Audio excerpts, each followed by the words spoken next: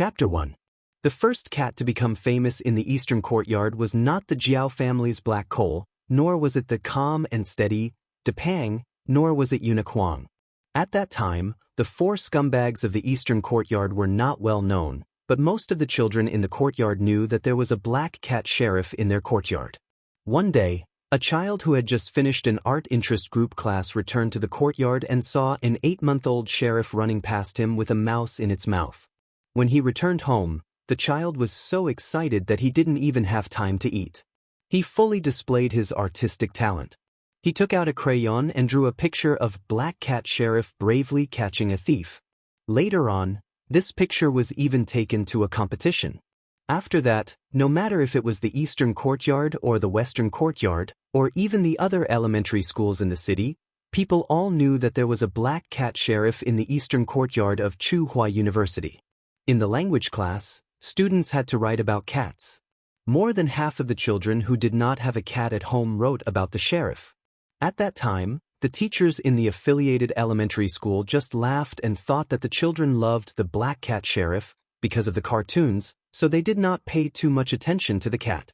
Many years later, the brave Black Cat Sheriff that had been praised by many children became the favorite cat in Tsinghua University. Its picture was all over the country, and a few of the language teachers even gathered in the office to talk about it for an entire afternoon. In the hearts of the children and adults, the Black Cat Sheriff was still as brave as ever. Now, many children had grown from little toddlers to middle school students, and some of the elementary school students had already gone to university. But when it came to the cats in the courtyard at home, many people still remembered the existence of the Black Cat Sheriff, and it often made its presence known in the courtyard. 10 years had passed and it was still the same.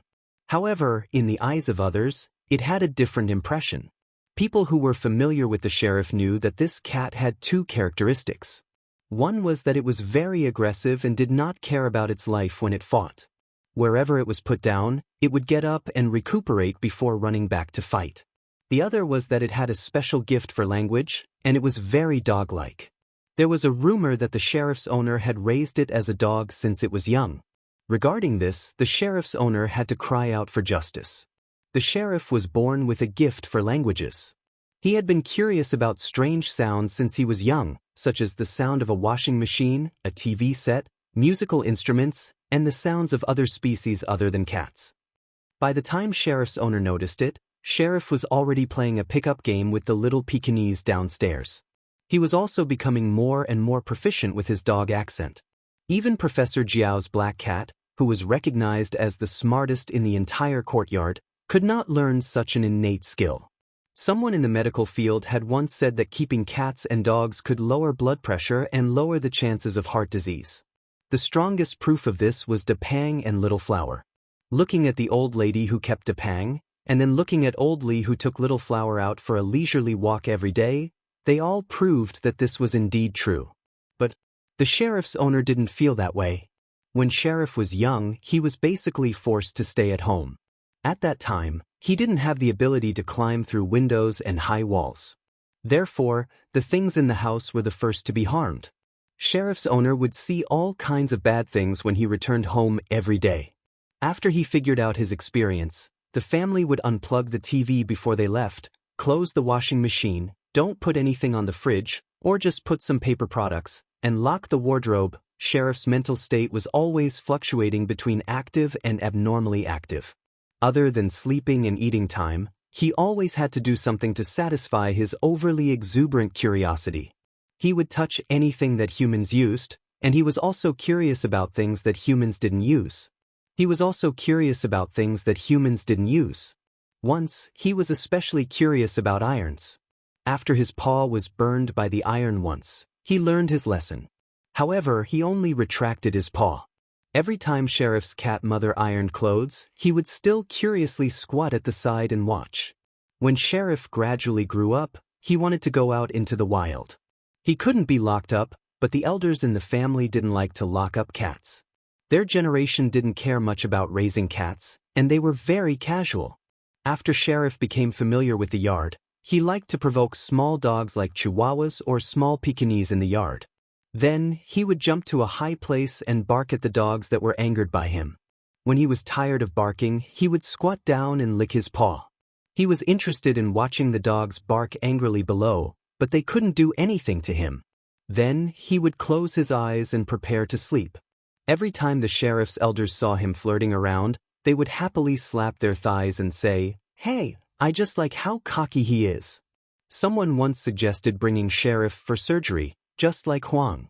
After the surgery, Huang became much more obedient and less worrisome. Unfortunately, the sheriff's family couldn't agree, and in the end, nothing was done. As for Sheriff himself, he didn't have anything to worry about. At home, he had someone to feed him on time. When he was outside, he could find some natural protein to snack on. He could also find other cats to exercise. Although Sheriff always liked to provoke other cats and dogs in the yard, including Little Flower and Niu Zhuangzhuang, there were two cats that he didn't want to provoke. One was Depang, and the other was Black Charcoal. He couldn't beat Depang, and provoking Depang was simply asking for trouble. If he really angered Depang, he wouldn't be able to get anything out of it.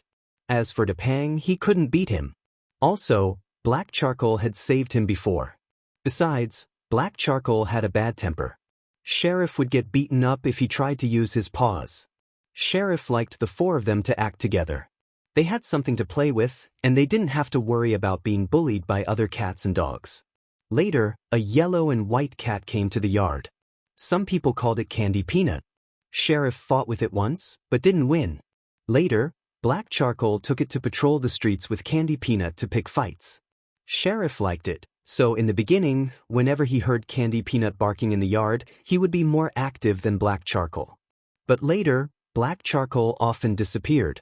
Sheriff followed Candy Peanut out a few times, but he didn't follow it anymore. Candy Peanut grew stronger and stronger, and became better at fighting. Whenever Candy Peanut went out, other cats would avoid it. Sheriff couldn't find one to spar with, so he was very unhappy.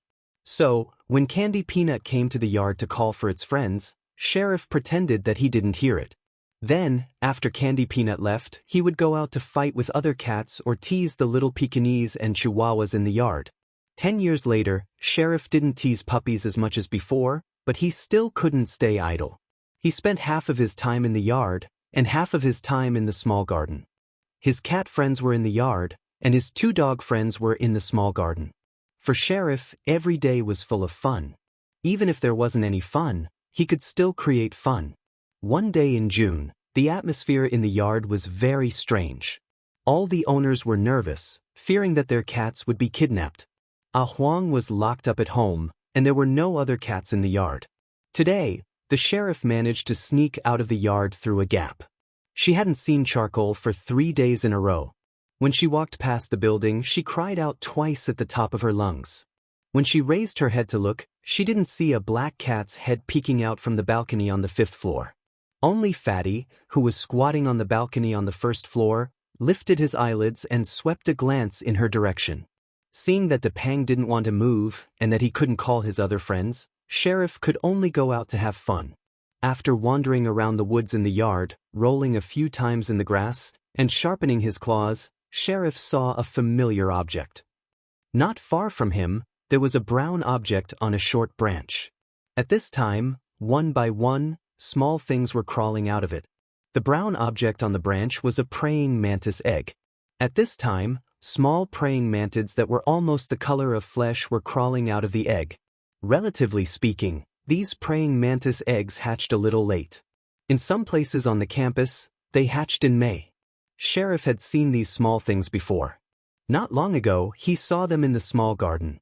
Old Man Lon didn't let him harm these small things.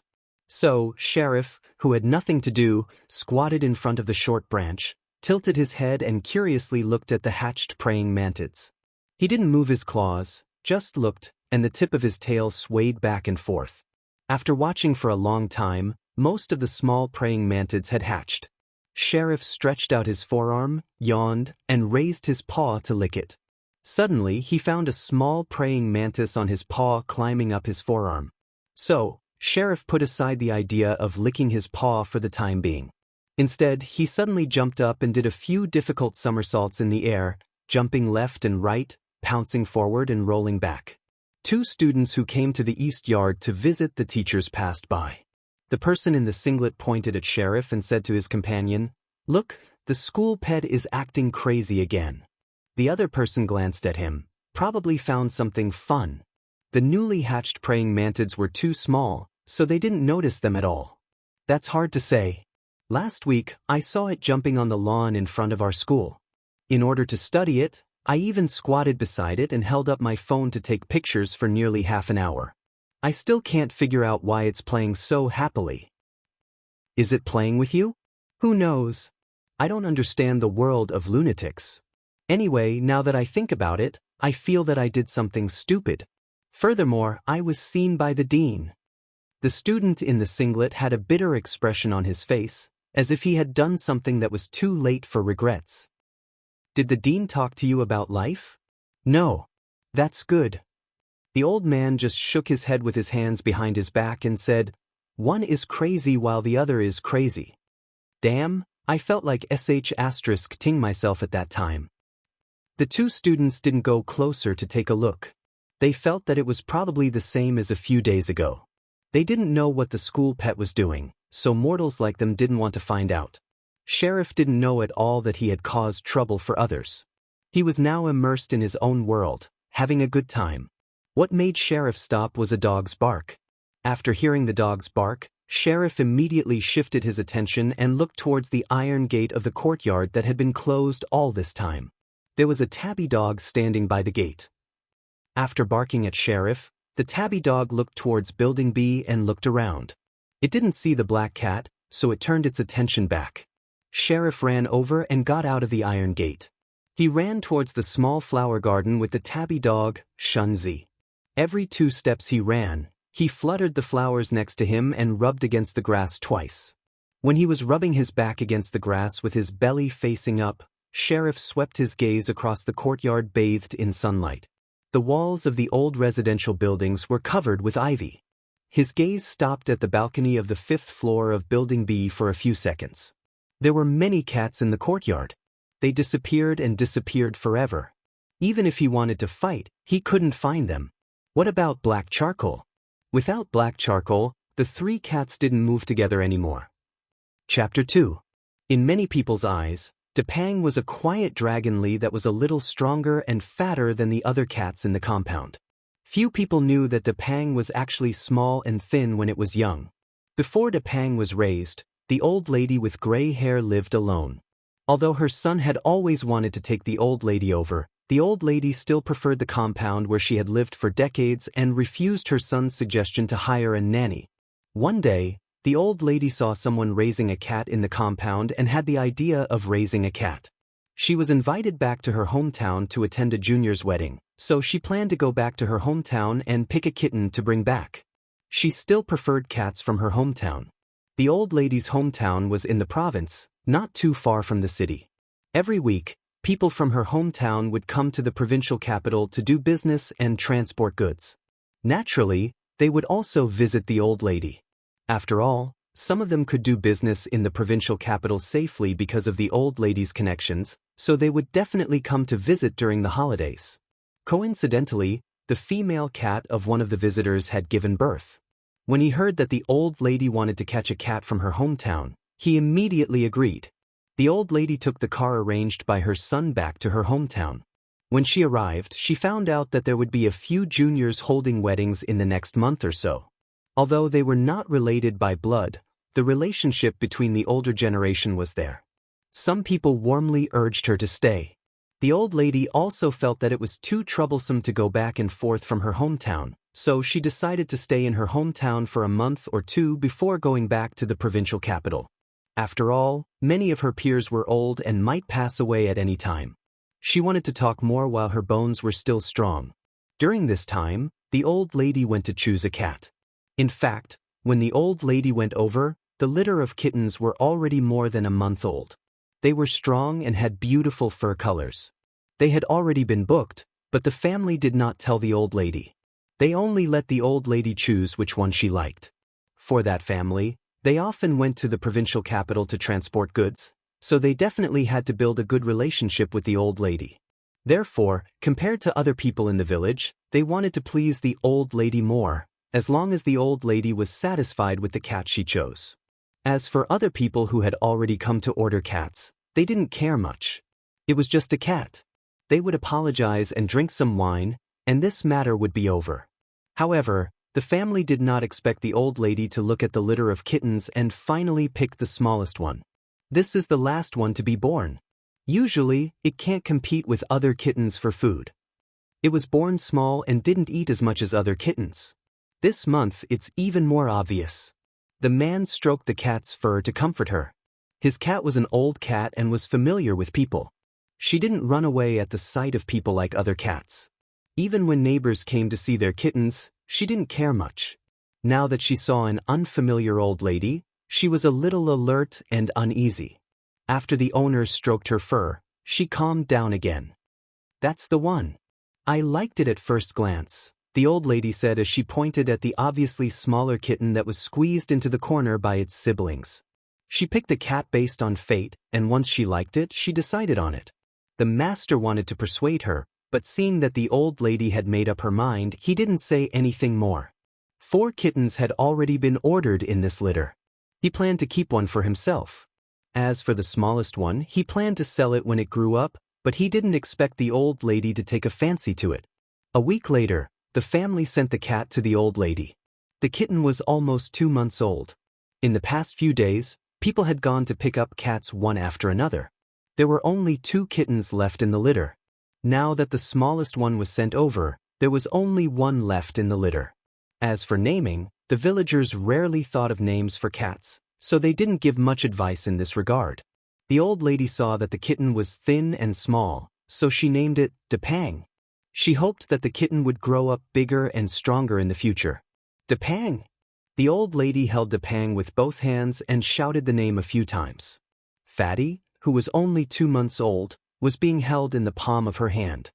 His shriveled little body trembled as he stared pitifully at the old lady in front of him. His meowing was not loud, and compared to the other kittens, he seemed much weaker. After returning to the provincial capital, Depang grew in size and wasn't as shriveled as it was when it was young. Every month, the old lady brought it to live in the military compound, and it was exposed to more new things. Depang was very clingy to the old lady. It didn't need to be tied up with a leash, and it didn't run around the house as energetically as the other cats, which was rare among cats. However, even though Depang was much quieter than the other cats, it was still a cat. Every cat had to pay a price for their actions, and Depang's price was an indissoluble bond with instant noodles. Once, the old lady brought Depang to live with her son again. The old lady was pulled out by a friend for a chat, and Depang was left alone in the house. It walked around the house, then climbed along the legs of the table and looked at the things on the table. There weren't many things on the table. Other than a cup, there was only a bag of instant noodles. Depang stared at the bag of instant noodles for half a minute and couldn't help but raise its paw to touch it. The sound made by the outer packaging of the instant noodles made Depang very curious. Just touching it wasn't enough to satisfy its curiosity, so it walked up and stepped on it a few times. Cut. A sound that was different from the sound of the instant noodle packaging made Fatty pause for a moment. After that, he started to stomp even more joyfully. Although the ka sound could not be heard every time, it could be heard after a few times. So, when Depang's cat father entered the house, he saw Depang squatting on the instant noodles, its 2 front paws still stepping on the edge of the instant noodles. The sound of the noodles being stepped on could be heard constantly. When Depang's cat father opened the instant noodles, he found that there were a lot of crumbs on the edge of the flatbread. After all, Depang wasn't that heavy, so the flatbread was still in good condition, but there were a lot of small crumbs on the edge. The next day, Depang's cat father looked at the clean table before going out. He went back into the house and took out a bag of instant noodles from the cardboard box in the corner. He shook it to hear how many crumbs there were in it, and then put the instant noodles on the table in the same position as yesterday. When he came back in the afternoon, he saw Depang squatting on the instant noodles and taking a nap. He carried Depang away, picked up the bag of instant noodles, and shook it. Judging by the sound, there were a lot more crumbs than when he took it out in the morning. Depang, who was still a little confused after being carried away, looked at the person in front of it and called out in confusion. Depang's cat father let go of the instant noodles, bent his legs, and lowered his body so that his eyes were level with Depang. You like to play with instant noodles, right? Depang yawned. Okay, you'll have to squat in the future. So, whenever Depang was brought here by the old lady, it would have to squat for a while on instant noodles, and then it would develop to squat as punishment if it did something wrong. There were a few retired military dogs in the yard, and people would usually go over to give them some simple training.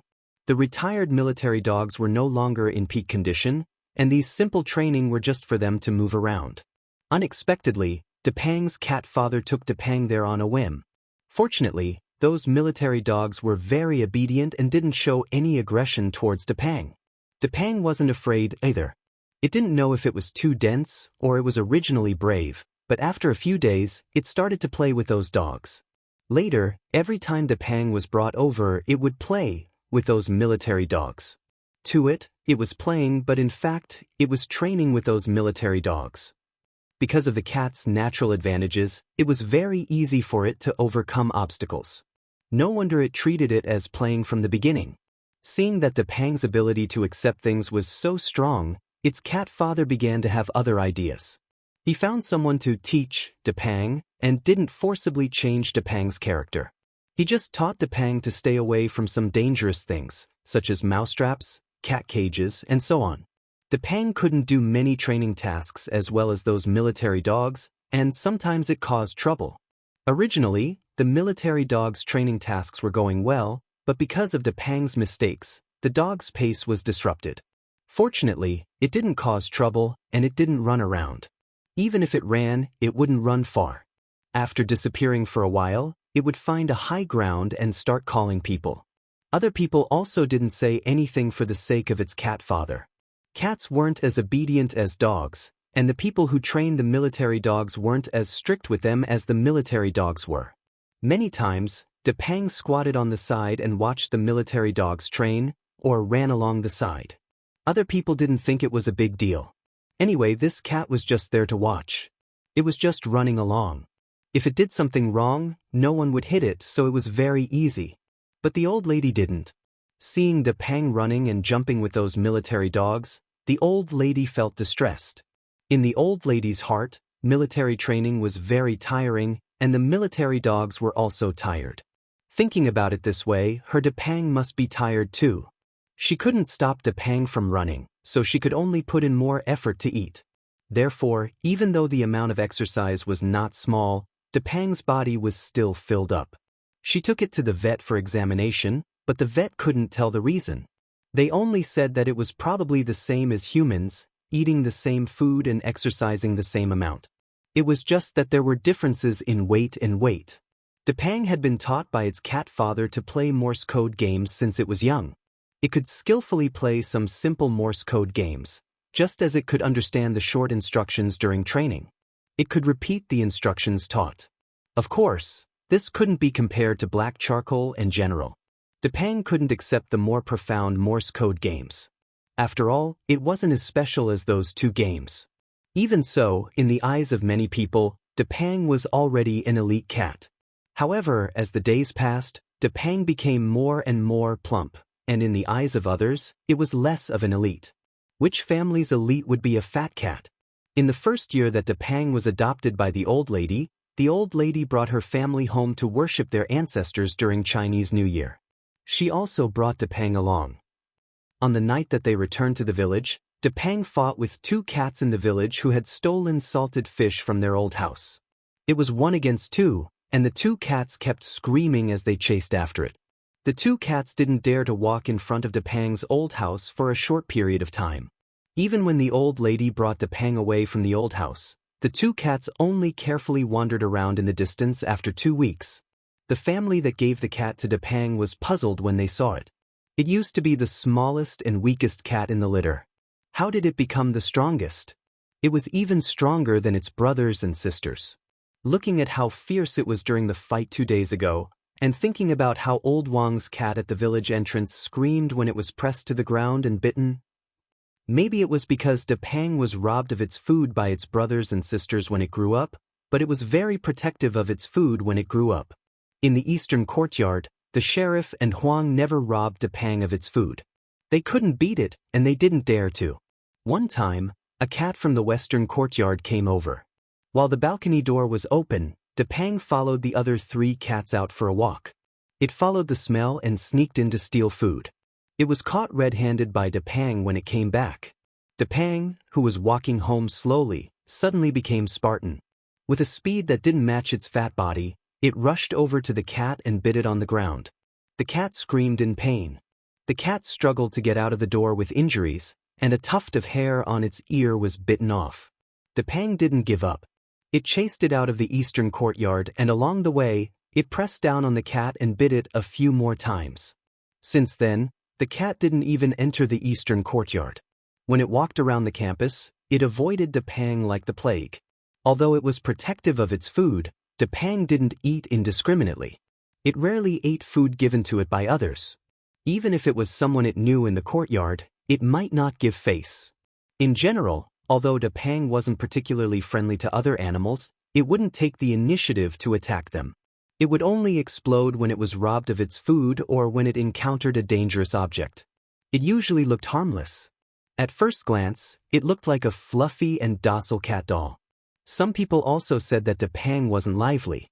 With the other cats in the courtyard in front of it, Depang looked like a slow little old man. It was much quieter than Huang. But for the old man, this was considered a good thing. It was very easy to worry about. The balcony on the first floor of Building B in the eastern courtyard had cement railings. Probably because it was on the first floor, Depang's balcony railings were wider than those of the people upstairs. Usually, there were 2 pots of flowers. Sometimes, the old lady would take out the insoles and put them there to dry. However, there was a spot on the railings reserved for Depang. Whether it was squatting on the balcony or on the railings, Depang always liked to squat in a fixed spot. Someone once joked with the old lady, "Does your family's Depang have obsessive-compulsive disorder?" The old lady smiled but didn't say anything. Like a trained soldier, Depang guarded the same spot on the balcony at the same time every day. It squinted its eyes and looked a little confused and absent-minded. But from time to time, its ears moved because of subtle sounds, indicating that it was very alert. The people in the courtyard seemed to be used to seeing the fat dragon lie squatting there quietly at a certain time. The children who used to walk in front of the building with their small school bags and sang, "The sun shines in the sky," had changed to riding bicycles in a hurry. Or they had gone out of the house to fight for their future. But every time they went home and passed by the building, they would habitually look at the balcony on the first floor and say to their friends next to them, "Look, that's Depang. It's been squatting there since I was young." The summer wind blew, rustling the leaves. The old lady was making cold cakes in the kitchen. She planned to bring them to her son's place tomorrow. Her grandson had called yesterday to say that he wanted to eat some. Depang, who had just finished its meal, walked out of the room with a smirk on its face. When it walked to the balcony, Depang looked at a secluded corner of the balcony. It didn't find the key, so it retracted its gaze and walked a few steps to the balcony. It slowly licked its paws and wiped its face. Then, it jumped onto the railing and squatted at its fixed spot, closing its eyes to take a nap. There were trees in front of the building, and the leaves blocked the hot sun. Depang squatted there, so it wasn't too hot. While it was squatting, Depang's ears twitched. A chihuahua was chasing after the sheriff. The sheriff didn't look at Depang. It ran past the building and disappeared in the blink of an eye. It was going to take shelter at Xiaohua's place. The chihuahua, who didn't manage to catch the cat, looked around and saw Depang squatting on the balcony railing. It immediately bared its teeth and barked. Boof, boof, boof, boof, boof, boof, boof. The puppies that were provoked by the sheriff were probably hostile toward cats. When they saw Depang squatting on the balcony, they started barking at it.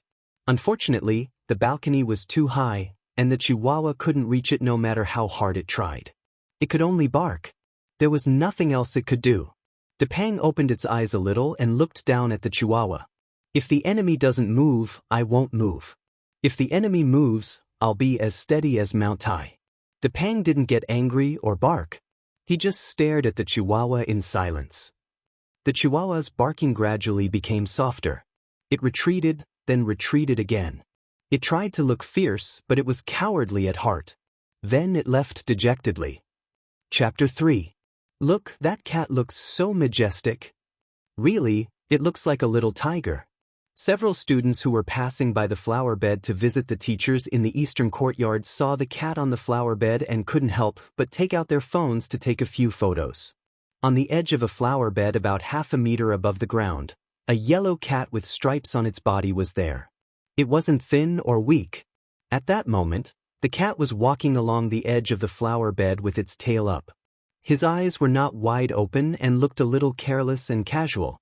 His pupils were narrowed into shuttles because of the light, and his gaze looked very sharp. Coupled with the standard arrogant steps of a feline, he gave off a good overall impression.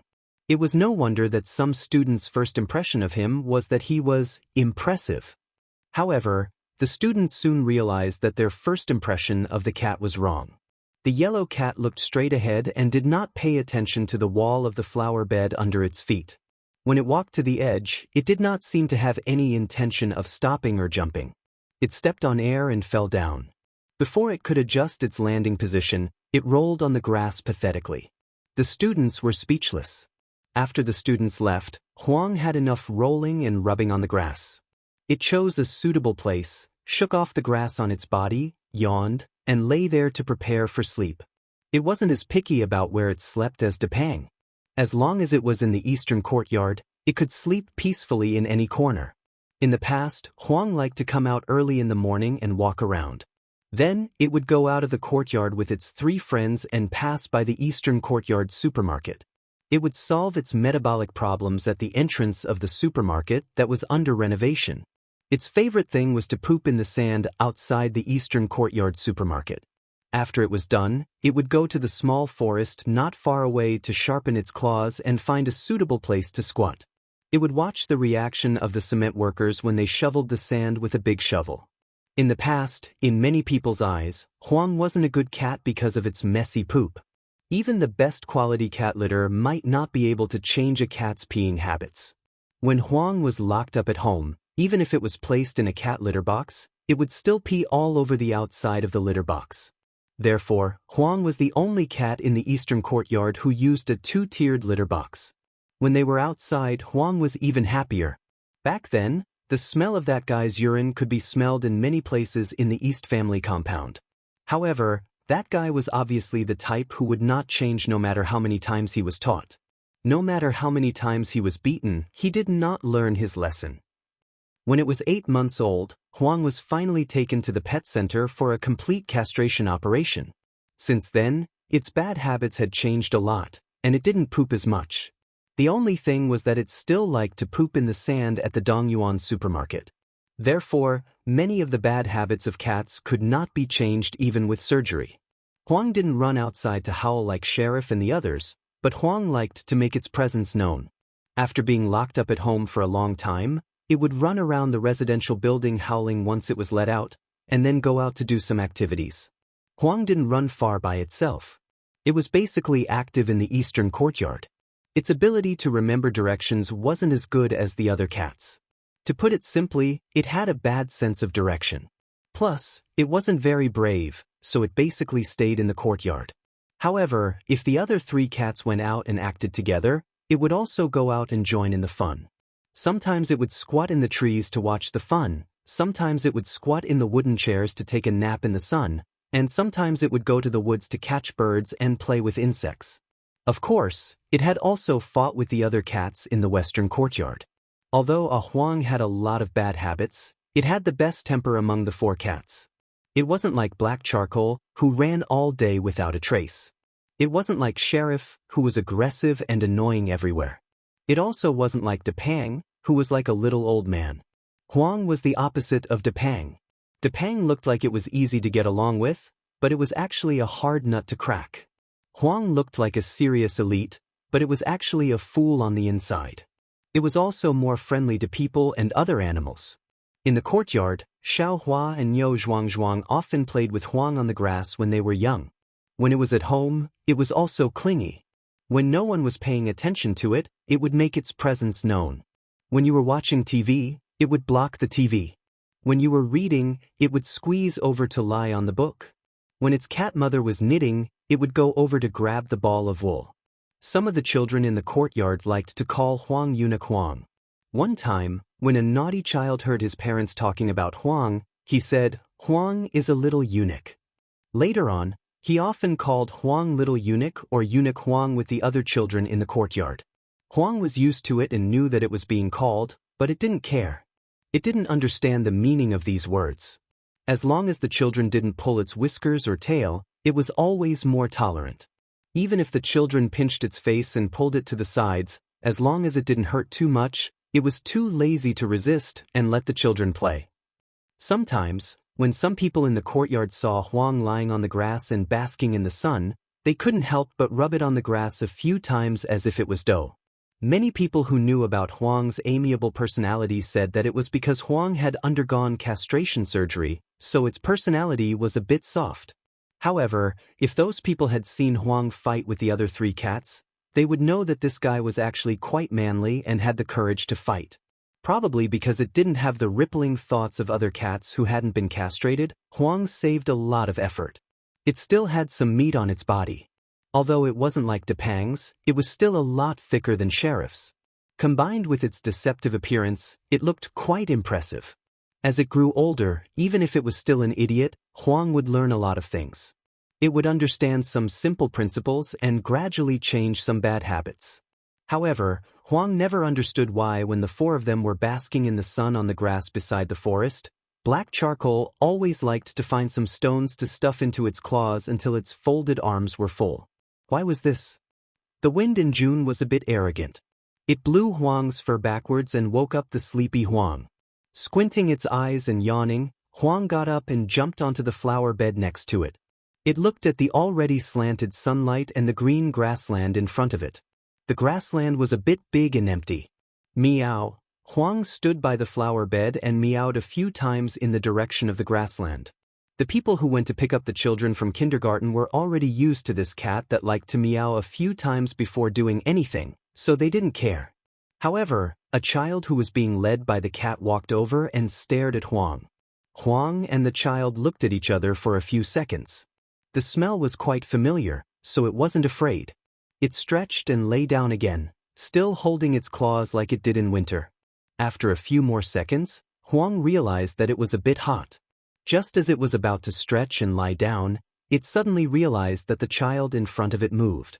The child with a small backpack dug around in his pocket and took out a walnut and put it in front of Huang.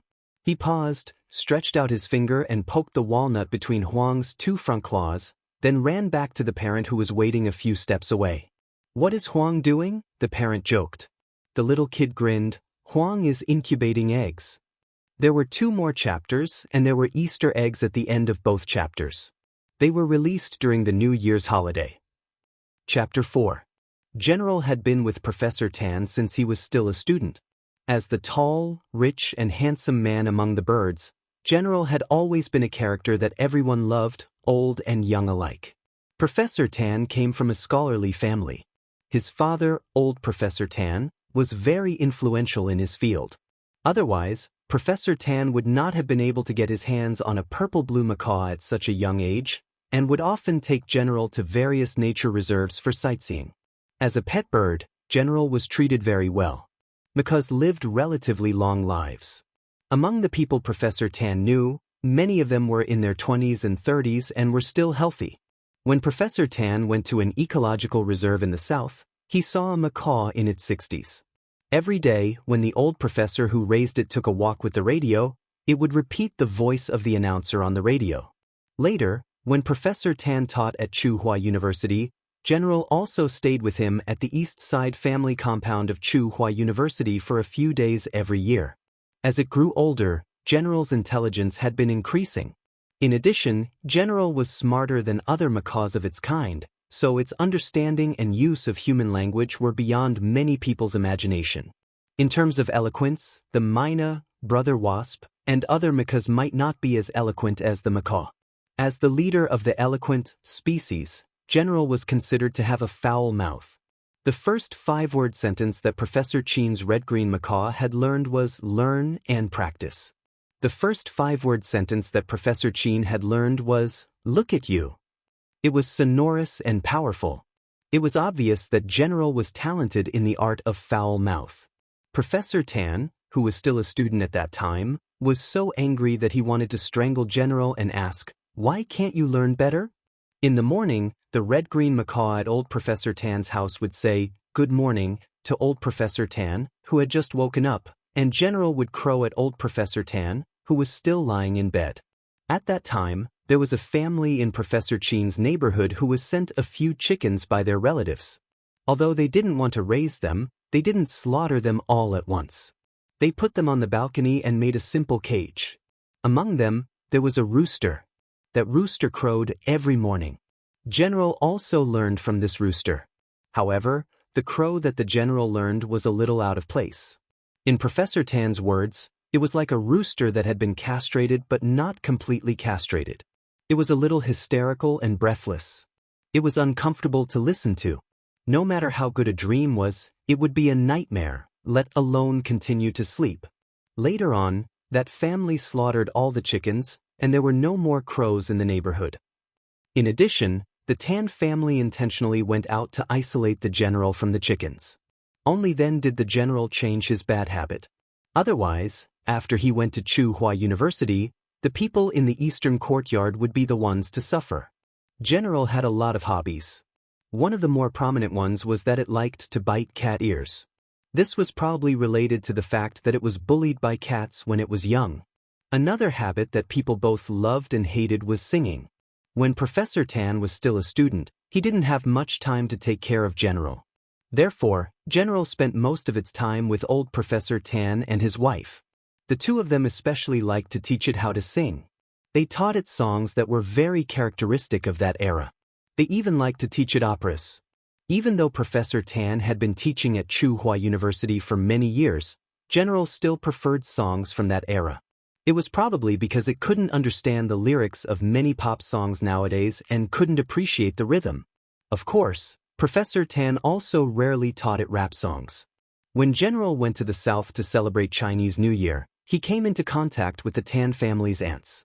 Naturally, they didn't teach it many 21st century pop songs. As for the things that General hated, there were many. Among the birds, the ones that it hated were magpies and cuckoos. It didn't know why the people around it liked ugly creatures like magpies. They didn't know how to sing or do crosstalk. Why did the people in the courtyard smile every time they saw magpies? As for cuckoos, which were given a lot of mythical features by people, General hated them even more. It especially hated the parasitic behavior of some cuckoos. When General was released, if it saw cuckoos laying eggs in other birds' nests and kicking the original eggs or chicks out of the nest, General would chase after them and bite them. There was once when General was too impulsive and flew too fast. The forest was too dense and it didn't react in time. General crashed into a tree and its wings were scratched by a branch. It was locked up at home by Professor Tan for a few months. This hatred deepened. In the first few years in the eastern courtyard, General would bully the cats in the courtyard as soon as it was released. With its body size and fighting ability, it wasn't afraid of the pet cats in the courtyard. When it couldn't find any cats, it liked to talk nonsense when it was bored. General started to feel that the eastern courtyard was interesting when the black cat on the 5th floor appeared. It felt that it didn't have any communication barriers with the black cat. This was too rare, and it was the blessing of a bird's life. After getting along for a long time, General gradually stopped provoking the other cats in the courtyard. It focused on fighting the invaders of the western courtyard with the 4 cheap guests of the eastern courtyard.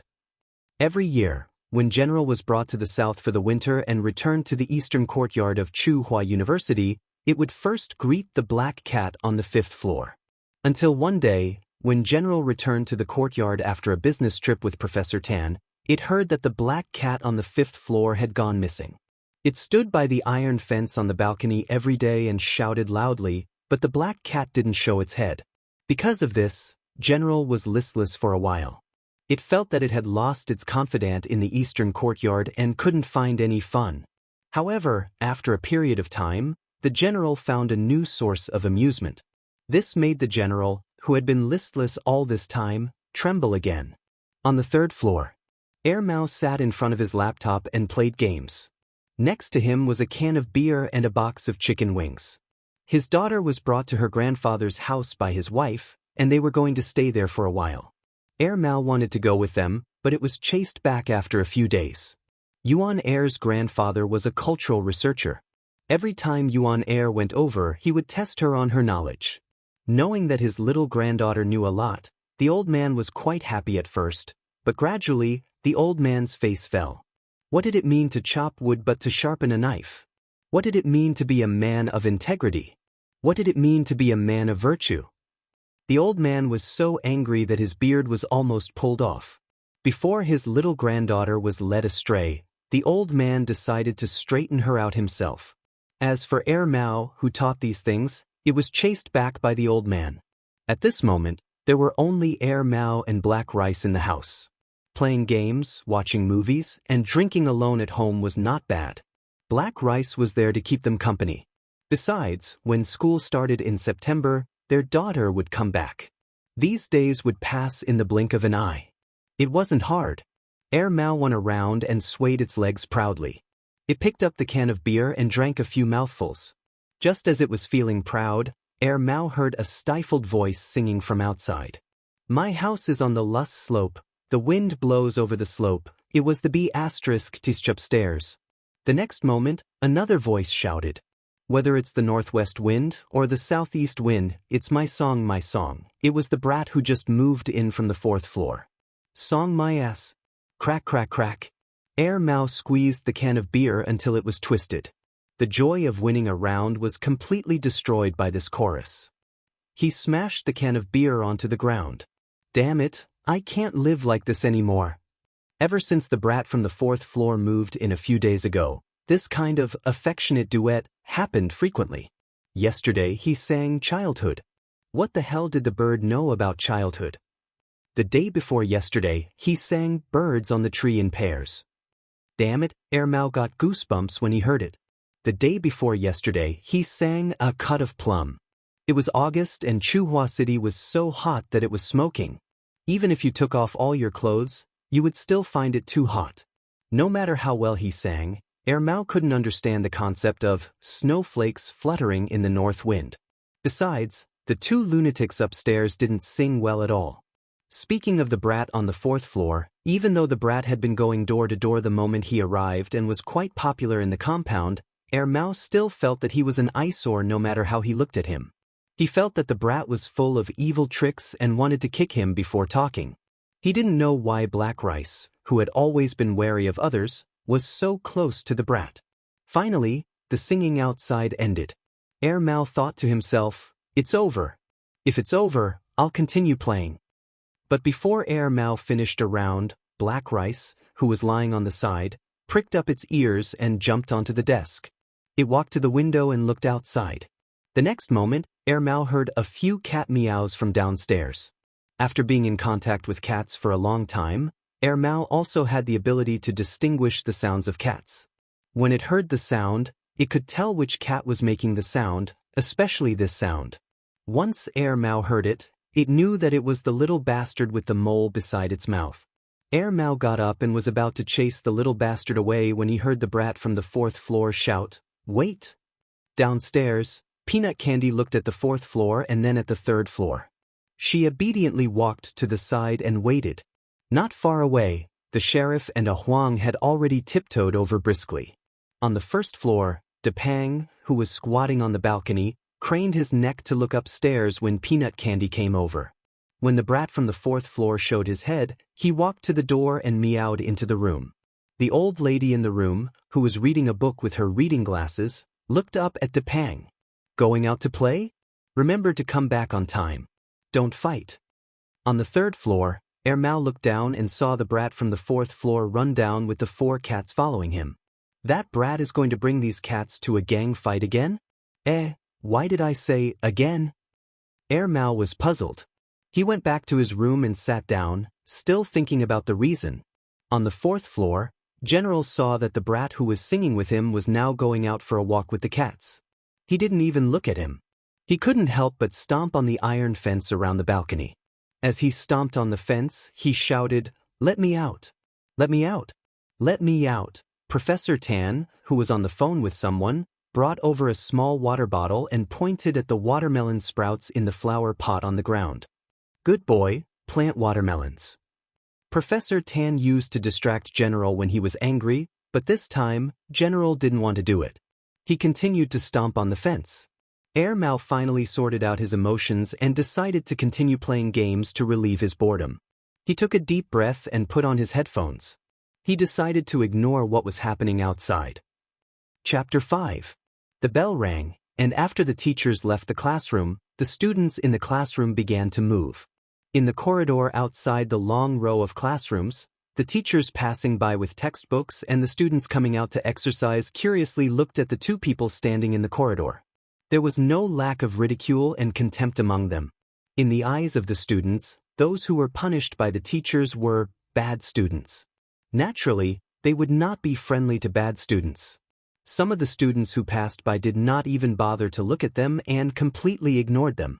Of the two people who were punished, the student on the left had a smile on his face and looked a little frivolous. This person was quite famous in the nearby classes because he was thick-skinned and was the type of person who repeatedly violated the rules. He was a typical bottom feeder. At this moment, this person was talking to a classmate who came out of the classroom. He did not feel that he was punished at all. To him, this was a common occurrence and was not a big deal. The person on the right had his head lowered and was expressionless. Of course, because his head was lowered, even if he had an expression, it would not be seen by his classmates. Hey, why are these two people in your class being punished? Someone in the next class whispered to someone they knew. You know our class's Song Ning, right? The person who was asked gave a you-know look. The surrounding students had an oh, so that's why expression. Song Ning from the third class was beautiful, had good grades, and a good personality. Every time she got into the top 10 in the exam, the teachers in the class would mention it. Many people were chasing after her, but Song Ning was not interested in them at all. She was a typical good student. In less than half a day, the whole grade knew that Jiao Wei and Cheng Feng from the third class were punished by the teacher for fighting over Song Ning. There were many people in each class who loved to gossip. Half a day was enough for them to know about it. Cheng Feng was still in the mood to talk to the students passing by. He snorted and pouted at Jiao Wei. He complained to a few people who were close to him, crazy, can't take a F*** joke. Sometimes he spoke a little casually. He didn't expect that a casual joke would cause Jiao Wei to fight with him. Was there a need for that? Seriously, after the morning class, the two of them were led to the office by the homeroom teacher for further education. Facing the teacher's scolding, the two of them lowered their heads. However, the two of them had completely different feelings. One of them didn't care and just wanted to get through this scolding, while the other felt embarrassed. Jiao Wei was already embarrassed that he had been standing in the corridor for people to watch in the morning. Now he was being lectured by the head teacher. Listening to the head teacher's increasingly harsh words, Jiao Wei clenched his fists. His sensitive self-esteem had been whipped again and again. Something in his heart was about to explode. Do you know what you look like? You guys are like rat shit that fell into a pot of good porridge. Not only were they bad, but they also made the whole class lose face with them. They were just like that famous Shao guy from your junior high school, scum. Trash of society. The head teacher was very young. He was only 30 years old. It was said that he graduated from a famous teacher's college in the country. He had only been in the position for 2 years. He did things by the book and claimed to be righteous. He clearly separated the good from the bad using his own standards. He would start scolding whoever crossed the line. Some people said that this head teacher did not know how to be tactful with his words. He was harsh and merciless. Today, Jiao Wei and Cheng Feng had crossed the line again. If he did not scold them to his heart's content, he would not stop. He did not even think about eating lunch. The head teacher did not think that the person in front of him would dare to resist. Even the old fox, Cheng Feng, had been scolded more than 10 times without any accidents. Unexpectedly, when he was scolding, there was a sudden sound from the table. The teacher's table in front of him had been flipped. Moreover, the person who flipped the table was Jiao Wei, who did not have any bad records. Even the old fox, Cheng Feng, was so shocked that his eyes widened. The head teacher reacted quickly. After being stunned, he became angrier. He looked at Jiao Wei and said, "What do you want?" Flipping the table, "Your temper is worse than mine. I can't even talk to you? If you have the guts, don't come to school." Jiao Wei turned and walked out, ignoring the head teacher's words. Therefore, on the same day, Jiao Wei fought with a classmate. He stood in the corridor outside the class for half a day as punishment. Then, he flipped the table with the head teacher. Soon, the head teacher found Jiao Wei's parents for a talk. In the afternoon, Jiao Wei went back to the shop near the school to rent a house. He did not go to school. His parents were called by the head teacher for a talk. When they came back, they wanted to say something to Jiao Wei, but they could not bear to scold him. They secretly discussed using money to send gifts to the head teacher and the school leaders. After all, Jiao Wei had to go back to school. They were also worried that the school would give him a demerit. They did not know if it would be recorded in the records. The school was looking for a bad example. From the head teacher's words, it seemed that the school had their eyes on Jiao Wei. The head teacher did not really want to expose it. If everyone knew about it, wouldn't he and his class be embarrassed? But at that time, the school leaders happened to pass by and did not let it go. Go and buy some high-end things. The people in town are not like the people in our village. They have higher standards. If you want to treat them to a meal, go to Luxury House or Wang Ting. I heard that they are very high-end. Is 5,000 renminbi enough? Do you want me to go and get more? Jiao Wei's parents were discussing.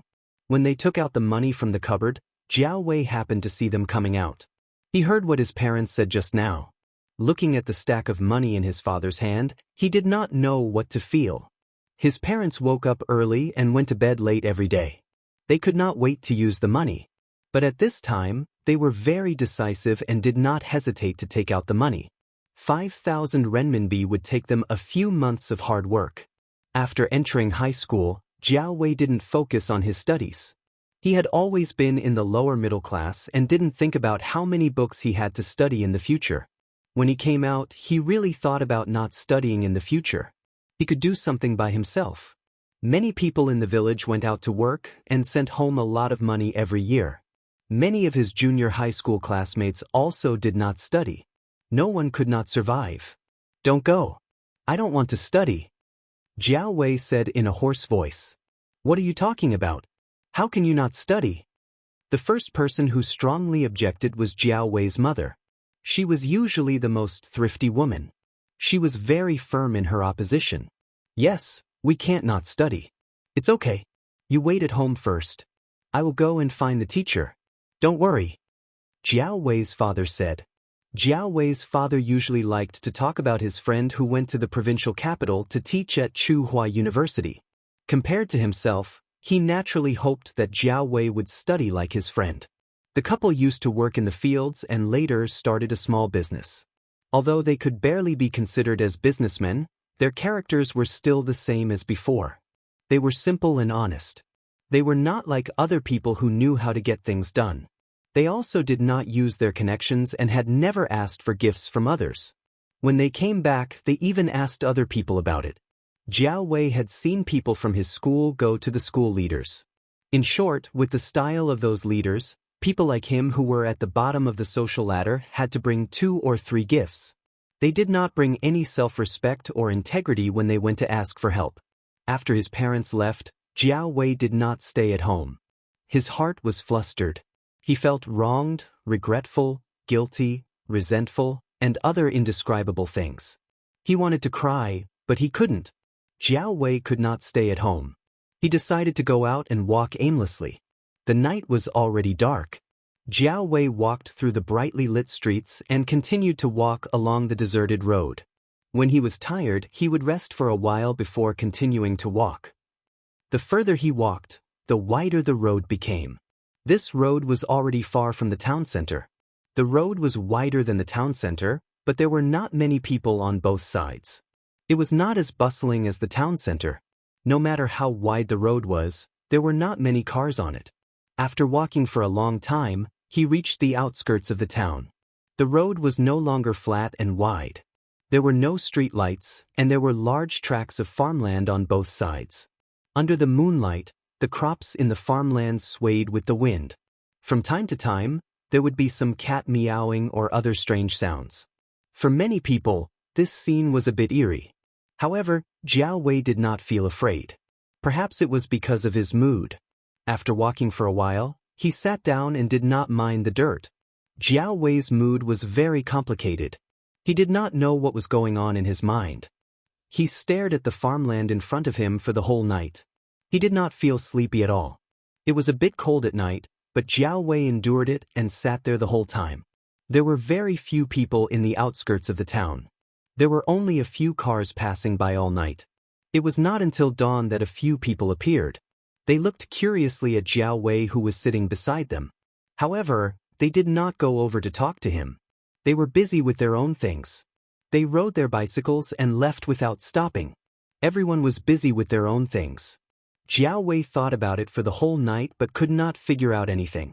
He was at a loss and did not dare to go home. He did not dare to see anyone he knew. Was he going to continue to stay here? At this time, there was the sound of a motorcycle passing by.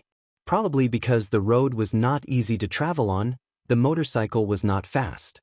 Originally, Jiao Wei did not plan to pay attention to it. However, he did not expect the motorcycle to drive back and stop a few steps away from Jiao Wei. Jiao Wei.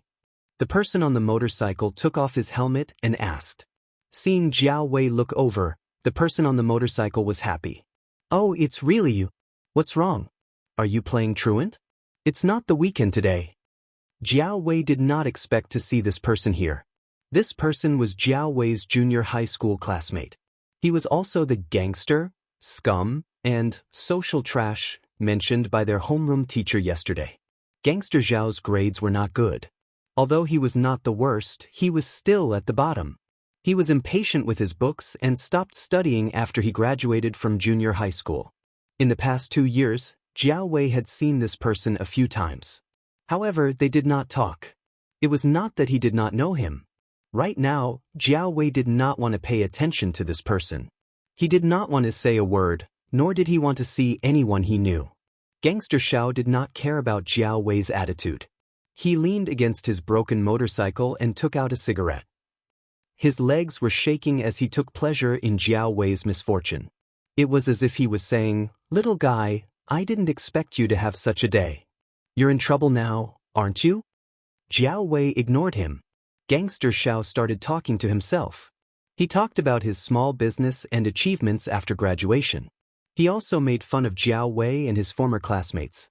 After talking for a long time, Jiao Wei did not say anything. Gangster Xiao smacked his lips. Jiao Wei, I know you people look down on me. I don't care about you people. What you think has nothing to do with me. However, since I've met you and you look so unkempt, I'll say a few words. It's up to you whether you want to listen or not. Gangster Xiao held the cigarette between his fingers and flicked the butt skillfully. My brain can't learn those profound things you read. I didn't go to high school either. In your eyes, I'm just a gangster. But can anyone be a gangster? Some people are gangsters their whole lives. They go from a pool of good water to a stinking quagmire and then completely rot. But some people can make a name for themselves. Do you know what it means to make a name for yourself? Jiao Wei still did not say anything. Instead, he turned his head and looked at his junior high school classmate. Seeing that Jiao Wei finally responded, Gangster Xiao became even more excited. He threw away the cigarette butt and crushed it with the tip of his foot. He raised his chin towards the field. Do you know what that is? Jiao Wei looked over. The morning sun had begun to appear, showing the vitality of the first day. Morning sun. Jiao Wei said. Tisk. Gangster Xiao snorted disdainfully. Gangster Xiao no longer leaned on the motorcycle. Instead, he took a step towards the field. Looking at the large field in front of him, he raised his hand and pointed. Over there, and a large field over there will all be mine. You want to farm here? Jiao Wei did not look down on farmers. His family also farmed. However, based on his understanding of Gangster Xiao, he really could not figure out why he would want to buy land. Gangster Xiao choked when Jiao Wei said, farm. He wanted to say, pig brain, But when he thought of this person's grades in the middle school examination, he swallowed the words that were about to come out of his mouth. Instead, he said, "With that brain of yours, you can only study. Don't think about pursuing a career like mine. You won't be able to play. Also, don't think about learning to work in a business like others. You'll definitely be scammed." Looking at the large field, Gangster Xiao raised his arms with an intoxicated look on his face. "Jiao Wei, do you believe that this place will become a bustling district and a new town center?" Jiao Wei looked at the large field in front of him and shook his head. He could not imagine it. Gangster Xiao only gave him a superficial look and did not explain. Instead, he looked at the field and continued, "A lot of people say to me, you've missed the best time to rise up. It's too late to rise up now. However, I don't accept it. What's too late? It's not too late." As he spoke, Gangster Xiao became agitated. "You're looking down on me? But I'm the one looking down on you. At least I know what I want to do. I know what my future path is. Do you know that? Other than staying in the classroom all day with your books and doing whatever the teacher tells you to do, what else do you know? Have you found your path? It'll take at least a few years to find your path. Right now, my starting point is higher than yours. As for whether you can fly a high-tech airplane and surpass my lousy motorcycle in the future, that depends on whether you have the ability. Some people like to drive around aimlessly even if they're driving a sports car. Besides, maybe my motorcycle will be replaced by a big Benz in the future? If it was someone else, they might not be able to understand these words." However, Jiao Wei understood. A language teacher in his class used to give an example. He said that everyone's starting point was the same. It was just that some people started with a big Benz, while others pulled a wooden cart. Even if the starting point was the same, the speed would naturally be different. However, knowledge was a kind of armed force. There was a house of gold in the books. Although the person pulling the wooden cart was lagging behind, he might be able to fly a plane and surpass it in the future. He said that studying was the only way out for the poor. And people like Gangster Xiao were the bad examples that all the teachers talked about. It was no wonder that Gangster Xiao was so resentful. It seemed that he was very clear about the teacher's impression of him. After Gangster Xiao vented enough of his resentment and ambition, he took 2 deep breaths and looked at Jiao Wei from the corner of his eyes. There's an old saying that says, "The higher you fly, the further you can see." Don't think that you've done your best just by flapping your wings. As for how high you can fly, you'll only know when you've flown. You think the sky is falling just because you've been wronged? You're like a sissy. I can't stand your cowardice. You'll have to learn from me. Gangster Xiao paused, then arrogantly used his standard dialect to say a sentence in English. "A machinima." Jiao Wei, Gangster Xiao had said enough. He got on the motorcycle and put on his helmet. He still cherished his life. Jiao Wei stood up with some difficulty. He moved his legs that were numb from sitting for too long. "Give me a ride. F***CK off. We're on different paths. No ride. Gangster, I'll take my crappy motorcycle and leave first. You should go back and build your intellectual plane. That's all you can do with your brain. Find a direction and fly quickly. Of course, if you don't do well, you can come back and work for me. Since we were junior high school classmates, I'll give you a higher salary." Before he finished speaking, he had already sped away on his motorcycle. Looking at the motorcycle leaving dust in the air, and then looking at the endless road, Jiao Wei suddenly realized that he really seemed to have run far away. He didn't see any cars on the road, so he had to walk back. A cat scurried out from the field next to him. It looked at Jiao Wei, then continued to run into the field to catch swaying leaves. On the other side of the field, there was a small residential building with bricks and tiles in his line of sight. Someone shouted a few times in his direction, followed by the sound of bowls being knocked on. The cat that was playing with leaves in the field immediately stood up and ran in that direction. As it ran, it meowed as if it was responding. Jiao Wei raised his hand to block the sunlight to take a look. He took a deep breath and started to walk back along the road. He hadn't been home the whole night. He hadn't called either. His parents were probably so worried that they hadn't slept the whole night. 10 years later, a car stopped in front of Tsinghua University. Jiao Wei got out of the car. He had followed his doctoral supervisor to a company that had a collaboration project. His supervisor had a house nearby, so he dropped Jiao Wei off on the way back. Jiao Wei went to his family's small restaurant to eat before entering the university. He had a few documents that needed to be stamped by the institute. Jiao Wei didn't walk far along the main campus road when he heard someone calling him. He followed the voice and saw a person with a smiling face running towards him. "Yo, Qingfeng. Why didn't you call me when you came over?" Jiao Wei smiled and said to the person, "The company organized a training here. I thought you weren't here. Didn't you say you had something to do a while ago? Did you just come back?" Cheng Feng wiped the sweat off his forehead. "They said it's training for cadres, but they actually want to do military training. Damn, I haven't been trained like this since my first year in university. It's so hot. Luckily, your school has a lot of trees. The quality of the female students in your school is pretty good. My school was focused on engineering and it was filled with monks.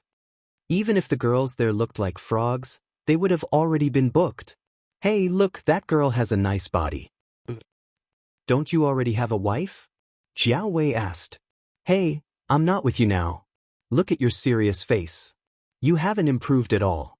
Cheng Feng's eyes wandered over to the few girls who were walking over as he spoke. Jiao Wei smiled. Cheng Feng was always like this. They had fought many times before, but they became close after that. They were like that when they were students. They would beat each other until their faces were swollen. Maybe they would call each other brothers in the next match. Who hadn't done a few stupid things before? Teenagers had the impulsiveness of teenagers, and adults had the way of thinking of adults. After leaving school for a few years, Cheng Feng was naturally more mature in judging people and situations. What happened in high school? At that time, it was just some unimportant friction, straightforward. As a man, he wouldn't fuss over the trivial matters of the past. After leaving school and entering society, you would realize that the people who called you brothers in one moment could backstab you in the next. The friendship from high school could be maintained until now, so Cheng Feng cherished it very much. Last year, during a high school reunion, Cheng Feng even dragged Jiao Wei to drink. Not only Cheng Feng, but Jiao Wei's homeroom teacher was also there. The homeroom teacher from back then, who was strict and harsh with his words, had changed. He had been a homeroom teacher for more than 10 years, and he had taught each batch of students. He also had his own understanding. During the reunion, he even chatted with Jiao Wei and Cheng Feng about what happened back then. The three of them were quite calm. Cheng Feng even drank a few glasses with the homeroom teacher and called each other brothers. As he clinked glasses with the homeroom teacher, Cheng Feng said, "Homeroom teacher, back then you said that we were social trash. Look, haven't we become social elites now?" The homeroom teacher also smiled. "Back then, I was angry that you didn't fight for it. I'm also gratified that you're like this now. Speaking of which, back then, you all listened to me when I lectured you." At this point, the homeroom teacher looked at Jiao Wei. Jiao Wei coughed and rubbed his nose. He recalled the time when he flipped the table in front of the homeroom teacher. "What's there to be embarrassed about? I'm also responsible." The homeroom teacher clinked glasses with Jiao Wei and drank a mouthful of wine before saying, "You also worked hard.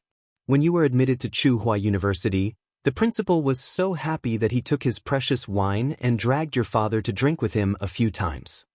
After drinking the wine in his glass, the homeroom teacher smiled as Cheng Feng poured another glass of wine. "I really miss the past. It's not like now. Those students can't be talked to or touched. They're so delicate. Just a few words and they'll drag their parents over to quarrel. Otherwise, they'll take out their phones and scold them, regardless of whether it was the students with good grades or the ones at the bottom of the class." The balding middle-aged man recognized the students who had changed a lot and recalled each and every one of them. Those were the students he had taught. Other than the homeroom teacher, Hooligan Xiao, who had now become a big boss, had also changed. The farmland area back then had become the new economic center of the town. Not only in the town, but Hooligan Xiao had also made a name for himself in the city. Speaking of Hooligan Xiao, although Cheng Feng was not in the same class as Jiao Wei and Hooligan Xiao in junior high, he still knew Hooligan Xiao and had contacted him later. "Some time ago, during my nephew's first birthday party, I met Hooligan Xiao when I went back to my hometown. That kid drove a big Benz and looked like a dog. When he came out, he even had bodyguards behind him. I heard that he's some famous entrepreneur in the city. He often comes into contact with the city leaders. Even the boss of the new building in the city is related to that kid. Oh right, Hooligan Xiao said that he would treat us to a meal at his new hotel this new year, Qing Feng said. I might have to disappoint you, Jiao Wei said regretfully. What's wrong? Before Jiao Wei could speak, Cheng Feng made a stop gesture. Don't talk to me about this project or that project. I don't understand. Just tell me more clearly. I'm going abroad in December this year. I'm working on a project with my supervisor's former teacher. I won't be back for about 2 years. I should have gone last year, but I had something to do here. 2 years? Postgraduate? Cheng Feng felt that it was a pity. He guessed that Jiao Wei would not be able to make it to his wedding. What about after 2 years? Stay abroad? Or come back? Come back. I plan to stay in school. Hey, that's good. Our company is not far from here. I can come and drink with you often. Cheng Feng smiled. After a pause, he winked at Jiao Wei. I heard that Song Ning is studying for a doctorate here? Yes, but she's in the management school. Don't fool me. Tell me something I don't know, okay? What's our relationship? We're brothers. What's there to be embarrassed about? Jiao Wei smiled and looked at the road in front of him. He did not say anything. The tall sycamore trees on both sides of the road blocked out the scorching sun above. Only a few tiny specks of light sprinkled down. Gusts of wind blew past, dispersing the heat brought by the August heat. 10 years ago, the hooligan who rode a broken motorcycle pointed to a large piece of farmland and talked about his glorious future. 10 years ago, the person beside him fought with him and stood in the corridor with a bloody nose and a swollen face as punishment. The two of them hated each other. 10 years ago, the young man who couldn't find a way forward had a stupid fight. Walking along the sycamore path, Jiao Wei suddenly remembered the first time he came here. That day, a black cat led him through this path. Hey, your school is quite harmonious. Cheng Feng's words pulled Jiao Wei back to reality. Looking in the direction Cheng Feng pointed, Jiao Wei saw a large lawn near the eastern courtyard. There, under the camphor tree, a young man sat casually on the grass. He held a thick book and stared at the pages as if he was looking at an enemy. There were 3 cats lying next to the young man. Jiao Wei recognized all of them. The fat dragon Li was lying there peacefully with its eyes closed and taking a nap. Huang was rubbing its back on the grass. The sheriff was flapping its paws as if it had found something on the grass. As he read, the young man put the book down on the grass and rubbed a Huang, who was rubbing against him, a few times as if he was kneading dough. Then he rolled on the grass and whispered as he rolled, "It's so hard, so hard." Cheng Feng saw this scene and sighed. Hey, it's so good to be a cat. There's not so much trouble. There's no need to memorize books, take exams, train in the hot weather, write notes, and no one will scold you if you don't do well. Is it good to be a cat? Jiao Wei asked. How would I know? I've never been a cat. Cheng Feng laughed. How about being a cat? Who knows? That's all for now. I'm preparing a new book. I'll try to release it in January. Chapter 6. Zheng Tan jumped onto the branch of a sycamore tree, squinted his eyes and looked at the sunlight leaking through the gaps between the leaves. He used his current furry paws to push his ears, found a comfortable position to lie down, and yawned. In the afternoon of September, the sun was just right, suitable for an afternoon nap. Zheng Tan was a cat, but he used to be a real person. He didn't understand what was going on, but he woke up like this. A strange city, a strange house, strange people, a strange and even more despairing new identity, a magnified world, and an era back in 2003. Zheng Tan didn't like cats before, and even hated them. He always felt that cats were on the same level as crazy creatures, but now he himself had become such an animal. Retribution?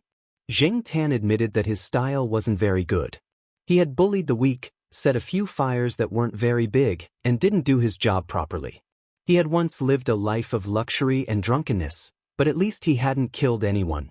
Using his own moral values that he had kicked in the corner for as long as he could remember, there were many people who were worse than him.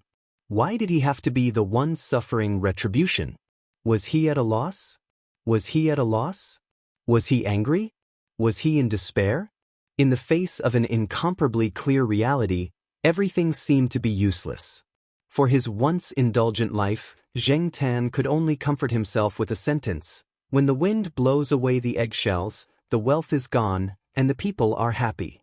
3 months had passed, a quarter of a year had passed, and the wheel of nature had turned 90 degrees. Zheng Tan's mood when he first came here had calmed down, and he gradually became familiar with it. Sometimes, being unambitious and muddling along was a rare state of mind. This was the century-old famous university, Tsinghua University, which ranked first among the universities in the central region of Wuxia. The advantage of a century-old famous university was that the area was large enough, and the greenery was in place. Occasionally, students would walk on the road under the tree. The atmosphere here was quiet, but it didn't lose its vitality. Zheng Tan closed his eyes for a while in this good atmosphere, and was awakened by the sound of dogs barking. Zheng Tan's ears twitched. He didn't need to look to know which 2 people were causing a ruckus. About 100 meters away from Zheng Tan, a brown chihuahua was barking at a camphor tree. On the branch of the camphor tree stood a cat with black and white fur. The cat was wagging its tail and barking at the tree. On the surface, this situation was very common, and pet owners often encountered this situation. However, the difference in the current situation was that both the dog and the cat were barking. The cat's name was Sheriff. It was 8 months old and slightly smaller than Zheng Tan.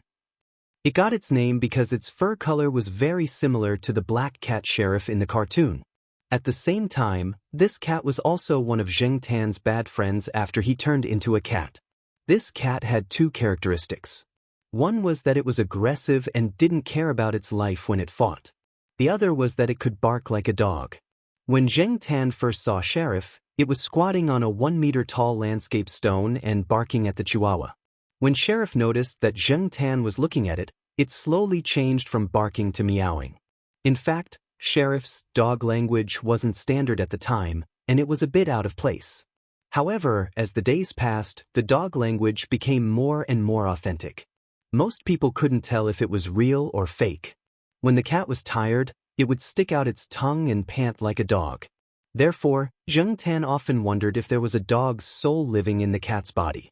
Zheng Tan didn't pay attention to it anymore. He yawned and continued to sleep. He wasn't worried about Sheriff's safety at all. Sheriff and the Chihuahua had been fighting since they were young, so it was very experienced. Why did Sheriff always have a problem with the Chihuahua? The reason was that the Chihuahua was the smallest pet dog in the East Side family compound. Pick the fresh fish to eat, and pick the soft persimmons to pinch. Even cats knew this. Zheng Tan slept all the way until the bell rang for the end of the 3rd period in the university's teaching area. She stretched herself and slowly slid down from the tall Chinese parasol tree. Trot along the walkway, then through a peach grove, and you'll see a wall. This was an elementary school attached to Tsinghua University. Many of the children of the staff and family members went to school here. It was convenient for parents to pick up and drop off their children. Zheng Tan jumped on the wall and looked at the classrooms on the 2nd and 6th floor. He then walked along the wall towards the school gate. Zheng Tan waited on the wall about 20 meters away from the school gate. 7 to 8 minutes later, the bell rang for the end of class. It wasn't a sharp bell, but a lively and cheerful music. It was very human-like. A little girl wearing a floral dress and carrying a Hello Kitty backpack walked out of the corridor. She looked toward Zheng Tan as soon as she came out of the staircase. Seeing Zheng Tan squatting on the wall, the little girl's emotionless eyes lit up and she ran towards him. Brother Yuan said that they have a quiz in the last period. We might have to wait a little longer. Before the little girl could finish her sentence, Zheng Tan saw a person rushing out of the staircase. He was dragging his school bag like a sack, and his hair was messy like a chicken's nest. He ran straight towards them with a smug smile on his face. He made a victory sign in the shape of a V at Zheng Tan and the little girl. It seemed that this kid did well in the quiz in the last period. The boy's name was Jiao Yuan. He was the child of the family that had adopted Zheng Tan. He was in the 6th grade. The little girl's name was Gu Yuzi. She was Jiao Yuan's cousin. After her parents divorced, Jiao Ma brought her back from abroad for some reason. She lived with the Jiao family and was now in the second grade of Chu University affiliated primary school. Jiao Yuan took Gu Yuzi's school bag from her. The two of them and the cat left the school gate and walked towards the Eastern District family compound. "Look, Jiao Yuan's cat is here to pick them up again," someone said. Most of the people they met on the way were already used to this scene. It had been 3 weeks since school started, and it used to be an interesting topic for people around them after meals. The Eastern District family compound wasn't far from the affiliated primary school. They arrived in less than 10 minutes. The Jiao family lived on the 5th floor of Block B of the Eastern District family compound. There was a security guard at the entrance of every building. Jiao Yuan touched his keychain to the door, and the iron door opened with a ding sound. There was a small round tag on Jiao Yuan's keychain. This was the key for the security guard. Almost everyone who lived in the Jiao family building had one. Zheng Tan also had one around his neck. However, this one was a little special.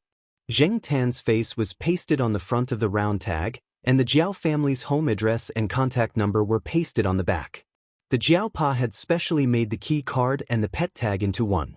When Zheng Tan entered the building, he looked at the balcony of a family on the 1st floor. He didn't see the fat guy. He guessed that the fat guy had been taken to visit relatives again. At this time of the day, the Jiao family's door was always open. After all, it was the Jiao family building. There were security guards and security cameras at the entrance. It was much safer than some of the apartments outside. Jiao Ma was cooking, and there were sounds of people talking in the living room. "Then, I'll have to trouble you with the advertisement." Zheng Tan stopped in his tracks. He was familiar with this voice. It was the owner of a pet store near Chu Hua University. His surname was Gua. His brother was a veterinarian. Zheng Tan's vaccine was given by his brother. Chapter 7. Xiaoguo's customers were mostly people from Chu Hua University. It was not easy to do business with university teachers and students. Food safety and quality problems were easily exposed here. People who spent all day in the laboratory facing boring experimental data and equipment would sometimes find something fun for themselves. For example, they would take a bus to the snack alley and buy a bowl of hot and dry noodles with chili oil. Then they would bring it back to the laboratory to test whether there was Sudan red in the chili oil, aflatoxin in the sesame sauce, and whether there was E. coli in the chili oil. Therefore, to do business with university teachers and students and to have a good reputation, it required a long-term guarantee of excellent quality. But because of this, Xiaoguo's shop had a strong reputation. It was popular and had funds. He bought a few shops around and merged them with his brother's pet clinic and his pet supply store to form the Ming Ming Pet Center. This was Zheng Tan's understanding of Xiaoguo. In general, Zheng Tan felt that Xiaoguo was a good person. He was smart, could make money, and was not a bad person. At least, he was kind to animals. After Xiaoguo left, the Jiao family did not mention anything about the canned cat commercial. After dinner, the Jiao Yuan and Gu Yuzi went to their rooms to do homework. The Jiao Ma went to the gymnasium with a few friends to learn how to dance. Zheng Tan entered the master bedroom. After entering, she pushed the door shut, jumped up, and turned the lock, locking the door. In the bedroom, the Jiao Pa was already sitting at the desk, waiting. The Jiao Pa was already used to Zheng Tan's series of actions after entering the door. He did not even look up. After Zheng Tan jumped onto the desk, the Jiao Pa closed the file in his hand. Today, Xiaoguo came over and talked about the canned cat commercial. I did not immediately agree. I still want to see what you think. The Jiao Pa said as he handed a file to Zheng Tan. The document was about the canned cat food advertisement that Xiaoguo mentioned today, as well as the Jiao Pa's analysis of the future situation and benefits based on Xiaoguo's words. Zheng Tan took a look at it. It was a kind of canned cat food produced by Xiaoguo's family. Many cat owners in the school bought this kind of canned cat food. It was cheap and convenient. Most importantly, it could withstand the quality inspection. Xiaoguo had originally planned to promote the canned cat food, but the SARS outbreak had ruined the original plan. Now that it had recovered and was ready to restart the plan, the establishment of the pet center in the store made Xiaoguo very tight on cash.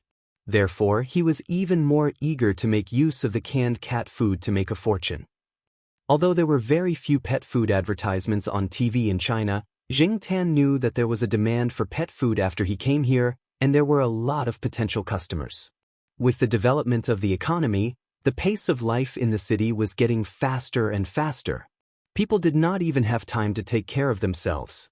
Even if they wanted to raise a cat, they had to think about how to raise it. Xianxia did not think of himself as an economic genius. He used to be, and he still was, but he believed that if this was done well, he could make a fortune out of it. Xianxia did not eat cat food. He ate the same food as the Jiao family. Ever since he turned into a cat, Xianxia was thankful that he had a strong stomach. Moreover, shooting an advertisement did not necessarily mean that he had to eat cat food. Seriously speaking, shooting a simple advertisement was not a big deal for Xianxia. After all, it was only a pet food advertisement. According to the document, the distribution channel was only through the internet. If the effect on the internet was obvious, there would definitely be follow-up advertisements. This first advertisement was definitely simpler. It was to test the waters.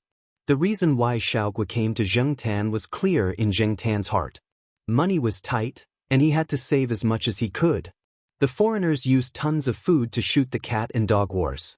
Although Xiaoguo's advertisement was much bigger than that, it would definitely use up some food. Of course, this was the case for other cats. Xianxia was completely different. Xianxia looked at the document and was thinking about the pros and cons. The Jiaopa said, "You don't have to make a decision immediately." I told Xiaoguo, "Just reply within 3 days." Hearing that he had 3 days to think about it, Xianxia was not in a hurry. With his current identity, he did need to think more about it. As soon as he put down the document, Xianxia heard someone knocking on the door. It was not the door, but the door outside. The Jiaopa got up to open the door. Xianxia did not immediately go over. He pricked up his ears to listen to the sounds in the living room. It sounded like the otaku who lived across the street. He was a family member of the teaching staff. His parents were both school teachers. The guy lived at home almost all day. He usually liked to wear t-shirts with designs like StarCraft, Spider-Man, Star Wars, and SpongeBob SquarePants. He washed his clothes once a week, even in the summer. Zhang Zian wondered if the guy's clothes would grow mushrooms if they were piled up for a week in the summer. Hearing the voice, the guy seemed a little embarrassed. Xianxia jumped off the desk and walked to the door to take a look. The guy was holding a box of food in one hand and scratching his head with the other. "Brother Jiao, I want to borrow your cat. The rats at my place are almost turning into demons. I can't even catch a single one of them with the rat trap I bought. I've been so worried these past few days. When is it convenient for you, can you, borrow the cat?" Xianxia looked down on him. He remembered that one day last month, this guy had boasted to the Jiao Yuan that there were no rats in his house. The next day, Xianxia heard the guy wailing that the internet cable had been gnawed off. He had bought rat traps and rat traps. Except for rat poison, he had tried almost everything. Xianxia pondered. Could it be that the rats in the university generally had a high IQ? However, Xianxia remembered that after he became a cat, he hadn't caught any rats. The Jiao family never had any rats. Xianxia wasn't sure if it was because of him, but he didn't know where to start. It wasn't that he was scared. Xianxia had caught rats in middle school to scare the girls in his class. However, cats were different from humans. Xianxia looked down at his cat Paws. He was very annoyed. The Jiaopa had finished talking to the guy. He closed the door and walked back to his room. He waved at Xianxia. "Do you know how to catch rats?" Xianxia was silent and didn't move. After a while, Xianxia heard the Jiaopa say, "Let's go and try." "Try? Try where?" Xianxia was puzzled. The Jiaopa took the keys and a plastic bag. He told the Jiao Yuan that he was leaving and asked Xianxia to go out. Xianxia sat in the Jiaopa's electric scooter and left the main house. Looking at the familiar road, Xianxia roughly knew where he was going. However, Xianxia wasn't sure how he was going to try it out. He was stronger than the average cat. Xianxia felt that he could be stronger. After a year and a half, he might be able to reach the strength of an adult. However, being strong didn't mean that he could catch rats. Xianxia didn't like cats very much. He didn't know how normal cats caught rats, so he didn't pay much attention to it. While he was thinking, the electric scooter arrived at its destination, Tsinghua University's School of Life Sciences. As an associate professor of Tsinghua University's School of Life Sciences, the Jiaopa spent most of his time here except for eating at home. After parking the scooter, the Jiaopa shook the plastic bag in his hand. Zheng Tan curled his lips and jumped in. The School of Life Sciences wasn't a place where a cat could walk around freely. It would be bad if it was seen. Then, Associate Professor Jiao walked in through the front door of the School of Life Sciences with the plastic bag in his hand. He even calmly greeted the people coming in and out of the building. When he walked to the stairs, there weren't many people. Most people were used to taking the elevator. Zheng Tan poked his head out of the bag and looked outside. At 7 o'clock in the evening, there were still many people in the School of Life Sciences. All the lights in the laboratories were on. Zheng Tan could see the UV sterilization lights in the sterile room across the street through the window at the stairs. When the Jiao Yuan brought him in for the first time, Zheng Tan was very nervous. After a few times, Zheng Tan calmed down. Zheng Tan felt lucky that his adoptive family wasn't a Frankenstein monster. The Jiaopa's office was on the second floor. It was an independent office. Jiaopa was one of the few associate professors in Tsinghua University's School of Life Sciences to have an independent office. When Jiaoma was too busy, the Jiao Yuan and the others would come here to do homework or take a nap.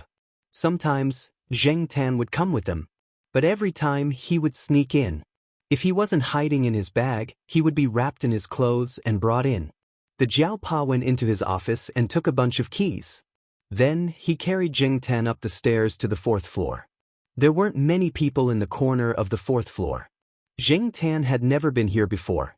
The Jiaopa's footsteps were particularly clear in the quiet corridor. The voice-activated lights in the corridor lit up, and Zheng Tan saw the door signs of the surrounding rooms. No wonder there weren't many people here. This place was basically filled with medical supplies. But Zheng Tan's nose twitched. He smelled the scent of a creature. The Jiaopa stopped at the room closest to the wall and opened the door with the key.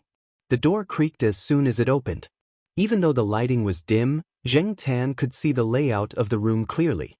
There were a few empty cages to the side. The cages used to feed the white mice were placed in the inner room. There was a small lab table and shelves near the door. The Jiaopa turned on the lights and placed the bag on the lab table. He said to Zheng Tan, "Wait here for a while.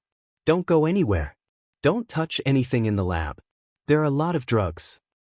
Chapter 8. To put it nicely, lab rats were generally mild-mannered. To put it bluntly, they were a group of idiots. Perhaps it was due to inbreeding. Recently, Zheng Tan had been hearing Jiaopa talk about this in his genetics PowerPoint presentation. Therefore, when he saw the cage of lab rats, Zheng Tan sighed in his heart. It was just as the Jiaopa had said. He did not see any fear in the eyes of the lab rats. They might have even thought that the breeder had come and was busy begging for food. The Jiaopa grabbed a lab rat from the cage and placed it on the table. He said to Zheng Tan, "Watch over it. Don't let it run around." Zheng Tan looked at the lab rat that did not seem to know that it was about to face its doom. He raised a paw and pressed down on the lab rat's tail. The lab rat did not struggle too much when its tail was pressed down. It just looked like it was about to crawl forward. Look, this was the difference between wild and domesticated rats. If the lab rats outside had their tails pressed down, they would either struggle desperately to break free or bite back. The Jiaopa put the remaining 4 lab rats into an empty cardboard box so that they could not see what was happening outside. I don't know how you cats catch rats, or how you kill them. I'm just telling you the methods that we use. As he spoke, the Jiaopa took the lab rat from Zheng Tan's paw. Let me tell you, in the domestic laboratories, they basically use the method of breaking the neck. This is also the method of killing a white mouse with the least pain. If the method is neat, it won't feel any pain at all. It's also in line with the animal welfare that foreigners talk about. Zheng Tan squatted by the side and watched quietly. He knew that the Jiaopa had entered teaching mode again. Sometimes, after the Jiaopa prepared his PowerPoint presentation at home, he would give it a try, and the listener would be Zheng Tan. Therefore, when Zheng Tan heard the Jiaopa say, "Let me tell you," he knew that the Jiaopa had entered teaching mode again. Execution by breaking the neck, to put it bluntly, is to dislocate the cervical vertebrae and sever the spinal cord from the brainstem. One hand used a tool or directly clamped the mouse's neck, the other hand grabbed its tail, and both hands pulled forcefully. That was all. This is one of the methods. We often use the other method as well. You can give it a try. As the Jiaopa spoke, he used his left hand to grab the white mouse's tail. His right thumb and index finger moved to the white mouse's neck and pressed down. Then there was no then. Zheng Tan looked at the motionless white mouse on the table, then looked at the Jiaopa, who had an "I have faith in you" expression on his face, and pulled his ears. See, the operation is actually very simple. It doesn't matter if you've never caught a mouse before. You just have to practice for a while. I've seen how fast you beat up Huang. Catching a mouse shouldn't be a problem. The Huang that the Jiaopa mentioned was a yellow tiger-striped cat. It was also one of Zheng Tan's bad friends after he turned into a cat. Unlike Sheriff, Huang always did things that made people not know whether to laugh or cry. Many times, when Zheng Tan saw it, he wanted to beat it up. However, recently, Huang did not appear much, and for some reason, he did not know. The Jiaopa caught another white mouse and let Zheng Tan try it himself. Zheng Tan killed the first white mouse and pressed it 3 times before the poor white mouse completely died. When he killed the second white mouse, Zheng Tan used too much strength, but at least this white mouse did not feel any pain and died. Zheng Tan felt more and more lucky that he turned into a cat and not a mouse. Every step down the pyramid of the food chain meant that he had to face another layer of hell. Cervical dislocation is very easy. Mice's cervical vertebrae are very fragile. You're just not skilled enough, the Jiaopa advised. Don't hesitate. It's best if you can succeed on the first try. Otherwise, the mouse will be in a lot of pain. However, pay attention to breaking the spinal cord and brain, not pulling the head off directly. You have to control the amount of strength used. You have to break the cervical vertebrae and not pull the head off directly. You have to break the neck.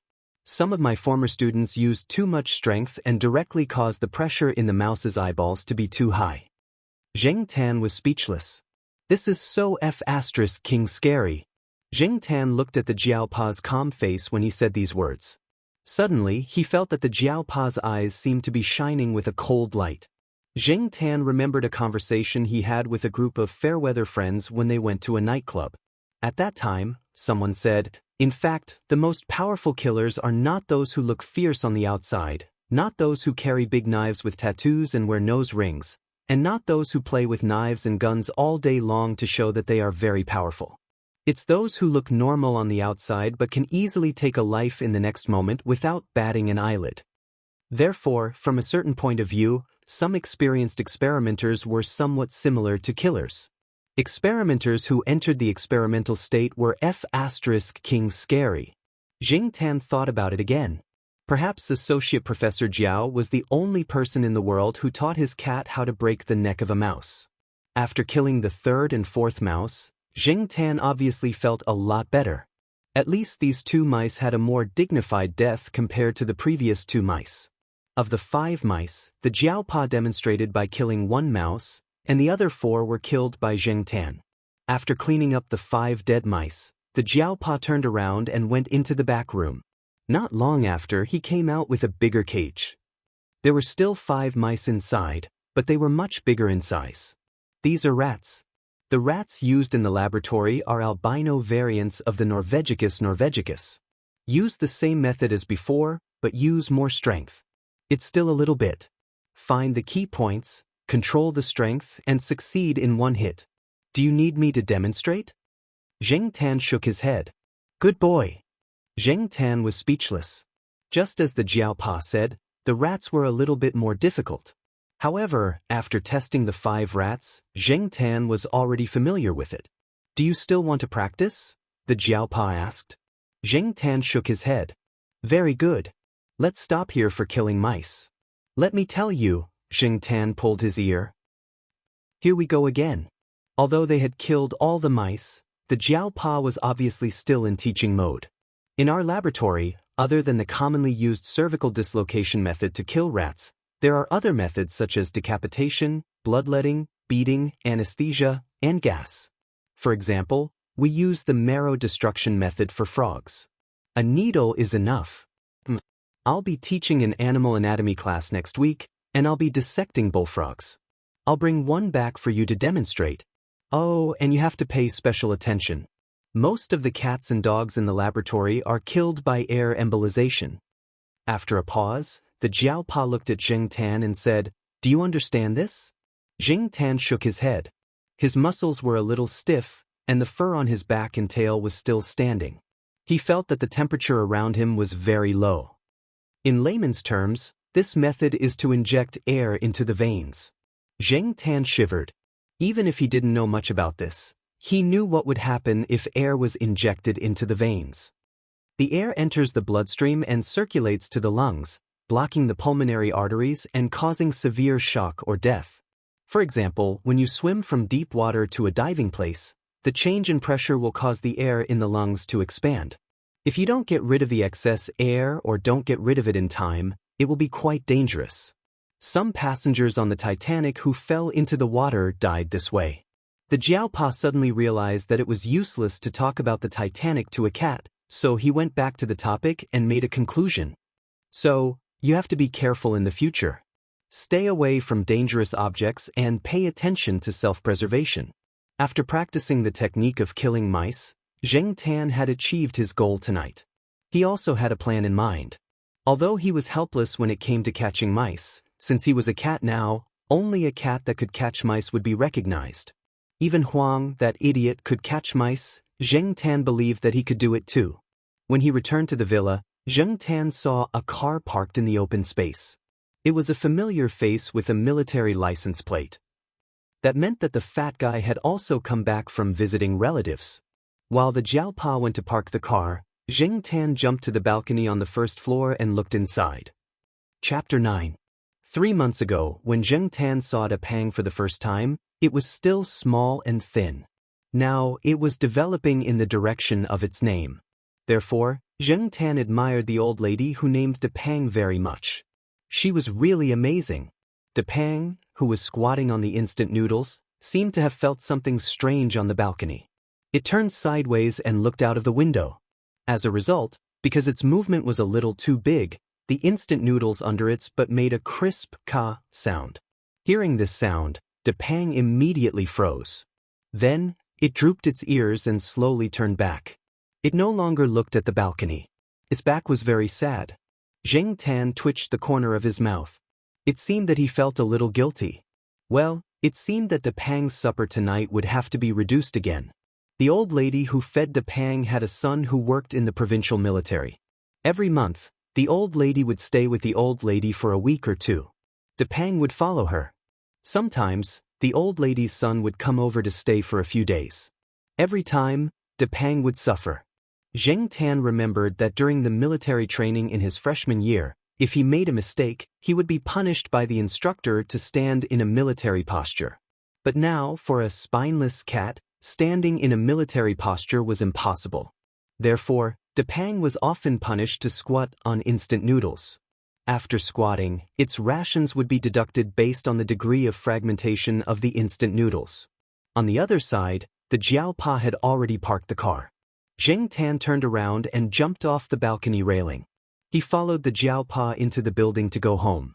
When he entered the house, the Jiaoma was already back. However, the way she looked at Zheng Tan was a little strange. Zheng Tan felt goosebumps all over his body.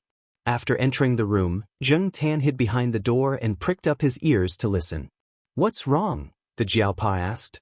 "Sai, Huang has passed away." Jiaoma sighed. Zheng Tan was stunned. Huang, that idiot, was still alive and kicking a few days ago, looking like he had nowhere to vent his energy. How could he? After listening to the conversation between Jiaopa and Jiaoma, Zheng Tan finally understood. So it was castration, and not death. Did that mean that Huang had become a eunuch? I heard from Sister Ling that this can help Huang get rid of some of his bad habits. Coincidentally, Huang is also 8 months old, so he can undergo surgery. Today, Sister Ling also asked me if I should send our black charcoal to Shaoguo for surgery, but I refused, Jiaoma said. Behind the door, Zheng Tan felt cold sweat dripping down his back. but when he heard the last sentence, he felt relieved. Our cat doesn't need it. Jiao Pa decided. Everyone's cat is different. Her cat is suitable, but ours might not be. In the future, when Sister Ling tries to persuade you, you can just refuse. Yeah, I think so too. Jiao Ma, who had received support, smiled again. Zheng Tan, who was squatting behind the door, also let out a long sigh of relief. If he really was sent for surgery, he would rather run away and run far away than have surgery done to his family jewels. Zheng Tan silently mourned for that idiot Huang in his heart. In the past, he had heard that Huang liked to pee everywhere. At home, even if he was placed in a cat litter box, he would still pee all over it. Therefore, Huang's litter box at home had 2 layers. The outer layer was the key. As for Huang, it was even more delighted when it arrived.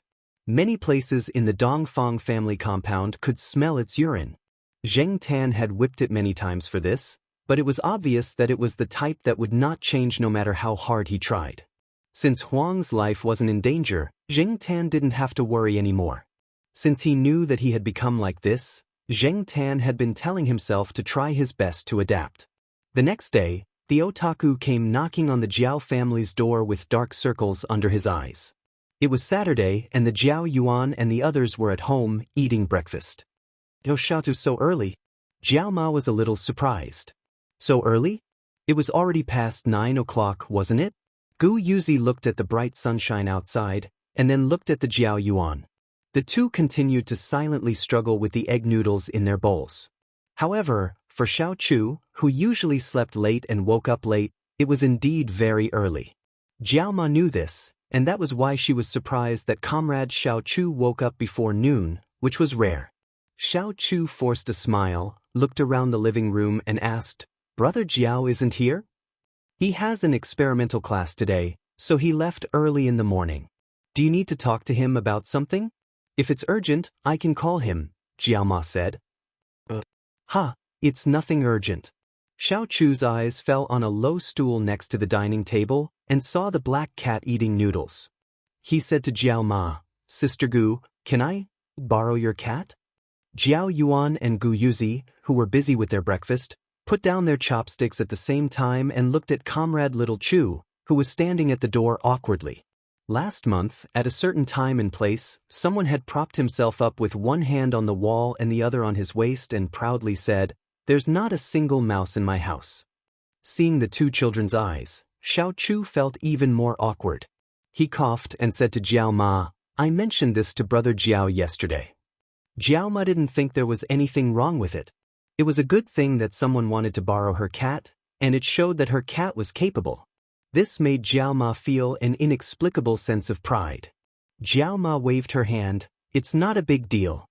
You can borrow it whenever you want." Zheng Tan, Jiao Yuan, and Gu Yuzi were speechless. When Jiao Pa wasn't around, Jiao Ma was always so dictatorial. "Thank you so much, Sister Gu. I'll bring charcoal over after dinner today." "Sigh, big Sister Gu, you don't know, but that rat in my house is almost causing me to have a nervous breakdown." After getting permission, comrade Little Chu instantly swept away his dispirited mood and went back to his room with satisfaction. Jiao Ma smiled like a morning glory. "That's the good thing about having a cat." Jiao Yuan lowered his head and poked the small porcelain bowl in front of him with his chopsticks. He tried to imitate Xiao Chu's words. "There's not a single mouse in my house." Jiao Ma knocked on Jiao Yuan's head. "Eat your noodles." Gu Yuzi pursed her lips, looking very unhappy. At around 8 o'clock in the evening, Xiao Chu came over to borrow the cat. Without Jiao Ma saying anything, Zheng Tan walked over to the opposite side. He had to solve this problem sooner or later. Otherwise, those white mice would have been in vain. Jiao Yuan was still cheering at the door. "Black charcoal, come on. Show them what you've got." Jiao Ma turned around and said with a straight face, "Go back and do your homework. If you make a mistake, I'll cut your pocket money in half." On the other side, Zheng Tan followed Xiao Chu into the house. After entering the house, Zheng Tan felt a sense of familiarity at first glance. It was so King messy. It was just like himself in the past. The second time, he saw a familiar creature. Zheng Tan saw 3 cockroaches as soon as she entered the room. One had just crawled into the bathroom, one had crawled out from under the cupboard, and it crawled back into the cupboard when it sensed the presence of someone. The third cockroach, which was the closest to Xianxia, paused when it saw her.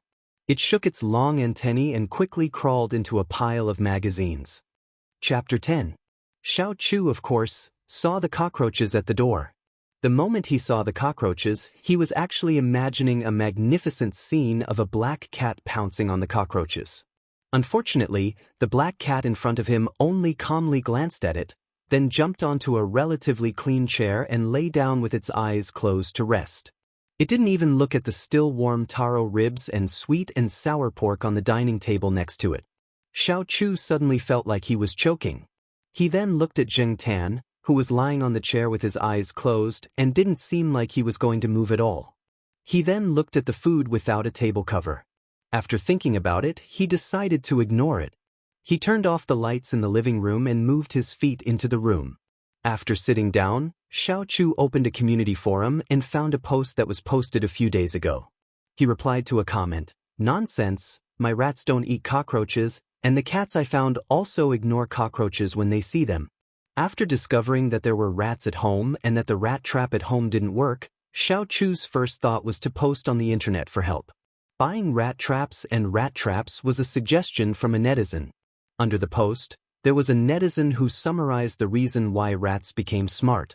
Animals that experienced SARS had their IQ and vitality greatly improved. Those that didn't have IQ and vitality were all killed by humans during SARS. Therefore, after the rat traps didn't work, under the premise of not buying rat poison, the most popular thing was to find a cat. Then there was Xiao Chu's action of going to the Jiao family to borrow a cat. Among the netizens who supported borrowing a cat, one of the netizens who showed off his pet cat left a comment saying, "Cats and rats are also the natural enemies of cockroaches. They also prey on cockroaches." Xiao Chu was now arguing with this person. Why don't you wait and see? If it doesn't even care about cockroaches, that cat definitely won't catch rats. Even if it wants to catch one, it might not be able to, the netizen said in the end. Let's wait and see. Comrade Xiao Chu typed loudly on the keyboard. The strength of his fingers was as if he wanted to poke the other party directly. While Xiao Chu was arguing with someone on the forum, Xianxia opened his eyes, bent his palm, and silently looked at the sharp claws that peeked out from between his fingers. As for the first test of catching rats, he was not nervous at all. On the contrary, Xianxia was a little excited, but he did not know why. It was the same last night. He had killed several white mice in a row, but he didn't feel disgusted at all. Instead, an inexplicable sense of bloodthirsty excitement rose from the bottom of his heart, which was something he didn't usually feel. Perhaps it was because he didn't pay much attention to it, but what happened last night was like a fuse that ignited the bloodthirsty factor in his heart. However, this was probably due to the nature of the animal's body. Cats were the kind of animals that would hunt even if they were full. Hunting was almost in their nature. Even the most gentle-looking house cat had this nature. Just like a documentary that Jiao Yuan and the others watched a few days ago, every cat that is lazily lying by the stove after a full meal hides a tiger that is ready to pounce. Exhaling a long breath, Xianxia released his palms, closed his eyes, and quietly laid there.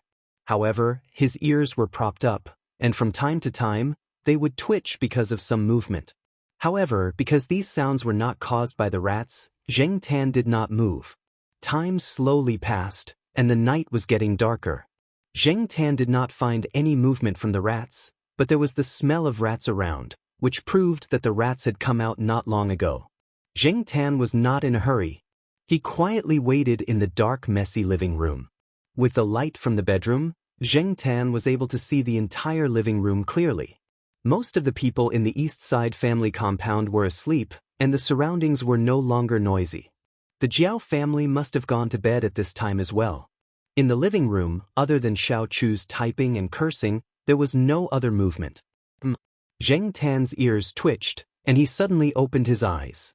In the dark, his dilated pupils were even larger due to the influence of his emotions. Xianxia silently jumped down from the chair. He crouched down, but his movement speed was not slow. Under the cover of the darkness, he stopped next to the pile of magazines. Zheng Tan's stealth skills were learned from the sheriff. In the bedroom, Xiao Chu, who had just finished a game, took off his headphones to stretch his sore neck. He turned his head and saw Zheng Tan quietly getting down from the chair. There's a chance. Xiao Chu hurriedly got up from the computer chair and took out his digital camera from the drawer. He paused for a moment before putting it down. He rummaged through the cabinet for a DV.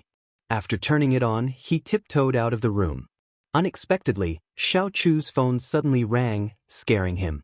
He quickly freed one hand to answer the call and spoke in a low voice. Zheng Tan waited in the dark. The mouse came out from the study and did not go to the kitchen. It was obvious that it was familiar with the environment and the living habits of the owner of the house. Xiao Chu basically did not cook for himself. He usually ordered takeout or ate in the cafeteria. The food was either in the bedroom or in the living room. Now, the mouse was walking along the corner of the room. It walked for a while and then stopped to look out for danger. This mouse was about the same size as the lab rat Zheng Tan killed last night. However, in comparison, this mouse was hundreds of times more vigilant than the lab rat. When it was about to reach the bedroom door, the mouse's attention was more focused on the person in the bedroom who was talking on the phone. Just as the mouse was about to reach the door, Zheng Tan moved. The short distance was extremely fast. Like an arrow, it headed straight for the prey. When Zheng Tan rushed over, the mouse suddenly realized that there was a hunter lurking in the dark. It was a long way from here to the study to find a place to hide. If it turned around and ran, it would definitely be caught in a few steps. Therefore, the mouse's strategy was to directly rush into the bedroom. Xiao Chu's bedroom was slightly better than the living room, but it was still messy. However, for the mouse and cockroach, there were many places to hide. As long as it entered the bedroom, Zheng Tan would not be able to do anything to it for the time being. However, it did not have the chance. A black hairy hand with sharp claws stepped on its tail. Before it could do anything, another hairy hand pressed down on its neck. Cut. The sound was so soft that people could not hear it at all. However, the rat instantly fell to the ground without even twitching. During the whole process, the mouse did not even have the time to squeak. Xiao Chu, who had just walked to the door, felt a black shadow flash under his feet. He looked down and saw a black cat. Under the black cat's claws was a motionless mouse. F***CK. Xiao Chu almost threw out the phone and DV in his hands. He looked at the cat, then looked at the mouse, and then looked at the DV in his hands that did not work at all. F***CK. Xiao Chu cursed again. That's it?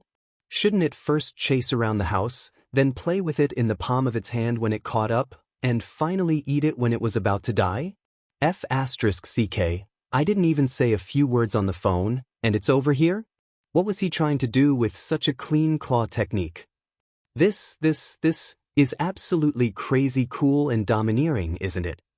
If anyone said that a cat that can't catch a cockroach can't catch a mouse, who would he get angry with? Hey, Cricket, what's going on over there? The person on the other end of the phone felt that something was wrong with Xiao Chu and asked. Hey, F***CKU.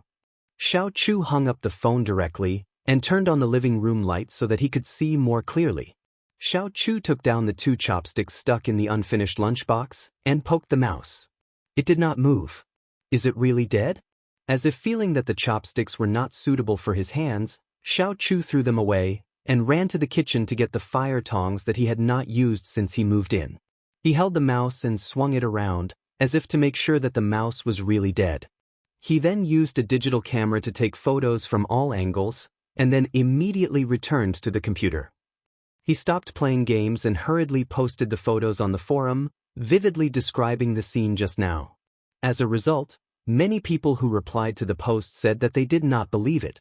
A senior cat owner posted a few photos. In the photos, some of the mice were bitten full of holes, and some were only left with incomplete limbs and tails, without a torso. Xiao Chu turned his head to look at the black cat in the living room that was stretching, but did not want to look at its prey at all, and continued to argue with the people in the forum. At this time, the phone rang again. Xiao Chu held the phone with his shoulder, and at the same time, typed quickly on the keyboard.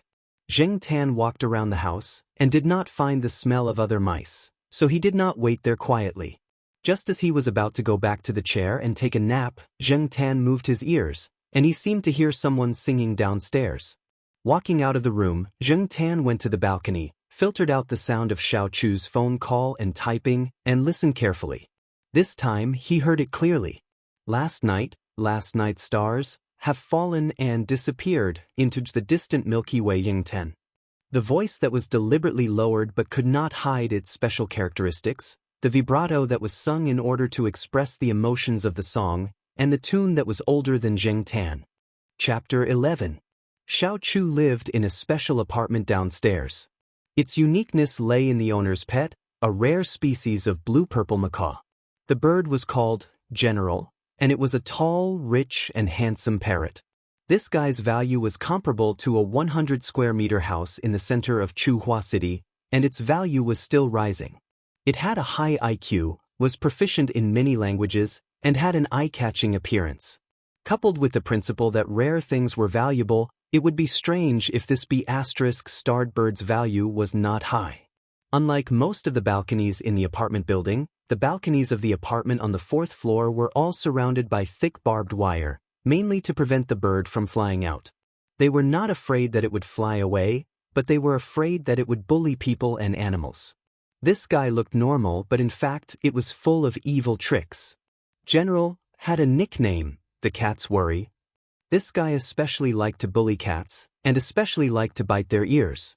It was said that several cats in the school had been bitten before. This was what Zheng Tan had heard from the Jiaopa when he first came to this place. The Jiaopa had warned Zheng Tan so that Zheng Tan would be more vigilant against fire, theft, and parrots. Looking at this guy's size and thinking about the strength of the macaw's bite, one could imagine how destructive it could be when it was angry. However, after familiarizing himself with it, Zheng Tan knew that this bird actually bullied cats depending on who they were dealing with. The cats in the eastern residential area were fine. As long as they did not provoke it, it would not take the initiative to attack them. However, if it saw the cats in the western residential area, then sorry. Perhaps because of its owner's influence, this bird especially liked to sing nostalgic songs. Some songs Zheng Tan had only heard in nostalgic documentaries, and some songs he had no impression of at all. However, listening to the tune, he knew that it was from a certain era. For example, the song Zheng Tan had just heard could be traced back to the 1980s, which was still good.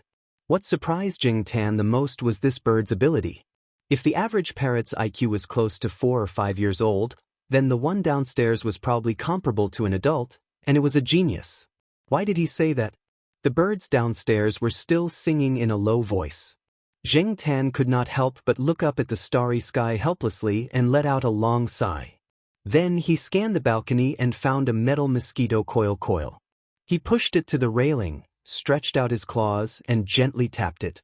Dang dang, dang dang, dang dang dang dang, the singing downstairs stopped abruptly. The next moment, Zheng Tan heard the sound of flapping wings and the clanging of toes hitting the barbed wire. Apparently, the bird did not expect to hear such a sound at this time, so it was very excited and ran to the barbed wire. Not long after, a pecking sound came from downstairs. It sounded like the bird was pecking at some food packaging. Beep beep, beep beep, beep beep beep beep beep. You're here? No one would have thought that in the middle of the night, a cat on the 5th floor of Block B of the East Family compound of Chuhua University was communicating with a parrot on the 4th floor using Morse code. In fact, Zheng Tan was not proficient in Morse code. He had just learned it not long ago. The only one who could use it proficiently was Depang, the seemingly insignificant dragonly cat. Every time Depang went to visit relatives in the military region, or when the relatives in the military region came to visit the old lady, they would examine the use of cryptography, such as Morse code communication, simple fence code card games, and so on. If Depang's test results were not satisfactory, it would be better off squatting on instant noodles. This parrot was a loyal fan of cryptography. When Depang was at home, it would go to Depang with cards in its mouth to play fence code games. If it could not find Depang, it would go to Zheng Tan or its owner to play Morse code communication games. However, its owner was usually busy and did not have much time to play with it, so Zheng Tan was often affected by disasters. Last week, General was taken to a nature reserve in another province to play. Jing Tan was very relaxed for a few days. Now that he found out that this guy was back, Jing Tan suddenly felt depressed. I heard that Huang was castrated? Today, I saw that it was wearing an Elizabethan collar. General was still in the excitement of finding someone to chat with in the middle of the night, and had no sympathy for Huang. I haven't seen it for a few days. Jing Tan continued to knock on the mosquito coil plate. Alas, this is the fate of pet cats. It's really pitiful. In the future, the 4 swordsmen of the Eastern District will probably become the 4 eunuchs of the Eastern District. Not every pet cat would go through that surgery. Don't deceive yourself. F***ck off, I don't want to talk to you. Don't go, let's talk. Aren't cats nocturnal animals? It's none of your business. I'm going to sleep. Oh right, can't you sing something more fashionable? Half a minute later, there was a low singing voice downstairs again. You're like that's fires. The burning flame warms me, Jing Tan. I want to pinch it to death. Ignoring the overly energetic bird, Jing Tan went back to the chair in the living room, covered its ears with its front paws, and closed its eyes to sleep. Early the next morning, Xiao Chu was woken up by Jing Tan's loud cat howl. It struggled to get up, put on its SpongeBob SquarePants pajamas, and opened the door to let Jing Tan out. In fact, Jing Tan could open the door himself, but this was not his home, so he needed to be more careful. Besides, Jing Tan wanted to give Xiao Chu some trouble and not let him sleep well. Xiao Chu yawned and forced herself to open the door. However, when she opened the door, she found that the Jiao family's door was open. Hearing the noise, the Jiao family, who were having breakfast, gathered around the door. Xiao Chu rubbed his eyes and smiled. Morning. Jing Tan went straight to the dining table, and the Jiao Ma went into the kitchen to get breakfast for Jing Tan. Outside the door, Xiao Chu took out the rat from last night with a pair of tongs. The Jiao Pa looked and commented, You used a little too much strength, but it's okay. Jing Tan pulled his ear, pretended not to hear, and continued to eat breakfast. The Jiao Ma also gave Xiao Chu a bowl of vegetable porridge and asked him to eat with her. Anyway, with Xiao Chu's habits, it was impossible for him to buy breakfast or make breakfast himself at this time. At the dining table, Xiao Chu ate his porridge and talked about how he caught the rat last night. The Jiao family was excited, especially the Jiao Ma, who talked about it whenever she went out. At noon, Huang was brought over by its owner. It was no longer wearing the Elizabeth collar. After not seeing it for a few days, Huang seemed to have lost a lot of weight and looked listless. Ever since Jing Tan met it, he had never seen it like this. The Jiao Ma was chatting with Huang's owner. Sister Ling, is Huang still recovering from the surgery? The Jiao Ma was a little worried. I don't think so. Other people's cats also had the same surgery, and they were full of energy the next day. However, after the surgery, it did change a lot. It doesn't pee everywhere like it used to. Jing Tan walked into the Jiao Yuan's room and pulled out a large glass marble. Hearing the sound of the glass marble rolling, Huang's ears twitched, and it looked over. Jing Tan thought that it would become dumb after the surgery. It was good that it was able to respond. He bent his foot and pulled the glass marble towards where Huang was lying. Huang, who was lying there listlessly, stretched out its paw and hooked the glass marble. 5 minutes later, Jing Tan looked at the energetic Huang playing with the glass marble in the living room inside. What the F***ck? It wasn't shocked, it was bored at home. In the end, under the Jiao Ma's suggestion, Huang was allowed to go out for a walk. After leaving the house, Huang returned to its previous energetic state. As soon as it walked out of the building, it ran and howled excitedly. Meow, meow, meow. On the 5th floor, the 2 women standing on the balcony were very confused. Didn't they say that cats that had undergone surgery wouldn't howl like that anymore? Based on his understanding of Huang, Jing Tan knew that this guy was just venting his frustration after being forced to stay at home with Elizabeth for a few days. At the same time, he was calling out to his other friends. That was all. When they walked to the corner, they met Grandma Zhai, who was on the same floor as Jing Tan and the other cats. Jing Tan and the other cats all knew her. Huang! Grandma Zhai called out. Hearing his name, Huang, who was howling with his tail up, suddenly stopped. He squinted his eyes and looked over. he replied delicately, "Meow." Zheng Tan was speechless. This feeling was like seeing an auntie suddenly become a pretty girl from a humble family. There was a huge difference.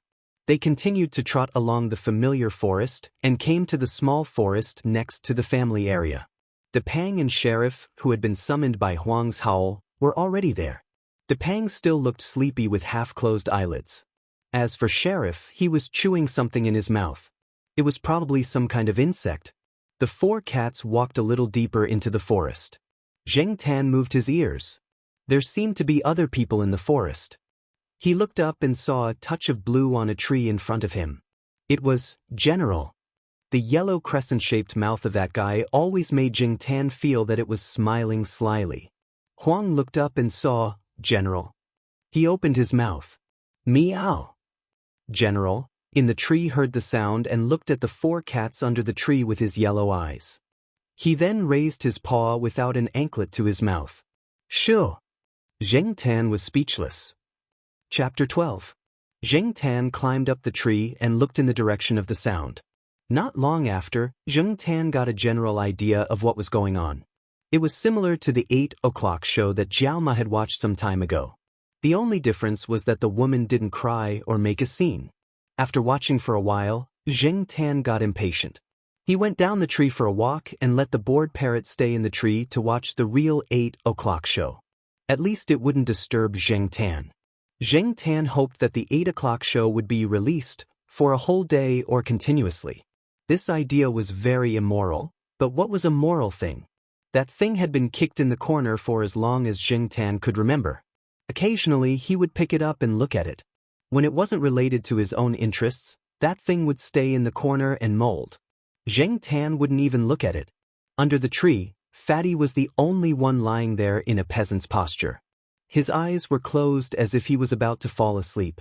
As for the Sheriff and a Huang, they probably couldn't stay idle and went to find a place to play.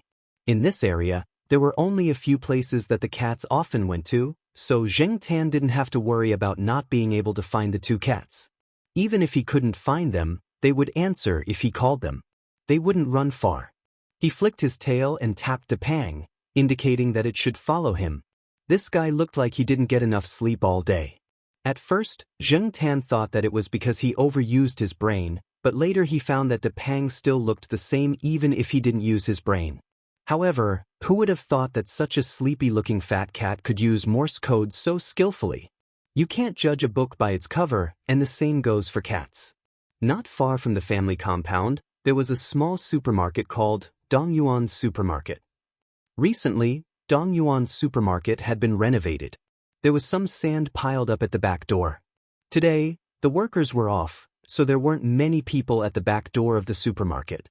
When Zheng Tan arrived at the back door of Dongyuan Supermarket, he saw Huang squatting on the pile of sand. Its eyes were solemn, and it was seriously going to the toilet. After it was done, it used its claws to dig up the sand and buried it. Then, it shook its fur and left as if nothing had happened. Huang did not pee everywhere after the surgery, but its nature was still there. It always liked to poop in some unexpected places. Zheng Tan imagined what kind of expression the workers would have if they came over tomorrow and found a pile of cat poop. Or maybe the workers didn't notice it and just brushed the pile of cat poop onto the wall. If Zheng Tan was the boss of this supermarket, he would definitely beat Huang to death. There was a big lawn in front of the Dongyuan Supermarket. However, Zheng Tan and the others usually didn't go there because there were always a lot of people on the lawn. There were both adults and children there. They would only be looking for trouble if they went there. Children who didn't know any better were the natural enemies of all kinds of pets. You couldn't scratch your tail when it was caught. Children who made mistakes would be beaten by cats. Therefore, when Zheng Tan and the others came over, they would play in the small forest between the Dongyuan Supermarket and the big lawn. Huang was scratching trees. After scratching one tree, it would go to the next one. The Sheriff was looking for food, looking for some small insects to snack on. As for Depang, it curled up its forelegs and lay in the grass like a farmer. It didn't seem to be interested in what was happening around it. Zheng Tan looked around and didn't see anyone approaching. He jumped onto a stone table in the forest and squatted down to rest in the area where the sun shone. There was a faint scent of osmanthus in the wind. The hustle and bustle of the lawn didn't affect the small forest area. Occasionally, there would be the sound of the two cats flapping their wings and grinding their claws. The warm sunlight made Jingtan a little sleepy. Suddenly, there was a strange sound from the grass not far away. It sounded like a bird chirping, but it was different from a bird chirping. Jingtan had stayed in this area for so long, but he had never heard such a sound. Jingtan opened his eyes.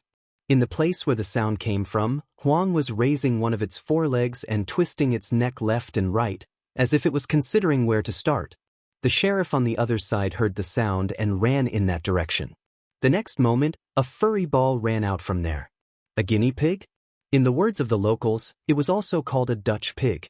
However, this one was a little different from a normal guinea pig. Its fur was longer, and there was a tuft of white hair on its head that fell forward like bangs, almost covering its eyes. Perhaps it was due to regular exercise, but this guinea pig was not as slow as the fat guinea pigs that Jingtan had seen in cages all day. Its running speed was much faster than before. However, even if it was faster than other guinea pigs, it still couldn't escape from the claws of the two energetic cats. The sheriff and Huang blocked the guinea pig in the middle. As long as the guinea pig tried to run out, they would use their claws to force it back to its original position. Jingtan thought about it and stopped the sheriff and Huang just as they were about to eat it.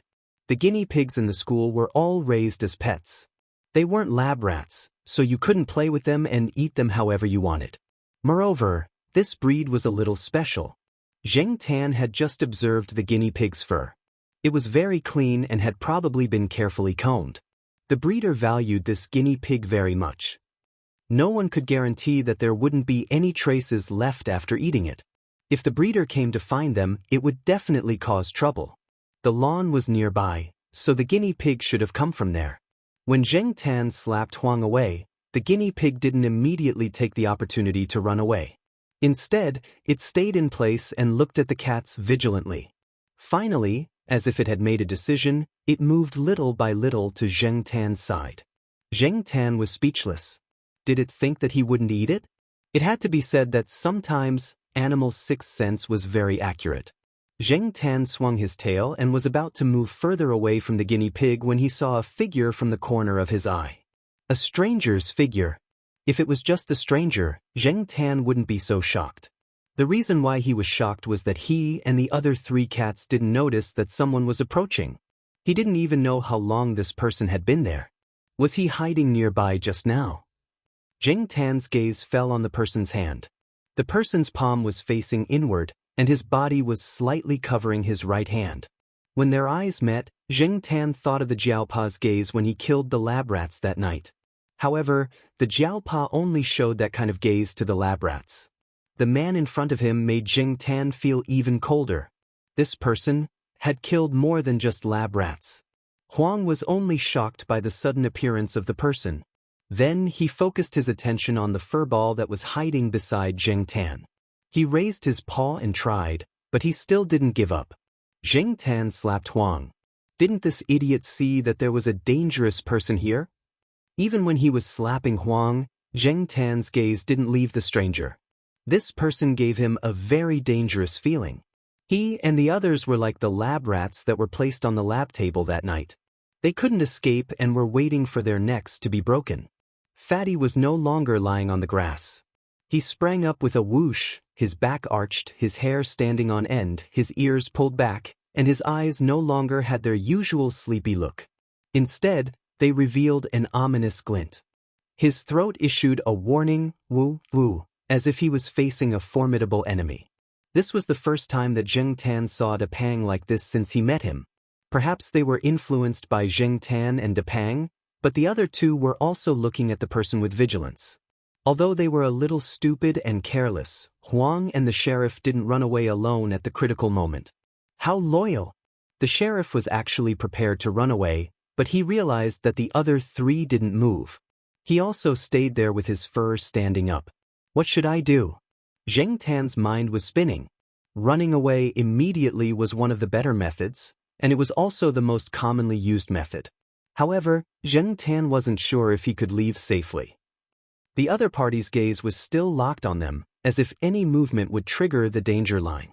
The other party's hand that hadn't been directly exposed made Jing Tan feel extremely dangerous. The two sides stared at each other for about 2 minutes. The person laughed, and the surrounding atmosphere seemed to relax a lot. The person shook his arms and waved his hands. He said, "Kittens, don't be so nervous. I'm just here to look for my pet." As he spoke, the person pointed at the Dutch pig hiding behind Jing Tan. However, the Dutch pig obviously wasn't going to give the person any face. It moved closer to Jing Tan, as if it was avoiding the person. Jing Tan let out a sigh of relief, but he didn't dare to be careless. He felt that the stranger had something in his hand. Perhaps it was a blade or something else, but he hid it with a flip of his hand. Who was this person? Jing Tan was puzzled. "Chestnut, come here quickly. If you don't go back, your master will be worried." The person shouted at the furry Dutch pig hiding behind Jing Tan. The Dutch pig didn't respond. It didn't even show its face. It didn't respond. "Chestnut." The person bent down and called the furry Dutch pig a few more times. Jing Tan cursed in his heart. He moved his body to the side, revealing the furry Dutch pig hiding behind him. He didn't want to put himself and the others in danger because of this furry Dutch pig. Seeing that the furry Dutch pig still didn't move, Jing Tan used his tail to push it a few more times. "Why don't you just leave?" In the end, the furry Dutch pig pushed out by Jing Tan seemed to be very unwilling. It slowly moved in the direction of the person. After getting the pet back, the person didn't stay any longer. He turned and left towards the lawn. When the person's figure couldn't be seen, Jing Tan let out a sigh of relief. He thought to himself that it would be better if he didn't come here often. Chapter 13. Because of the stranger's incident, Huang and the sheriff stayed at home for a few days. Fatty was still the same as before. He wouldn't come out unless he was called. As for Jing Tan, he promised Xiaoguo to shoot a cat food commercial. He was taken by Jiao Pa and Jiao Ma to the Ming Ming Pet Center for 2 days. The first commercial was not the video commercial that Jing Tan had imagined, but in the form of a photo story. Jing Tan had neglected one thing before. At this time, the development of online videos was not as popular as it would be 10 years later. Many people were not optimistic about the development of online videos. They speculated that the future was not optimistic, and some people even said that it was hopeless. However, Xiaoguo did not think so. When he was discussing the contract with Jiao Pa, he said, "The charm of the internet is that it can be magically reversed due to technological innovation." This sentence made Jing Tan think more highly of him. As a person who had been there, Jing Tan knew better than anyone else what the internet would be like 10 years later. Compared to other companies' single advertising pictures, Xiaoguo's own commercial in the form of a photo story was more attractive. Even people who did not have pets at home would like to watch it. At least it could increase the brand's popularity. With Jing Tan, it did not take much effort to shoot such a story picture. They didn't even need to use cat food, which made Xiaoguo very happy. It was difficult to make a cat make an ideal expression. The limitations of the era made it so that businesses did not spend too much effort on this form of advertising. Xiaoguo would post such a photo story advertisement on a pet forum on the internet. At the same time, it would also be published in print magazines. This was another reason why Xiaoguo was so anxious to let Jing Tan shoot the commercial. Some time ago, one of Xiaoguo's friends started a new pet magazine. It was published once a month, and Xiaoguo was happy to take this free ride.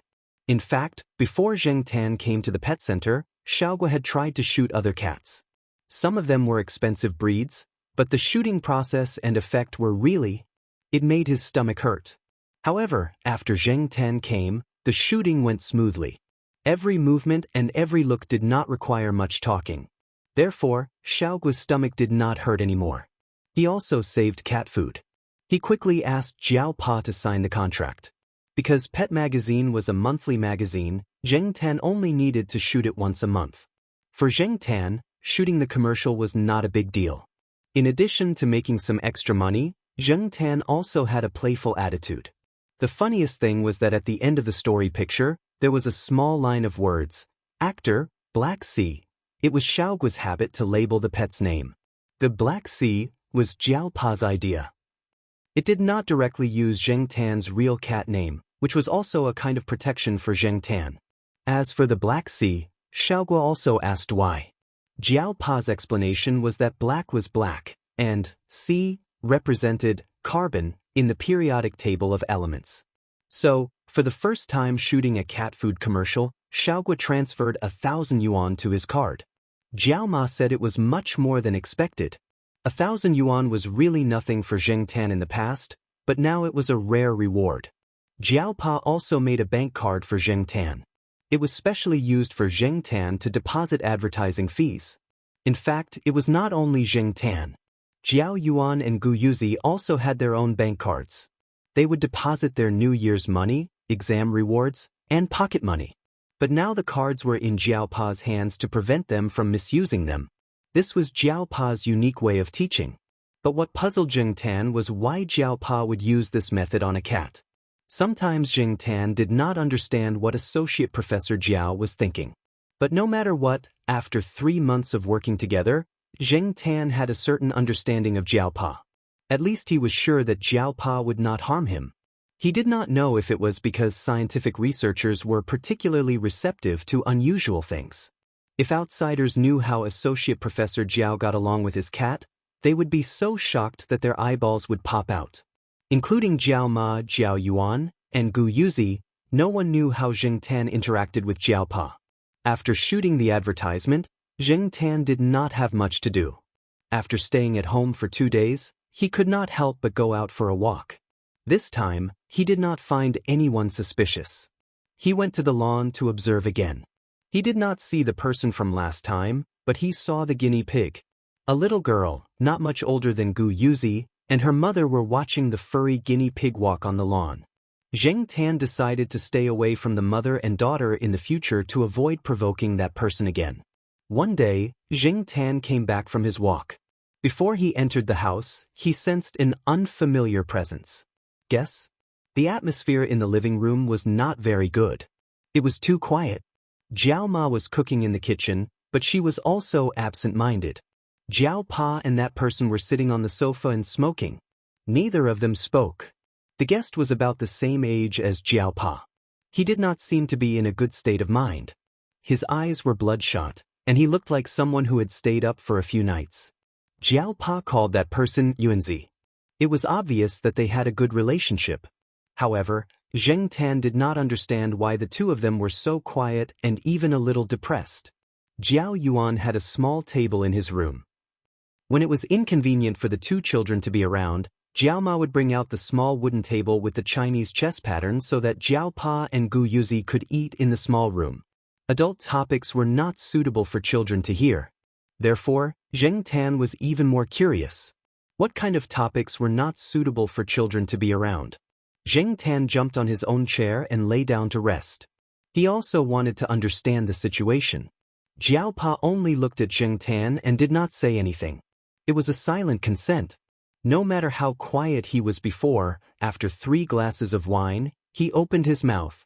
Through the two men's tearful conversation, Zheng Tan had a rough understanding of the situation. Jiao Pa's master's supervisor, Professor Yuan, who was also Yuanzi's father, had stage 4 lung cancer. He was not in good health and only had 2 months left. When Jiao Pa graduated from the University of South China, Professor Yuan went abroad. Since Professor Yuan was not around, Jiao Pa did not stay at the University of South China. Instead, he returned to his hometown, Jinghan Province, to teach in Chuhua. The University of South China was the leader of the universities along the southern coast of China. It had the same status as Chuhua University in central China. Jiao Ma and Jiao Pa had a good relationship with Yuanzi when they were at the University of South China. Naturally, Yuanzi also had a good relationship with Professor Yuan. When they heard about Professor Yuan's death, both of them were very sad. Yuanzi did not inherit his father's legacy. He did not have the heart to do research. In other words, he did not have the heart to do research. Just like Zheng Tan, he was a prodigal. Zheng Tan did not know what Yuanzi had experienced after graduation. He also did not know how much Yuanzi had suffered because of his father's illness. Based on the conversation between the two, Yuanzi had changed a lot. Just like what Jiao Pa had said, a prodigal son has turned over a new leaf. It was said that a prodigal son who turned over a new leaf was more precious than gold.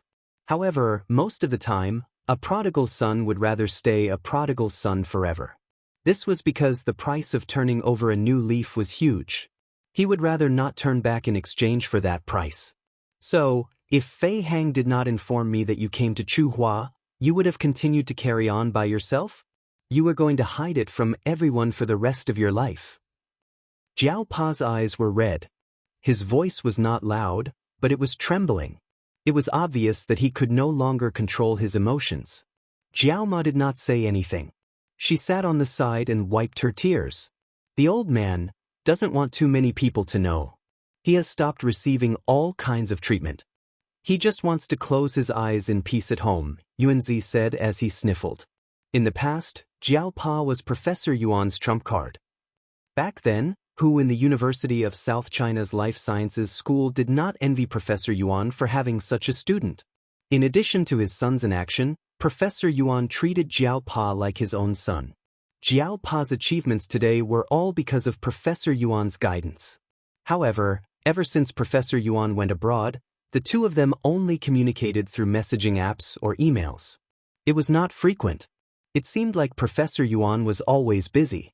Last week, Jiao Pa received an email from Professor Yuan. He said that he would not be using a computer for a long time. Now, it seemed like Professor Yuan was really not going to tell anyone. After a moment of silence, Jiao Pa calmed himself down and asked, "Why did you come to Chuhua this time?" Fei Hang said that you are here to investigate. Investigate what? If you need help, just ask. Yuanzi rubbed his face with his palms and said, "I'm going to start a biotechnology company. It's not a small business." Father Jiao nodded. Chuhua City is indeed not bad. There are too many new companies along the southern coast, and companies established both domestically and abroad are rising one after another. Southern Genetics is entrenched in Pearl City in East China, and Huada Genetics is in Beijing. Various large bases have gradually formed interest groups. It's not impossible to get involved, but it will be very tiring. In comparison, Central China is much less competitive, and its development is much faster. Zheng Tan did not understand what the Jiao Pa and Yuanzi were discussing. He did not know what the company was going to do. So, after listening for a while, he went to Jiao Yuan's room. A few days later, Zheng Tan was called to Jiao Pa's room. He was told that the Jiao family was going to the northeast. Professor Yuan's hometown was in the northeast. Zheng Tan could understand why the Jiao Pa made this decision. But this meant that he would be alone at home? The Jiao Pa asked Zheng Tan for his opinion. If Zheng Tan wanted to go with them, the Jiao Pa would borrow a car and drive to the northeast. This way, it would be more convenient to bring Zheng Tan along. Zheng Tan thought for a while and shook his head. If they were going to the south, he would definitely follow them. He wanted to know if his other self was still alive. But this time, they were going to the north. He did not want to go. Zheng Tan did not want to be sent to the pet center. He also did not want to stay at someone else's house. So, the Jiao Pa gave Zheng Tan a key. Before the family left, they took turns to remind Zheng Tan. The conclusion was, when you are alone at home, be good. Don't open the door for strangers. Zheng Tan. Did they really think that he was a child? The Jiao Yuan and Gu Yuzi left. They took out their snacks and piled them on the sofa. They were afraid that their cat would starve. After the Jiao family left, Zheng Tan looked at the empty house. He suddenly felt that the old house had become much bigger. This was so King boring. Zheng Tan rolled around the sofa in the living room. He then hung upside down on the edge of the sofa and looked at the upside-down view. Finally, Zheng Tan's gaze landed on the calendar in the living room. The Jiao Pa said that they would be away for a week. Today was Wednesday. He had to wait until next Wednesday. Wednesday? Zheng Tan rolled over and stood up.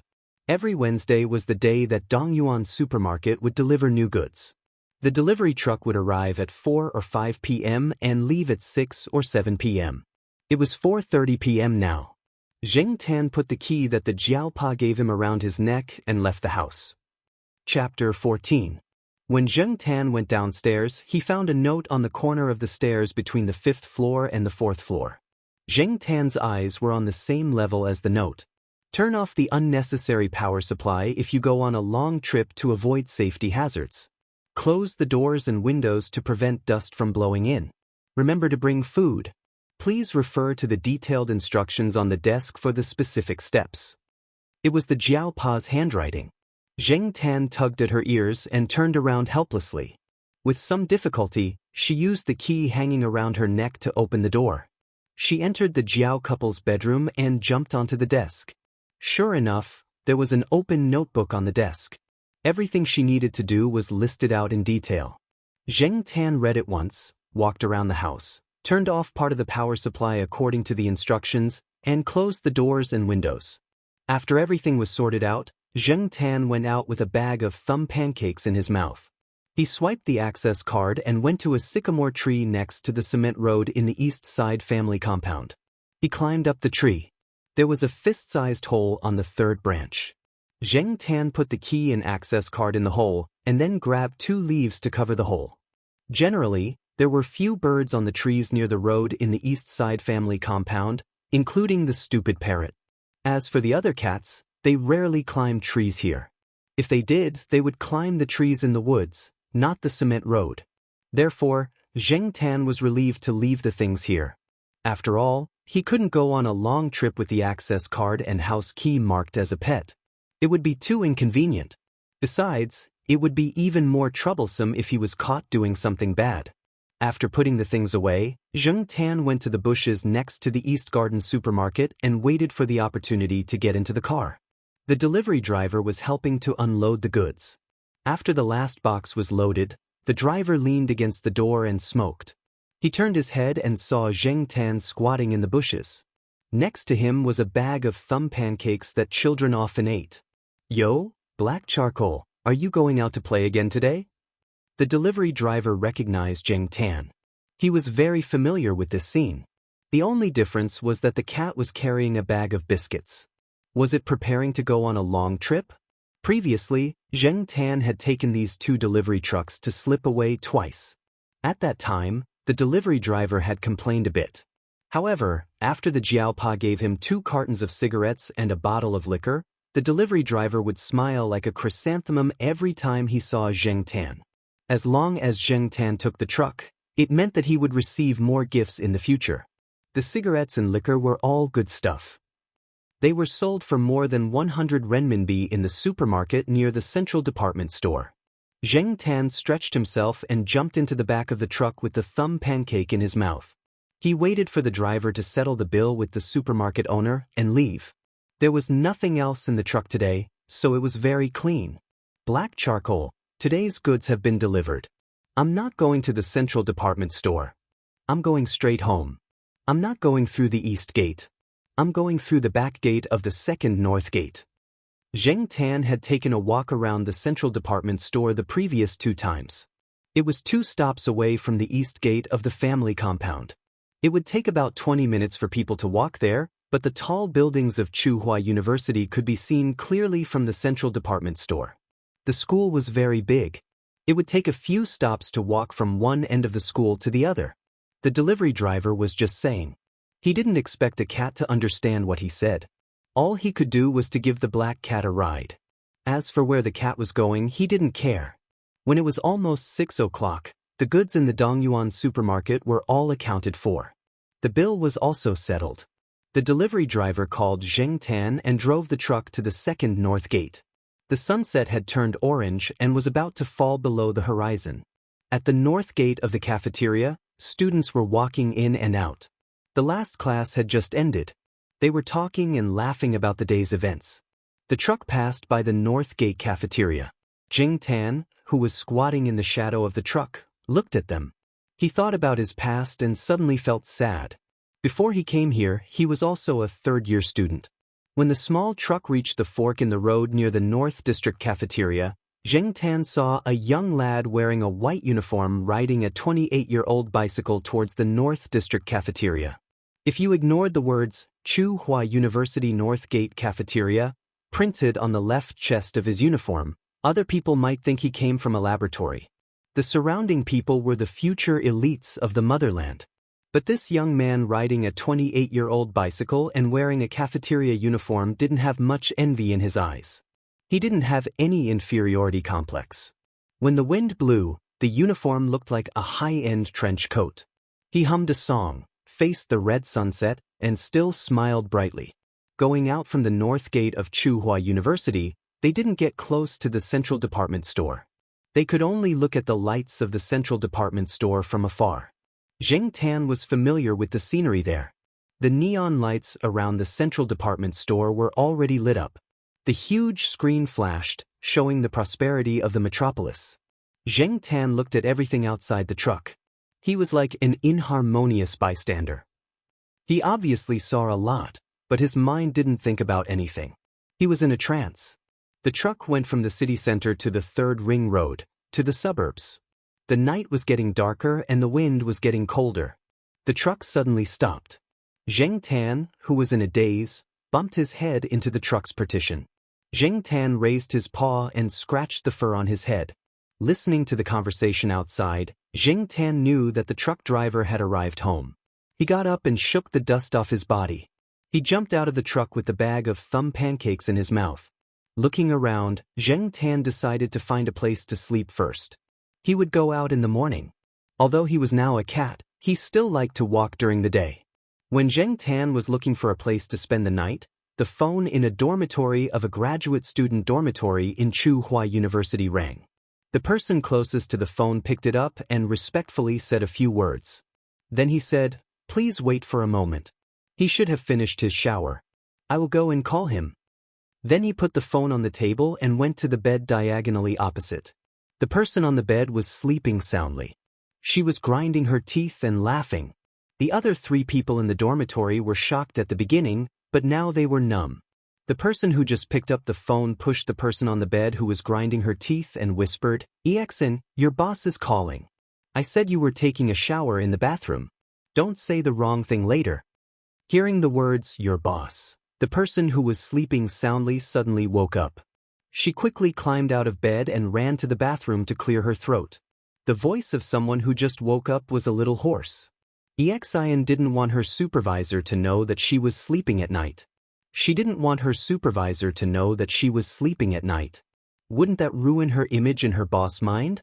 "Professor Jiao, I'm sorry. I was taking a shower. What can I do for you?" Xian picked up the phone. She felt that she was acting well. Her roommates, who were playing games, even stopped typing in order to cooperate with her. They even pretended to talk about why eating meat with garlic was nutritious. On the other end of the phone, Jiao Pa paused for a second and said, "Sorry to disturb your sleep. Exin, what kind of F***king ears does Mr. Jiao have?" The resolution is F***king high. However, to Xian's relief, Associate Professor Jiao didn't continue to dwell on this topic. Instead, he said, "Do you have time now?" Xian hurriedly expressed. Even if she didn't have time, she had to squeeze it out. 20 minutes later, Xian stood in the living room of the Jiao family with the key she found in the drawer of Associate Professor Jiao's office. This was the second time that Xian had come to the Jiao family. The first time was in the first half of this year, when the results of the postgraduate examination were announced.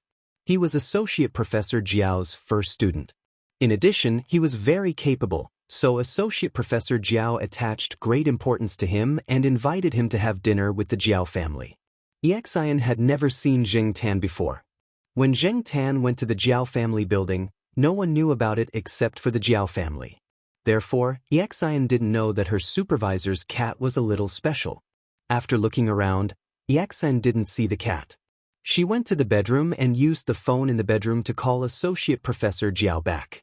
"Professor Jiao, I don't see the cat. Did your cat run away from home?" After saying that, Xian wanted to slap herself. "That's what you get for saying that. Did you unplug the air conditioner?"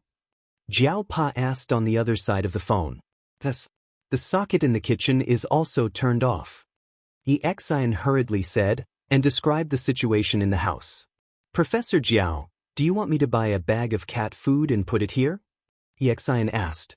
"No, as long as there are snacks on the sofa and the fridge is full." Xian was speechless. How could you raise a cat like this? Come over every day and use my home phone to call me. As for your work summary, you don't have to report it this week. Hearing that she didn't need to report the progress of the experiment, Xian was relieved. The experiment hadn't been going well these days, so there was nothing to report. Okay, don't worry. I'll come over every day at this time. On the train, Jiaopa put his phone back in his pocket and looked at the night outside the window. Chapter 15. Zheng Tan squatted on a tree. This was a suitable place that he had finally found. 200 meters away, there were a few houses. 2 of them still had their lights on, and he could occasionally hear people talking. Most of the surrounding area was farmland, but Zheng Tan could see that there were not many crops in the fields with the help of the dim starlight. This area should be demolished soon. After changing into a comfortable position, Zheng Tan closed his eyes and listened carefully. He didn't dare to be too careless outside. The last bit of light went out, and there were some cat calls in the distance. Sometimes there were 1 or 2 dog barks in the house. The temperature in the suburbs was a little lower than in Chuhua, and the wind made Zheng Tan feel a little cold. The hazy sleepiness was also being blown away by the gusts of wind. Just as Zheng Tan was wondering if he should find something to do, he heard some noise. It was the sound of footsteps. It was very light, but for a cat, it was still clear. Zheng Tan peeked through the leaves and looked in the direction of the footsteps. A man in a loose sweater walked over with one hand in his pocket. The pocket seemed to be holding something, and the other hand was holding a small shovel. The person was wearing a hat, so Zheng Tan couldn't see the person's face, and he couldn't tell if it was a man or a woman. But at this time, people who dared to come out alone were usually men, right? Looking at this posture. Was he going to kill someone and bury the body? Zheng Tan's curiosity was suddenly aroused, but he didn't dare to follow. Even if it was a cat, there was no telling if it would be killed. The direction that the person walked in was some dilapidated tile-roofed houses. It seemed that no one had lived there for a while, and there were weeds everywhere. Seeing that the person stopped in front of a half-collapsed tile-roofed house, Zheng Tan was ready to squat there and watch the show. After all, it wasn't far. The person squatted in a corner, back facing Zheng Tan, and he didn't know what he was doing. Zheng Tan didn't hear the sound of bricks hitting each other, but there was a slight sound of glassware hitting each other. It wasn't until dawn that the man left the dilapidated house. Zheng Tan jumped down to take a look, but he didn't dare to get too close because he smelled an unpleasant smell. It was like pesticides. Zheng Tan was curious, but he cherished his life even more. Even if it was a cat's life, it was still his life. Taking advantage of the fact that the residents were still sleeping, Zheng Tan climbed into a house's yard and found a faucet to wash his feet so that they wouldn't stick to the soil from the dilapidated house.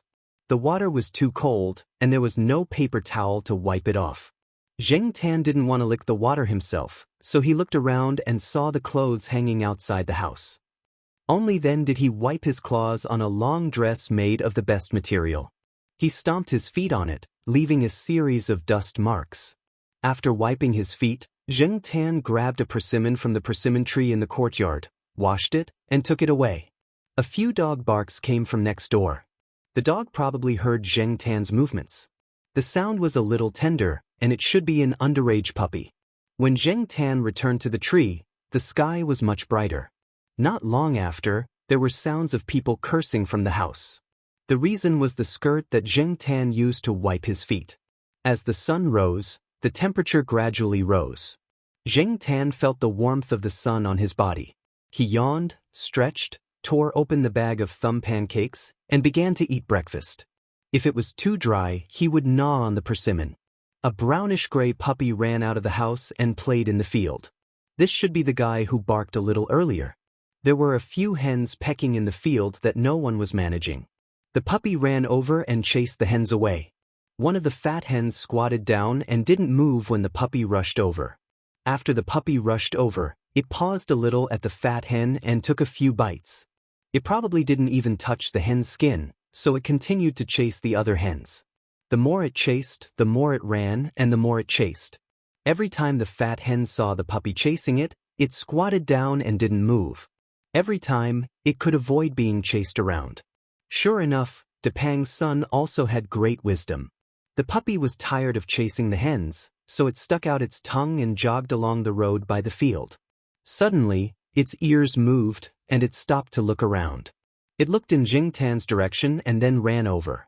Jing Tan chewed on the thumb pancake and looked at the puppy that was barking and running around the tree under the tree. He threw down the thumb pancake that was only the length of a fingernail. The puppy paused, then walked over. It put its nose on the ground and sniffed around. It found the thumb pancake in the grass, rolled its tongue, and ate it. After eating, the puppy looked at Jing Tan on the tree, who was eating the biscuits, and wagged its tail happily. Every time, Jing Tan would chomp down a thumb biscuit until there was only a small piece left before throwing it down. Then, she would watch as the little dog wagged its tail and searched for the biscuit in the bushes. Sometimes, it would stand up and catch the biscuit in the air. Jing Tan had a lot of fun. Unknowingly, the bag of thumb pancakes was almost empty. Just as he was about to sigh, he suddenly heard the sound of a lighter next to him. Jing Tan was shocked. When did someone come nearby? Looking in the direction of the sound of the lighter, Jing Tan saw a man dressed like a migrant worker. However, even if he changed his clothes, Jing Tan still recognized him. It was the man who was looking for the Dutch pig. The puppy had just noticed a stranger nearby and barked at the man. Jing Tan curled his lips. "You foodie, what's the use of barking now?" However, the puppy didn't last long. Under the man's gaze, the puppy ran away with its tail between its legs. Jing Tan didn't dare to run. He wasn't sure if he could escape successfully. He wanted to see what the man wanted to do. Or, should he pretend not to know him? After all, there were many black cats in the world. Jing Tan thought in his heart. The man blew out a smoke ring and looked at Jing Tan. "Even if you don't wear a cat tag, I still recognize you. You're so mean to tease the puppy." F***ck, it wasn't easy to fool. Jing Tan pulled his ears and tightened his muscles. Although the man's aura was relatively calm, Jing Tan's first impression of him was too bad. He had to be on guard. The man smoked and said a few words casually. Then, he suddenly asked, "Were you here last night? Did you see anyone strange?" Strange person? Was he referring to the one in the sweater? You really did see him. Celestine saw the answer from the subtle changes in the cat's eyes and expression. Originally, he just wanted to test the cat. In fact, he didn't expect to get any useful information from the cat. He didn't expect the cat to really see him. "Okay, I won't ask too much. I just want to know what that guy did. Or, did he hide something?" Celestine held the cigarette in his mouth and spread his hands to show that he didn't mean any harm. Jing Tan thought for a while and lifted his chin to point at the broken tiled house. "Thanks." When Jing Tan decided to run away, Celestine, who was walking towards the broken tiled house, said, "Don't go yet. I still have something to ask you. Even if you run away, I'll still catch you. Do you believe me?" Jing Tan saw a flash of silver light, and a thin metal piece was stuck in the road in front of him. Jing Tan stared at the metal piece that was still trembling in front of his paw. He shook his beard, squatted down, and raised his paw to flick the metal piece. He was full of surprise. He turned his head to look at the man in the broken tiled house. How could the man in the sweater find the thing that he hid so easily? 5 minutes later, Celestine held a brown glass jar in his gloved hand and a phone in his other hand. "Hello, I have good news for you." I said, "I have good news? Did you hear me?" I said, "Over there. F***ck." As soon as he hung up, the phone rang. "Hello." I said, "I have some clues over here." "Hello." The description of the location and the brief description of the incident took 10 minutes, and it was repeated over and over again. Jing Tan was tired just listening to it. Jing Tan made a rough estimation. In 10 minutes, that person would probably say 3 words, "Hey, hey," followed by F***ck. Wei Ling finally finished talking and threw the phone into his pocket as if he had been freed. F***ck, stupid smartphone. Looking at Jing Tan, who was still squatting in the same place, Celestine nodded. "Come with me. Don't think about running away. Otherwise, I'll go to Tsinghua University to find you. You actually live there, right? I don't believe that you won't go back." Jing Tan. This trip was so F***king bad. "Wait here, I'll go get the car." After speaking, Celestine ran away with the jar.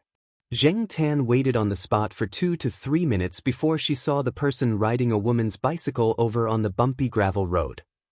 Chapter 16. Zheng Tan really didn't want to think about the process of riding the bicycle through the stone road.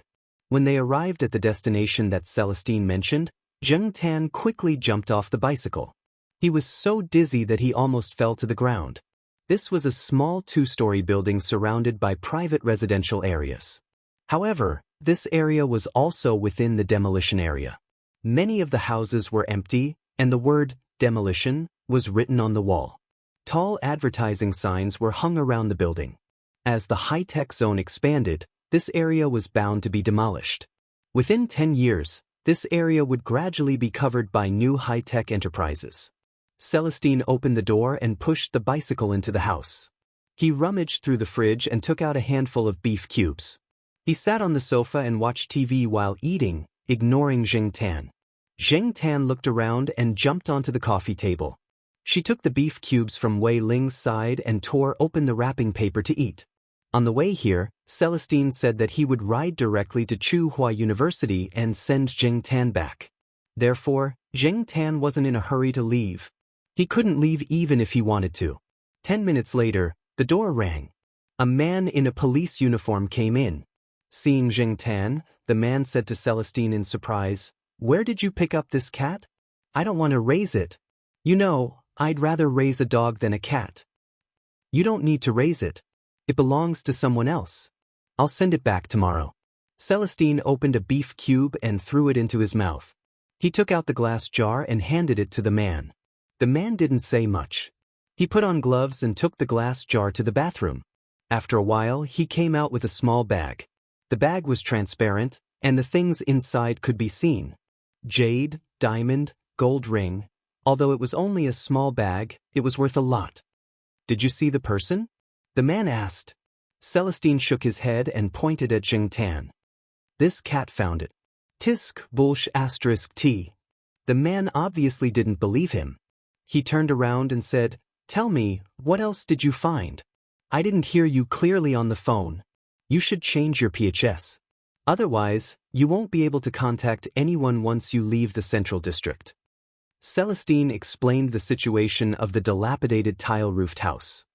"I deliberately sprinkled some medicine around it to prevent some livestock from getting close, but it won't let the weeds die.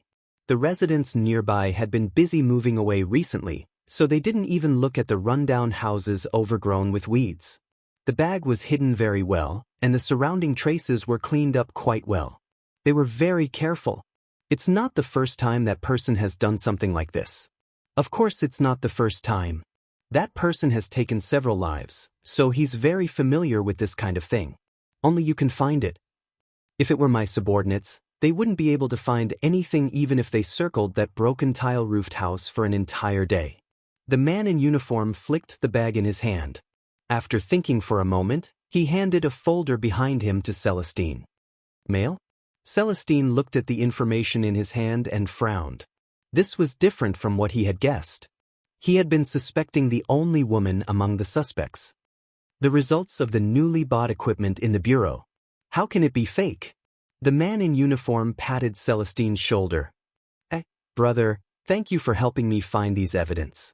I've already sent people to guard that place. If there's any movement, I'll inform you. I say, you've been out of the military for 3 years, and your injuries have healed.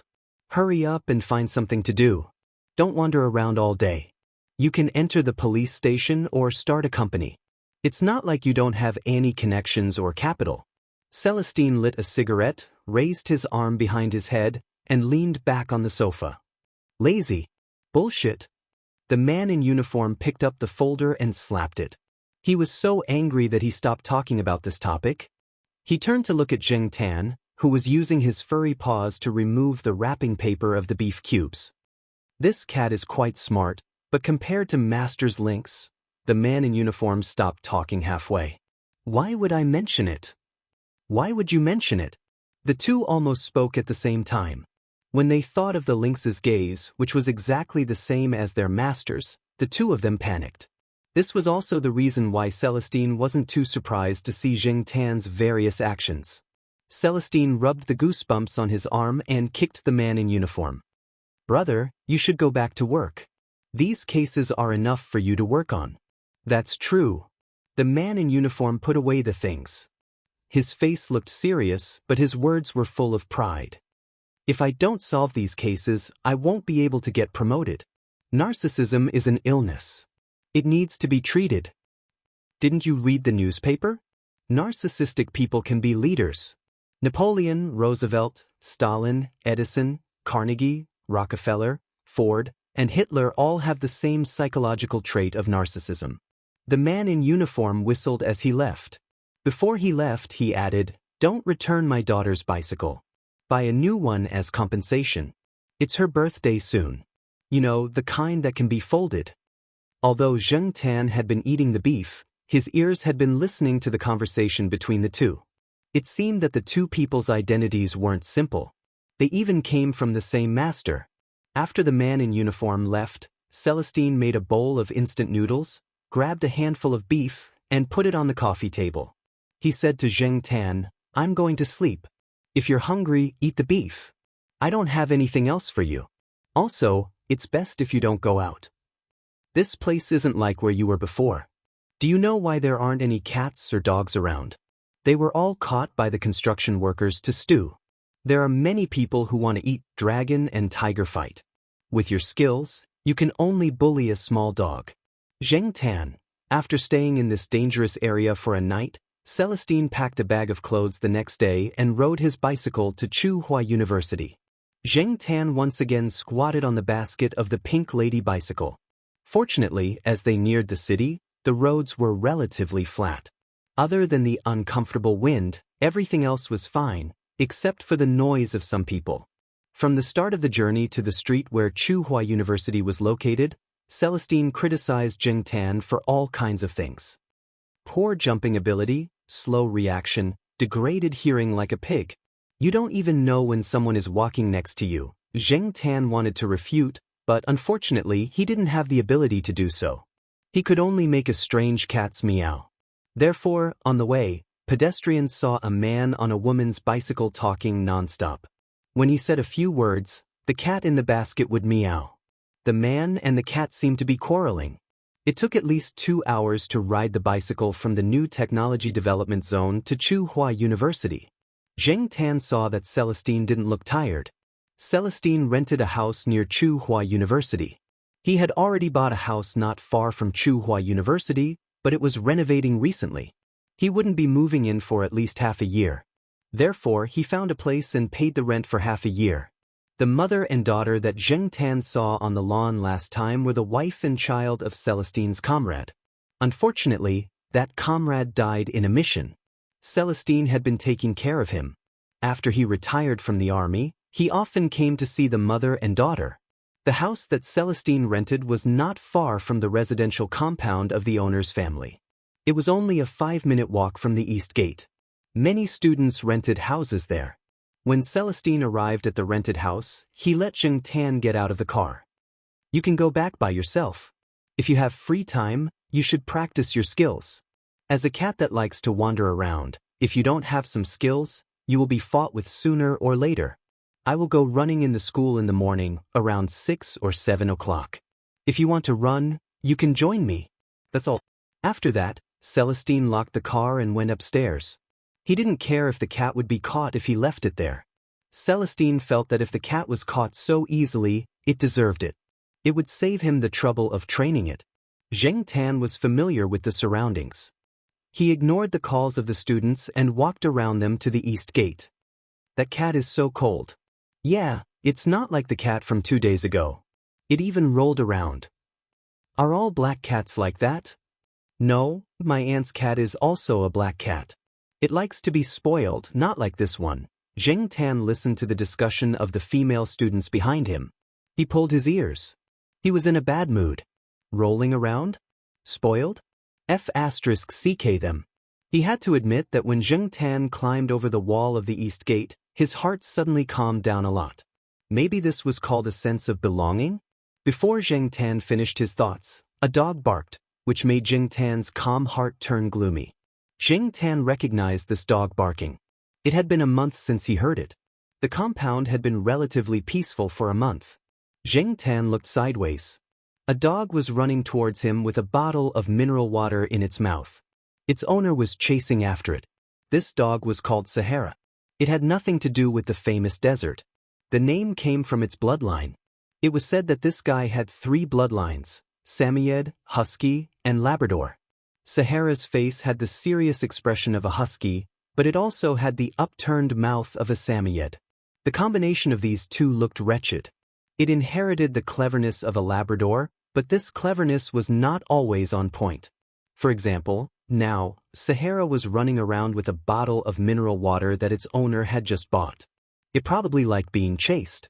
Whoosh! The plastic bottle of mineral water was bitten by Sahara's fangs. The water inside sprayed out due to the water pressure. It sprayed out when Sahara ran past Zheng Tan. Zheng Tan did not have time to dodge and was hit. Could it be that his reaction was really bad? The culprit had run away with the leaking bottle. Zheng Tan shook the water off his body. Before he could sigh, he heard the sound of wings flapping. On the wall of the compound behind him, a blue figure landed. "Yesterday, I passed by your door. You were splashing water with a bucket. You splashed it on my shoes.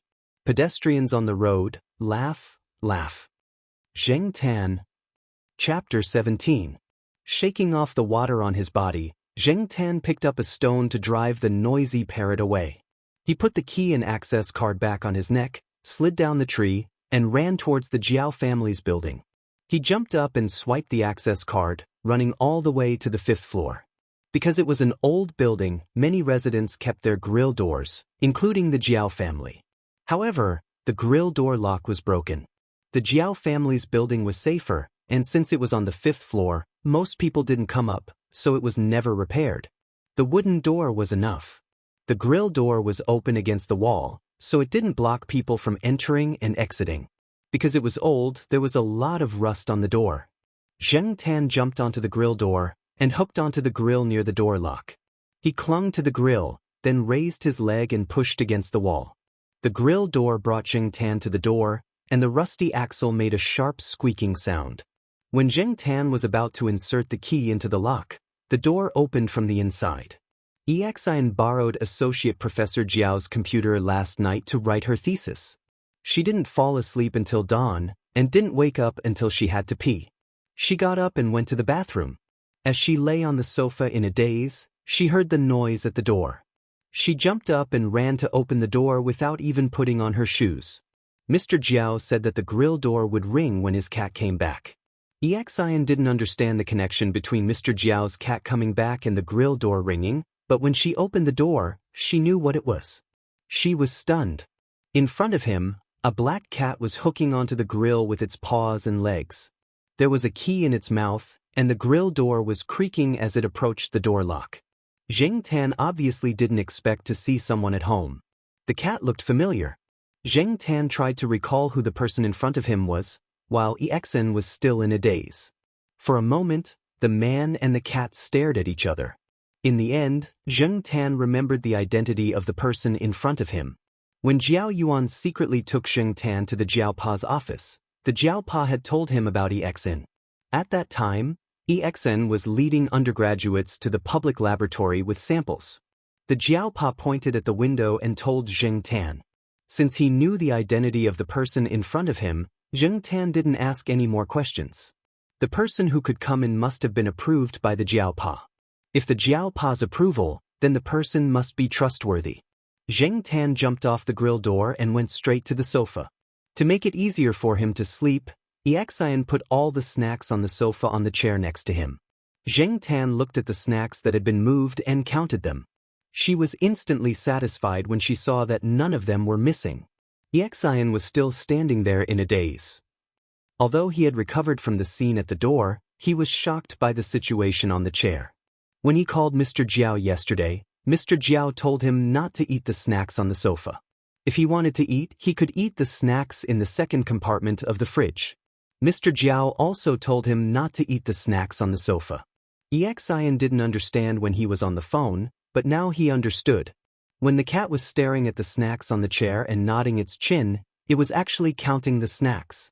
Jing Tan ignored Yexin, who was in a daze. He was very hungry now.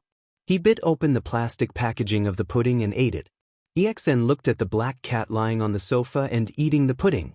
His face twitched. Then he moved to the bedroom and called Mr. Jiao.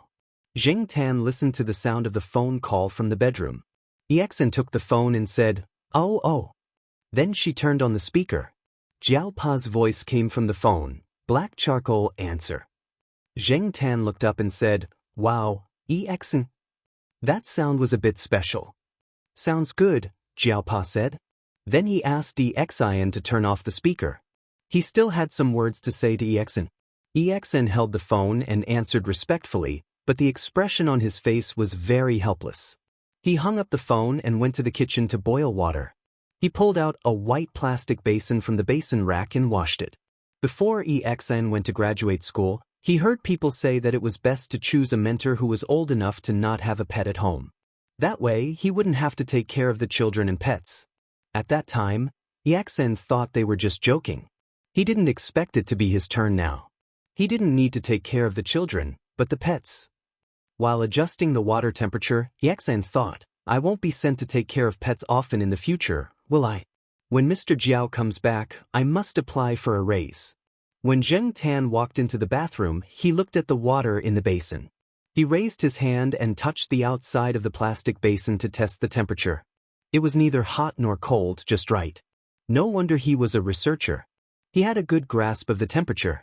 Jing Tan looked at the special shower gel next to the plastic basin, the towel folded on the low stool, and the hairdryer. He jumped into the plastic basin with satisfaction. He rubbed the fur on his head with the water, then put his chin on the edge of the basin and closed his eyes to soak in the bath. Yexin, who was standing at the door, felt like 10,000 alpacas had galloped 100 times in her heart. He had seen relatives who had cats bathe their cats until their hands were bloody. This was the first time he had seen a cat enjoying a bath with its eyes closed.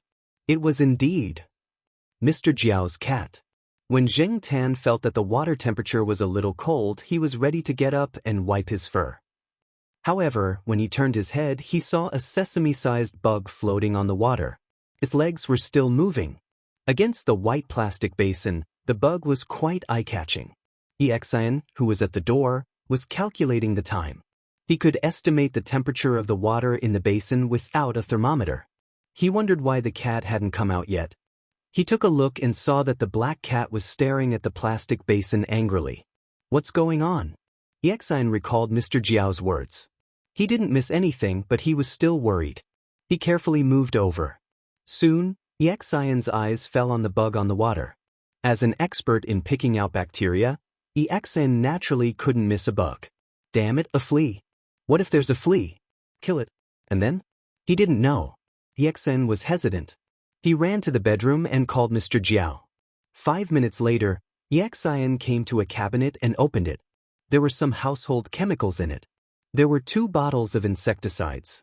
One was a relatively famous pyrethroid insecticide, and the other one was nameless. Yexin was looking for the nameless one.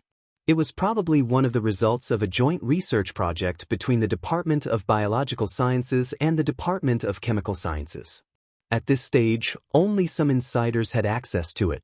Yexin sprayed some insecticides in several places in the house, as Mr. Jiao said. As for Jing Tan, he changed the water and soaked it again. The most annoying thing was the fleas. There were fleas in the bushes around the residential area, but Jing Tan had not run into any during her stay there. She did not expect that she would run into some fleas during this long trip. It must have come from the bushes in the suburbs. Jing Tan killed the fleas in the water with his claws every time he found one. Jing Tan didn't even let go of the fleas that were suspected to have drowned. Jing Tan repeatedly soaked in the water for 2 hours before he came out and rolled on the towel. Yexin dried his fur with a hairdryer. "Black charcoal," Mr. Jiao said that the insecticide is running out. He asked you to find someone to get more and apply some ointment on your fur. Yexin didn't know why Mr. Jiao said that. He just asked him to follow the cat. Yexin cried for herself. Taking care of a pet was more tiring than writing a paper. After his fur was basically dry, Jing Tan shook his fur, walked to the door, and looked back at Yexin.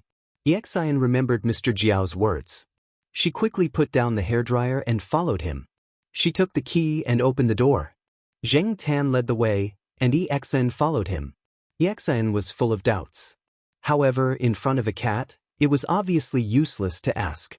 It was also uncomfortable to keep it in her heart. Zheng Tan went down 2 floors and stopped in front of a house on the 3rd floor. Here? Let me ask. Before Xian could finish her words, Zheng Tan jumped up and hit the grill of the house with a volleyball smash. Bang! Xian's hair almost stood up. Although he didn't know who lived here, he knew that most of the people living in the neighborhood were seniors. He couldn't afford to offend them. A list of names appeared in Xian's mind. Now Xian only hoped that the person in the house was not one of those people. Zheng Tan didn't care what Xian was thinking. He hit the door 2 more times, louder and louder. After the 3rd hit, someone finally responded. Coming. Knock 3 times? Do you think I'm deaf? It sounded like an old man. It seemed that the voice was familiar. Xian was nervous. The door was opened, and the grill door was opened. An old man with a serious face appeared. Seeing this person, Xian felt cold in her heart. Lan. Professor Lan. Looking at the serious-looking old man in front of him, Xian had the urge to turn around and run away. Unfortunately, Zheng Tan ignored Xian and walked in. He was not afraid of this old man. This old man owed him a favor. The interior of the house was very simple. There were water stains on the floor. Although Zheng Tan had just taken a shower and dried his fur, the fur on his feet was not completely dry. There was some dust on his feet when he went downstairs. At this moment, there were muddy footprints on the floor. Little bastard! I just mopped the floor. Professor Lan scolded. Zheng Tan pulled his ears and ignored him. He walked straight in. Professor Lan stared at the back of the swaggering figure and looked at the cat footprints on the floor. He turned to Xian and said, "Wipe the floor later." Xian. Chapter 18. Xian explained the purpose of her visit in a trembling voice. As soon as Professor Lan heard that Zheng Tan had fleas, she snorted and said, "Serves you right." However, Professor Lan still went to get the medicine for Zheng Tan. Zheng Tan followed her into the room. As for Xian, she was mopping the floor in the living room with a mop. Professor Lan was a retired employee of the Life Sciences Institute of Tsinghua University. Although he was retired and no longer teaching, he still had a great influence in the Institute of Biological Sciences. Moreover, even if he was no longer teaching, some companies would hire him as a tutor with a high salary. He had a cooperative relationship with many companies. Therefore, although the decoration of Professor Lan's house was simple and plain, he was very rich. Professor Lan always had a straight face, which gave people the impression that he had a bad temper and was too serious. From time to time, Professor Lan would wander around the Institute of Biological Sciences. During the practical tutor of the botany course, Professor Lan was always there to supervise. Some of the young teachers were a little lacking in confidence when they spoke, let alone the students. It was no wonder that Xian stuttered when she saw Professor Lan. She was promoted from the same university. Recalling the experience of the botany course, she still had a deep impression of Professor Lan. Therefore, Xian was very curious. Professor Lan was not the kind of person who would look at people's faces. Even if the current dean of the Institute of Biological Sciences was here, Professor Lan would not necessarily give face to him. In other words, it was definitely not because of Mr. Jiao. However, why was Professor Lan so tolerant of Mr. Jiao's cat? To be able to make Professor Lan treat him like this? In fact, it was something that Zheng Tan had done by chance. More than a month ago, when Zheng Tan went downstairs for a walk, he met Professor Lan's wife, old Madame Zhai. Old Madame Zhai's heart was not very good. At that time, old Madame Zhai helped an old lady from another building carry some heavy things. When she came back and went upstairs, she suddenly showed signs of illness. At that time, old Madame Zhai was on a business trip. When old Madame Zhai took out the medicine bottle with pills in it, her hand trembled and the medicine bottle rolled down the stairs. In the end, Zheng Tan ran downstairs and brought the medicine bottle back to old Madame Zhai. The old lady took the medicine in time and recovered quickly. Since then, Old Madame Zhai would smile whenever she saw Zheng Tan. If old Madame Zhai was at home today, Old Man Lon would definitely not dare to scold Zheng Tan. To outsiders, Old Man Lon had a bad temper. But internally he would only be scolded by Old Madame Zhai. Of course, when there were outsiders around, Old Madame Zhai would still give Old Man Lon some face. Therefore, Zheng Tan was not afraid of Old Man Lan's tense old face at all since he had old mistress support. Old Man Lon took out 2 bottles. One was filled with liquid while the other was filled with powdered medicine. The liquid medicine was for Zheng Tan to bathe in so that he wouldn't attract fleas when he went out to play. Zheng Tan had used it before, but he didn't ask Old Man Lon for it because he thought it was too troublesome. As for the bottle of powdered medicine, it was sprinkled on his body. These things were not sold outside. They were all made by the old man himself. They were all natural and safe. Even if a cat licked them, it would be fine. However, Zheng Tan never licked his own fur, so there was no need to worry. Old Man Lon poured some powdered medicine onto his palm and applied it on Zheng Tan's fur. Zheng Tan turned his head and looked at the messy fur on his back. He looked at the old man with drooping eyelids. The old man didn't say anything. After applying the powdered medicine, he slowly closed the bottle cap and put it back into the bottle. Then he slowly smoothed out Zheng Tan's messy fur. After smoothing it out, he patted Zheng Tan twice, almost knocking him to the ground. If you sell this medicine, you can buy a house full of cats. You've got such a great deal. When are you going to go to the small garden and help me? Old Man Lon didn't expect the cat in front of him to understand. He was just making a fuss and taking revenge by patting Zheng Tan a few more times. Zheng Tan pulled his ears and shook his fur. He ignored the old man who was talking to himself and walked out of the room, ready to go back. Outside, Xianxia had finished mopping the floor. She sat stiffly on the edge of the sofa. Even a fool could see that she was nervous. Old Man Lon handed 2 bottles of medicine to Xianxia and went back to the room to get a small brown glass bottle. Those 2 bottles are for cats. I don't need to tell you how to use them. You can ask your tutor. This brown bottle contains insecticide. It's 10x concentrated. You can dilute it when you use it. After that, Old Man Lon opened the door directly and motioned for the cat and the human to go out. Oh, thank you. Sorry for the trouble. Xianxia braced herself and thanked him. She held the bottle in her hand and followed Zheng Tan out. When they went back to the Jiao family on the 5th floor, Xianxia breathed a sigh of relief. Zheng Tan was also relieved now. After solving the problem of the fleas, he felt comfortable all over. He tore open a bag of grilled fish and ate it. However, before the human and the cat could relax, there was a knock on the door.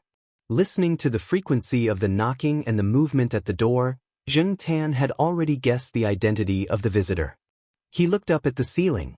Can't you leave me alone?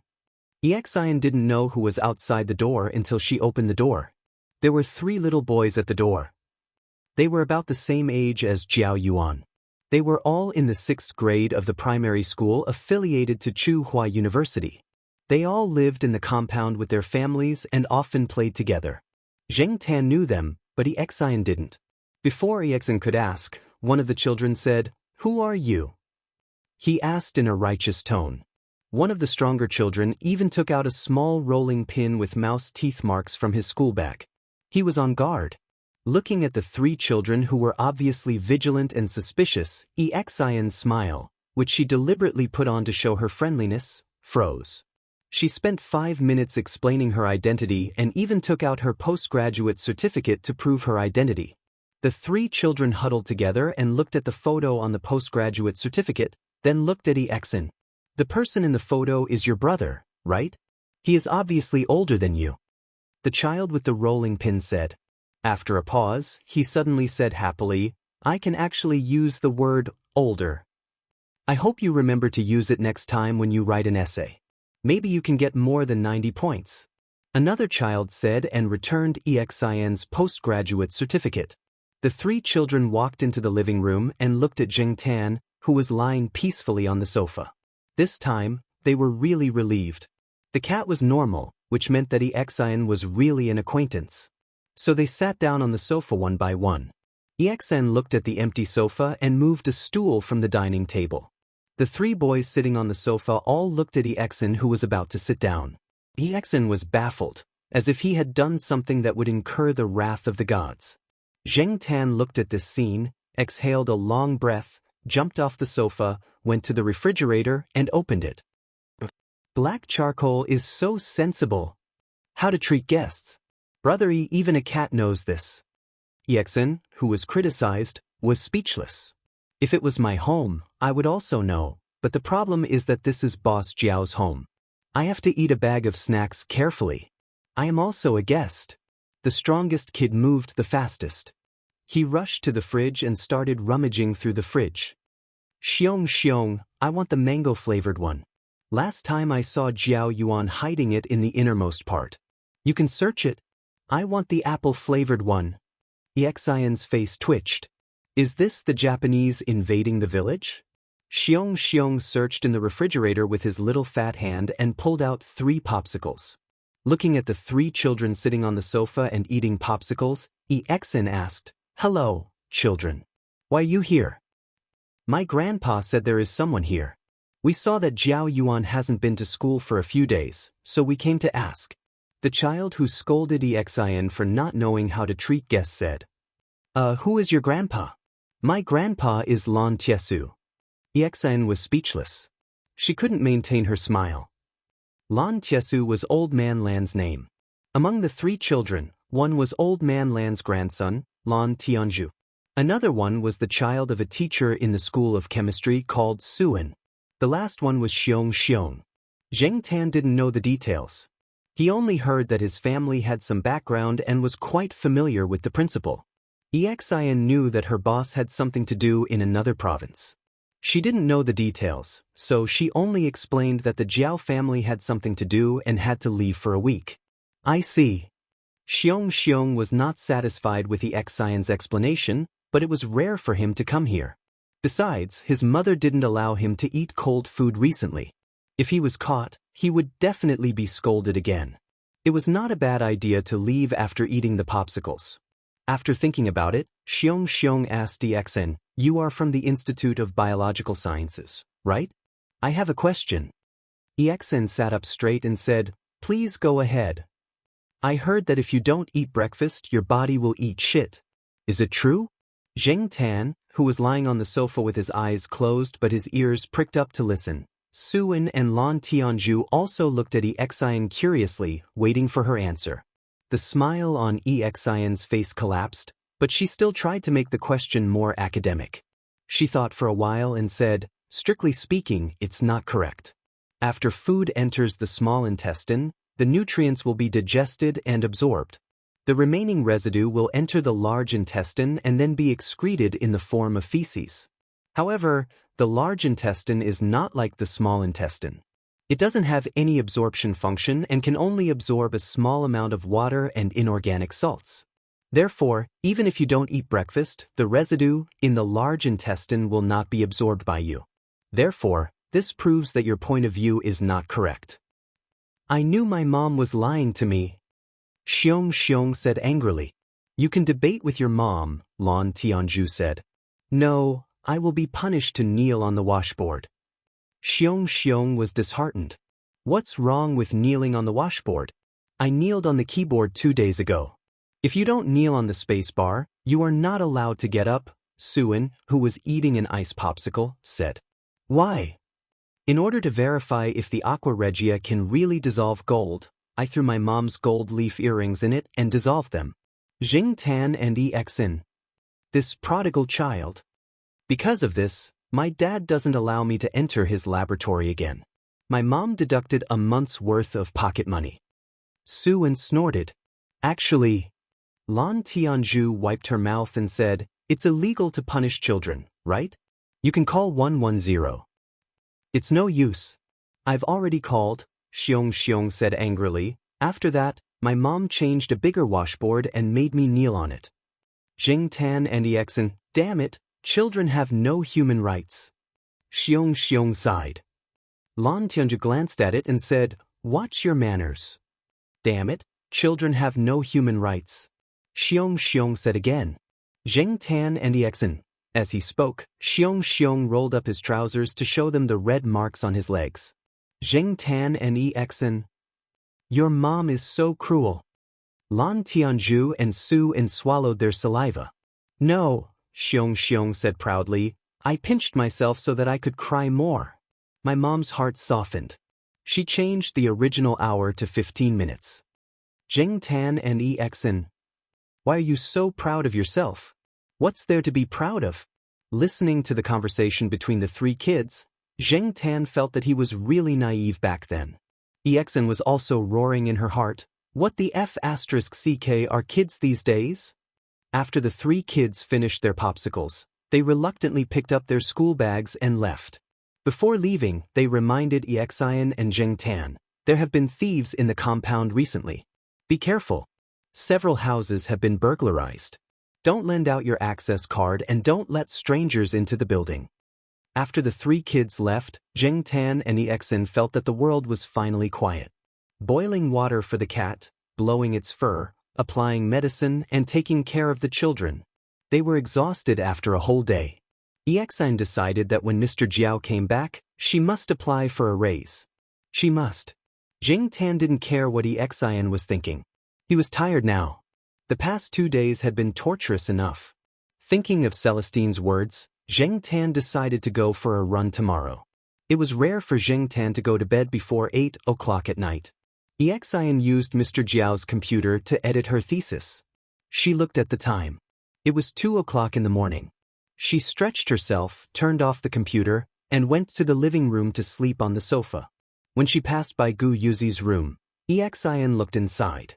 With the light in the living room, she saw a big Garfield doll in the middle of the bed.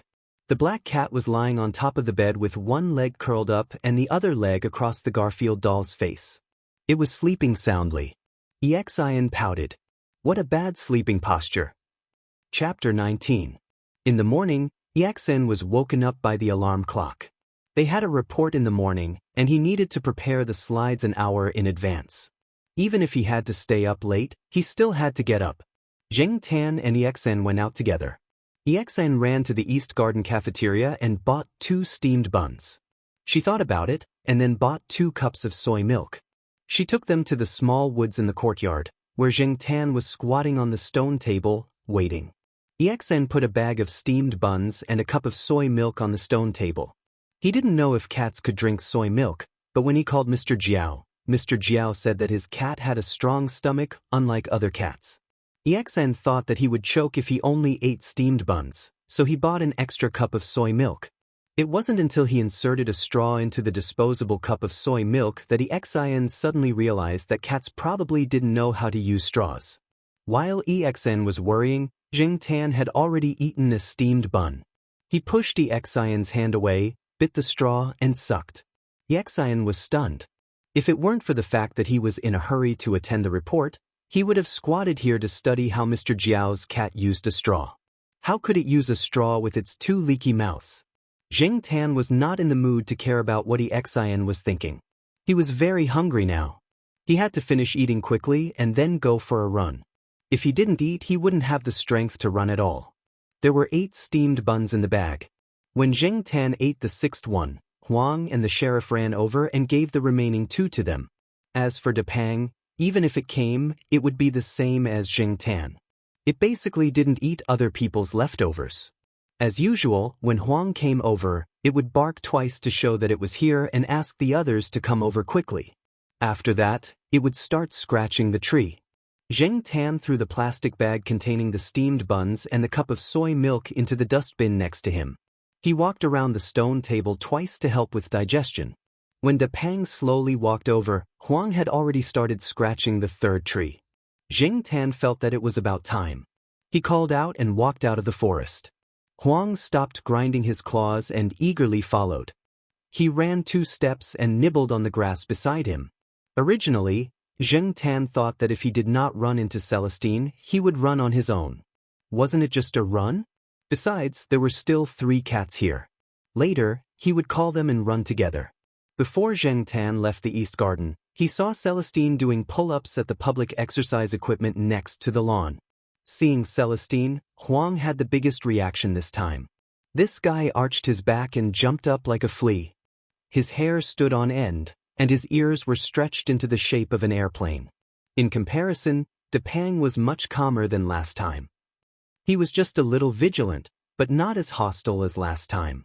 Celestine let go of his hands and landed on the ground. He looked at the four cats. His focus was still on Depang and Jingtan. Without saying anything, he turned around and walked out of the lawn. Let's start running.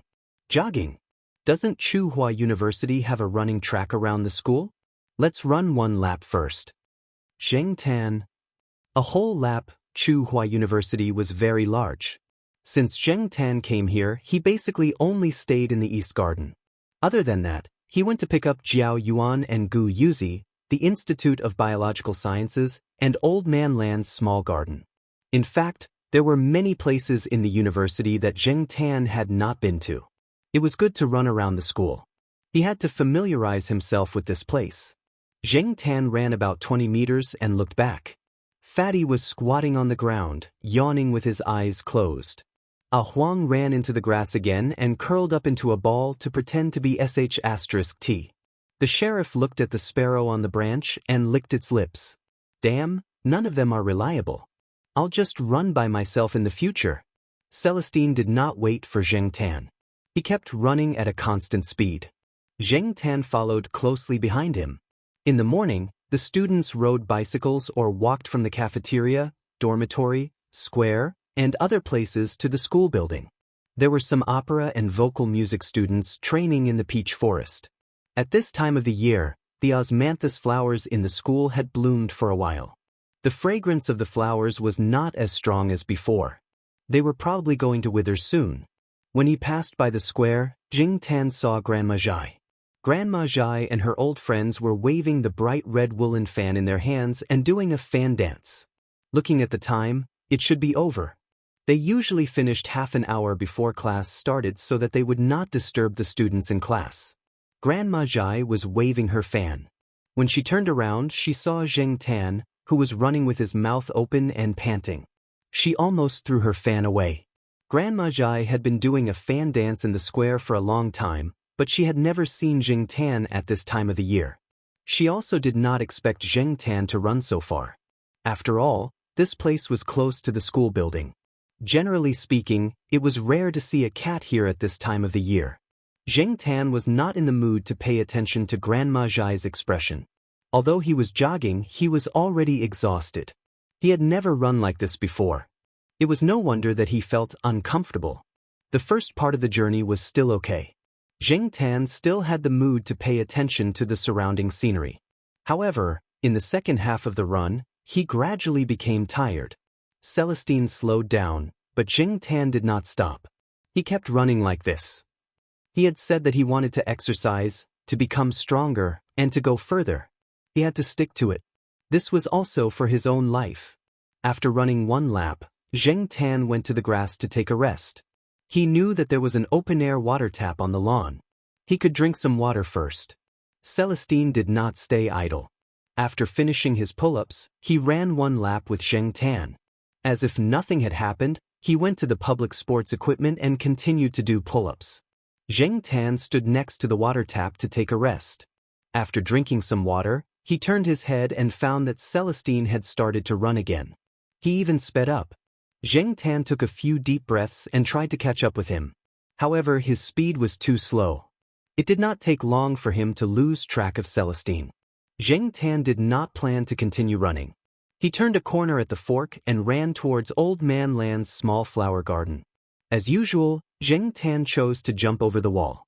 There was still some distance from the entrance of the small flower garden. He was too lazy to take a detour. His legs were a bit weak from running. He almost could not jump over. Although it was a small flower garden, it was not small. There were several transparent greenhouses full of plants. There was not much open space in the garden. After jumping over the wall, Jingtan was not in a hurry to jump down. Instead, he walked along the wall. When he came to a greenhouse, he jumped directly onto the greenhouse, making a dong sound. Old Man Lan, who was working inside with a small shovel, looked up and scolded, "Can't you jump from somewhere else? If you jump a few more times, I'll have to retire early." Zheng Tan ignored him and walked to one side of the greenhouse. There were a few wooden boxes piled up, forming a staircase. Zheng Tan jumped down one by one. Zheng Tan turned his head to look inside the greenhouse. Because it was transparent, he could see quite clearly. Lilies? And they were yellow. Zheng Tan had never seen yellow lilies before. He had seen white lilies before. The flowers inside were quite similar to the lilies he bought to flirt with girls. Why did Old Man Lon plant so many yellow lilies? White lilies should sell better, right? Zheng Tan walked in doubtfully. At the entrance of the greenhouse was a wooden box containing some brown things. Zheng Tan did not pay much attention to it. His attention was now on the yellow flowers inside. Old Man Lon, who was working with a small shovel, turned around and looked. He said, "Be careful. Don't spoil these daylilies." Daylilies? Weren't they lilies? Zheng Tan pulled his ear. He was an idiot when it came to this. Even if he went up to take a closer look, he would not be able to tell. He could not even remember what the lilies looked like. He only felt that they were similar to the ones in his memory. Zheng Tan was thinking about it when people came to the small flower garden. It was a few students. They had come to take samples. Just like everyone else, these students were very reserved in front of Old Man Lon. "Professor Lon, we made an appointment to do research on the antioxidant properties of flavonoids. Come over and take samples." Old Man Lon didn't stand up either. He raised his hand and pointed to a corner of the shed. "Over there, the place where I've marked. You can all pick it, but don't touch anything other than the mark." "Oh, okay. We'll remember. We'll pay attention." A student quickly nodded. The few of them carefully came to the corner that Old Man Lon pointed out. A student who seemed to have just entered the school whispered, "So this is daylily. Why does it look like a lily?" The other students' hands trembled. Before they could even catch their breath, they heard Old Man Lon's voice.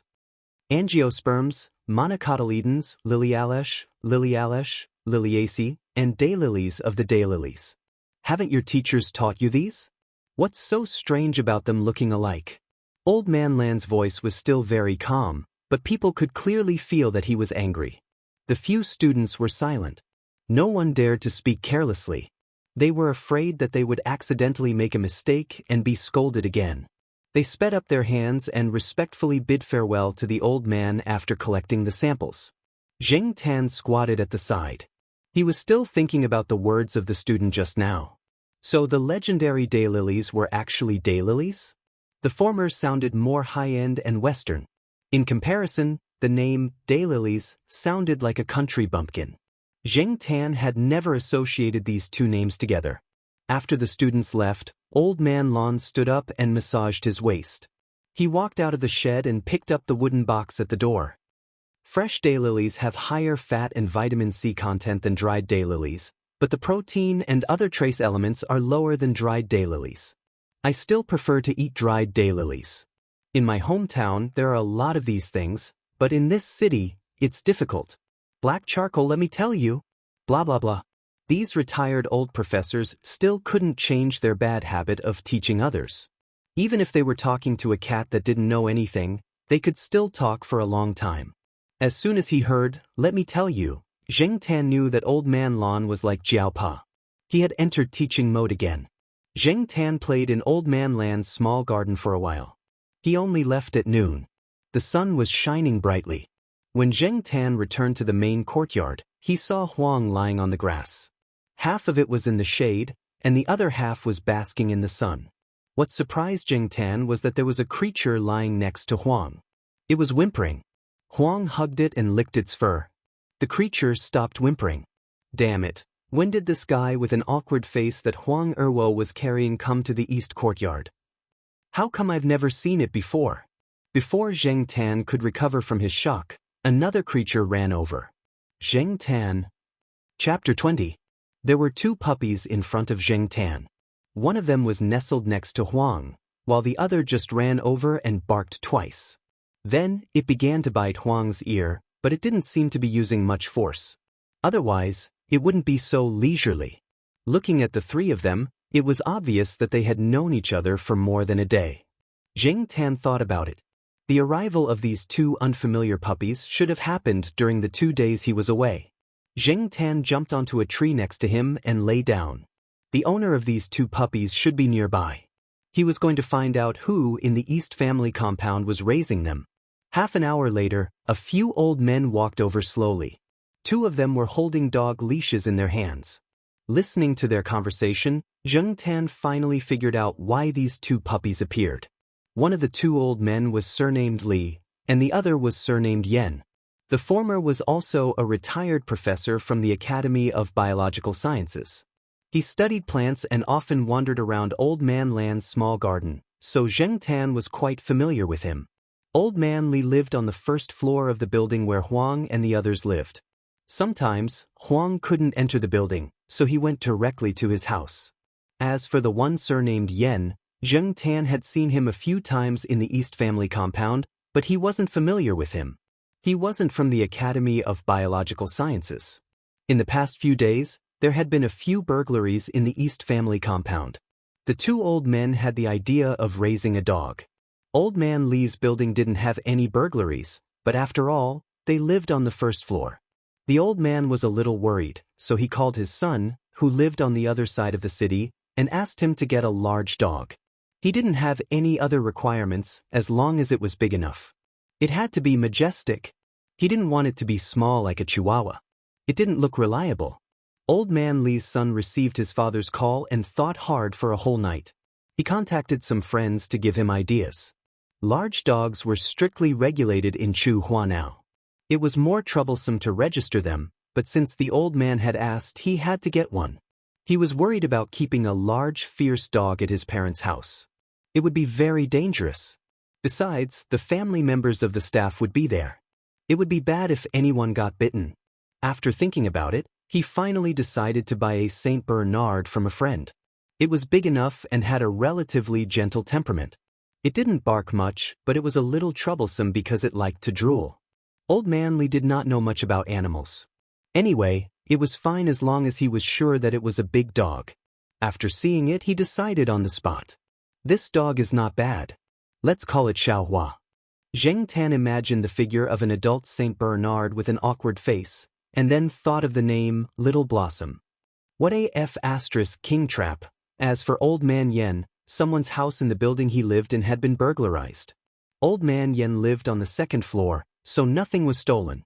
However, he was still worried, so he called his daughter, who was abroad, to seek her advice. Old Man Yan's standards were different from Old Man Li's. He told his daughter, "It doesn't matter how big a dog is as long as it bites." Of course, this bites did not mean that it would bite the people in the courtyard.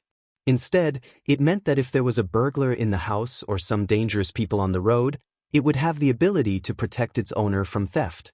It was not like some dogs that looked majestic, but did not even bark when a burglar entered the house. In the end, Old Man Yan's daughter asked her friend to get her a bulldog, which was the one that Zheng Tan saw. It was a little deformed. Its fur was white except for a black circle around one eye, as if it had been punched. Its small triangular eyes and its face made Zheng Tan feel that it was a little cheap. Old Man Yen named the little bulldog Zhuang Zhuang. He heard that bulldogs were fierce to other animals, so Old Man Yen deliberately let the little guy familiarize himself with the surrounding animals when it was young. Even if it became fierce in the future, it would not be fierce to the internal members of the courtyard. Zheng Tan looked at the bulldog. It seemed to like biting cat ears like the noisy parrot, and it was a little too active. It kept tossing and turning. Zheng Tan guessed that it would not be a well-behaved animal in the future. In contrast, although it was still a puppy, it was much bigger than Huang and Zhuang Zhuang. It was much quieter. After a few whimpers, it fell asleep while being licked by dumbass Huang. The three of them were getting along well now, but he did not know how the two puppies would be when they grew up. In any case, Zheng Tan felt that the peace of the East family courtyard was going to be gone forever. At noon, Zheng Tan went back to the Jiao family to eat something. Xianxia brought back a meal. When Zheng Tan ate it, it was a little cold, so he had to make do. After dinner, Xianxia lay on the sofa to catch up on sleep. When she woke up, she had to continue writing her thesis. Zheng Tan was bored in the afternoon, so he went out again. Under the afternoon sun, Zheng Tan was a little sleepy. He looked around and did not see any other animals, so he went to the artificial lake.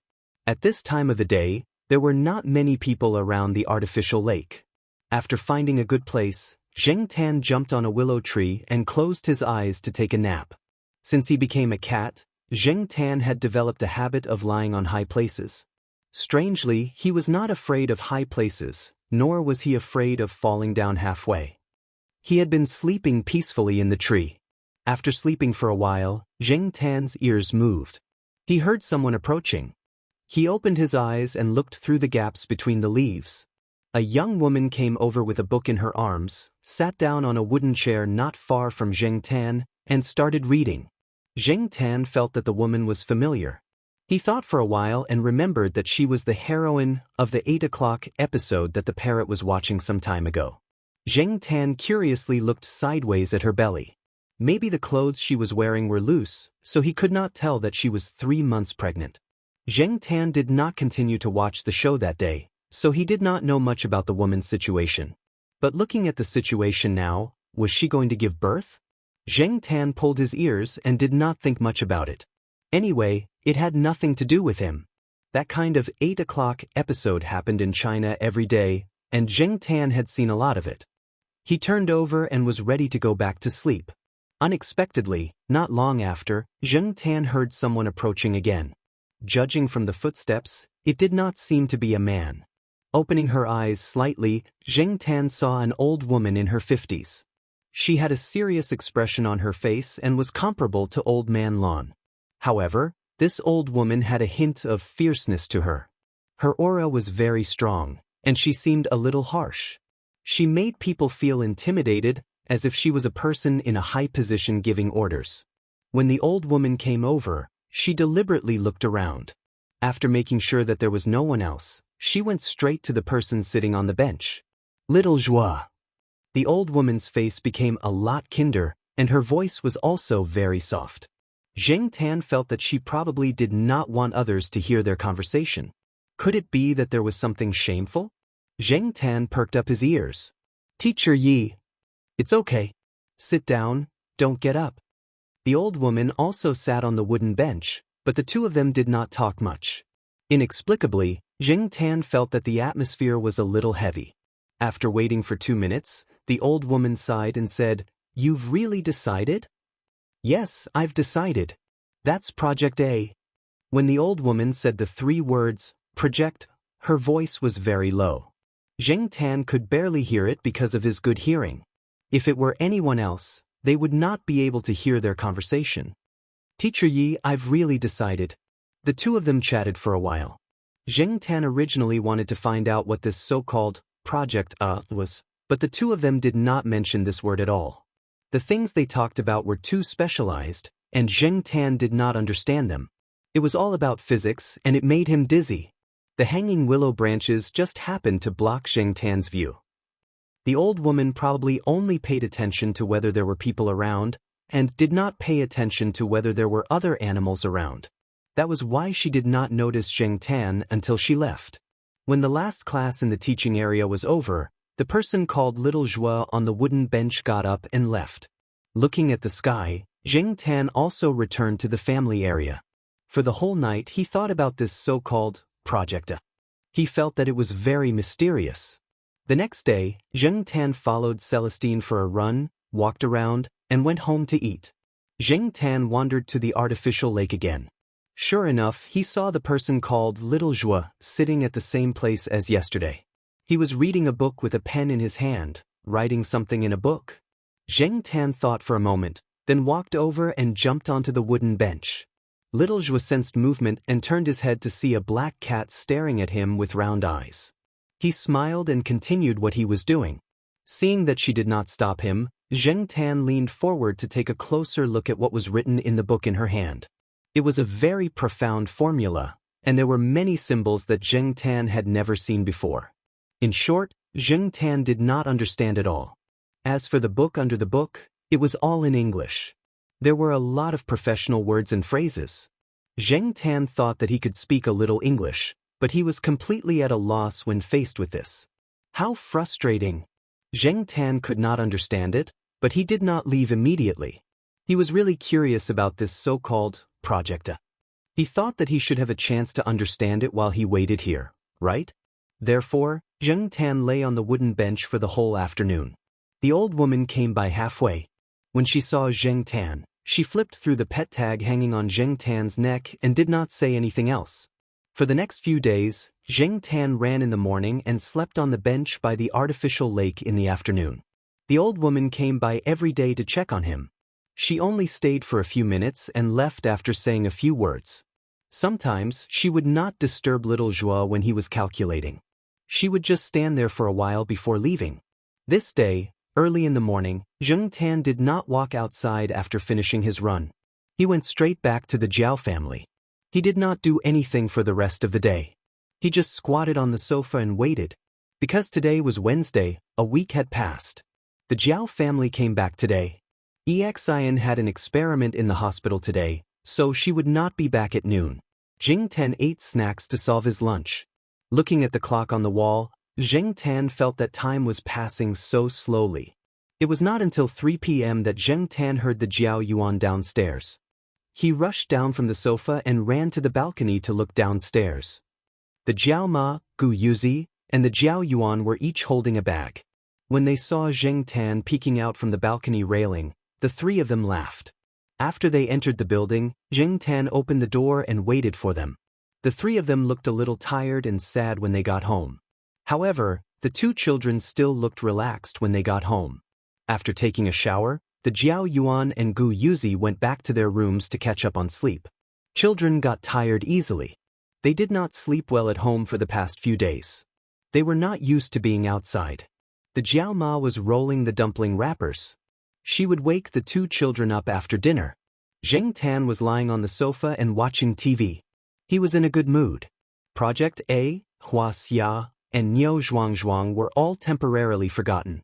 The Jiao family was back, which meant that he did not have to eat half-cold cafeteria food or eat tiresome snacks for lunch and dinner. Everything was good again. The Jiao Pa came back around 5 p.m. After he got back to school, he went to the hospital to do something. Xian needed the equipment from the Physics Institute for her experiment. As a supervisor, he had to show up to borrow the expensive equipment. Therefore, he went to the Physics Institute. The Jiao Pa came back with a puzzled look on his face. When he saw Zheng Tan on the sofa, he asked, "Black charcoal, did you do something again?" The Jiao Ma, who was tasting the soup with a spoon, was unhappy when she heard this. Black charcoal is so obedient and sensible. What could he have done to make you like this? Scientific researchers should speak with facts. Don't be so suspicious. I just went to the Physics Institute to borrow the equipment and bumped into Lord Zeng again. Lord Zeng actually smiled at me. The Jiao Pa said with a puzzled look. Sneer? The Jiao Ma asked. She could not be blamed for thinking this way. Every time the Jiao Pa went to the Physics Institute to borrow the equipment and bumped into Lord Zeng would frown at him as if he owed him 1,000,000 yuan. No, it was a normal smile. A normal smile on Lord Zeng's face was very abnormal. The Jiao Ma's heart skipped a beat. She walked out of the kitchen with a spoon and looked at Zheng Tan, who was lying on the sofa innocently. Black charcoal, what did you do again?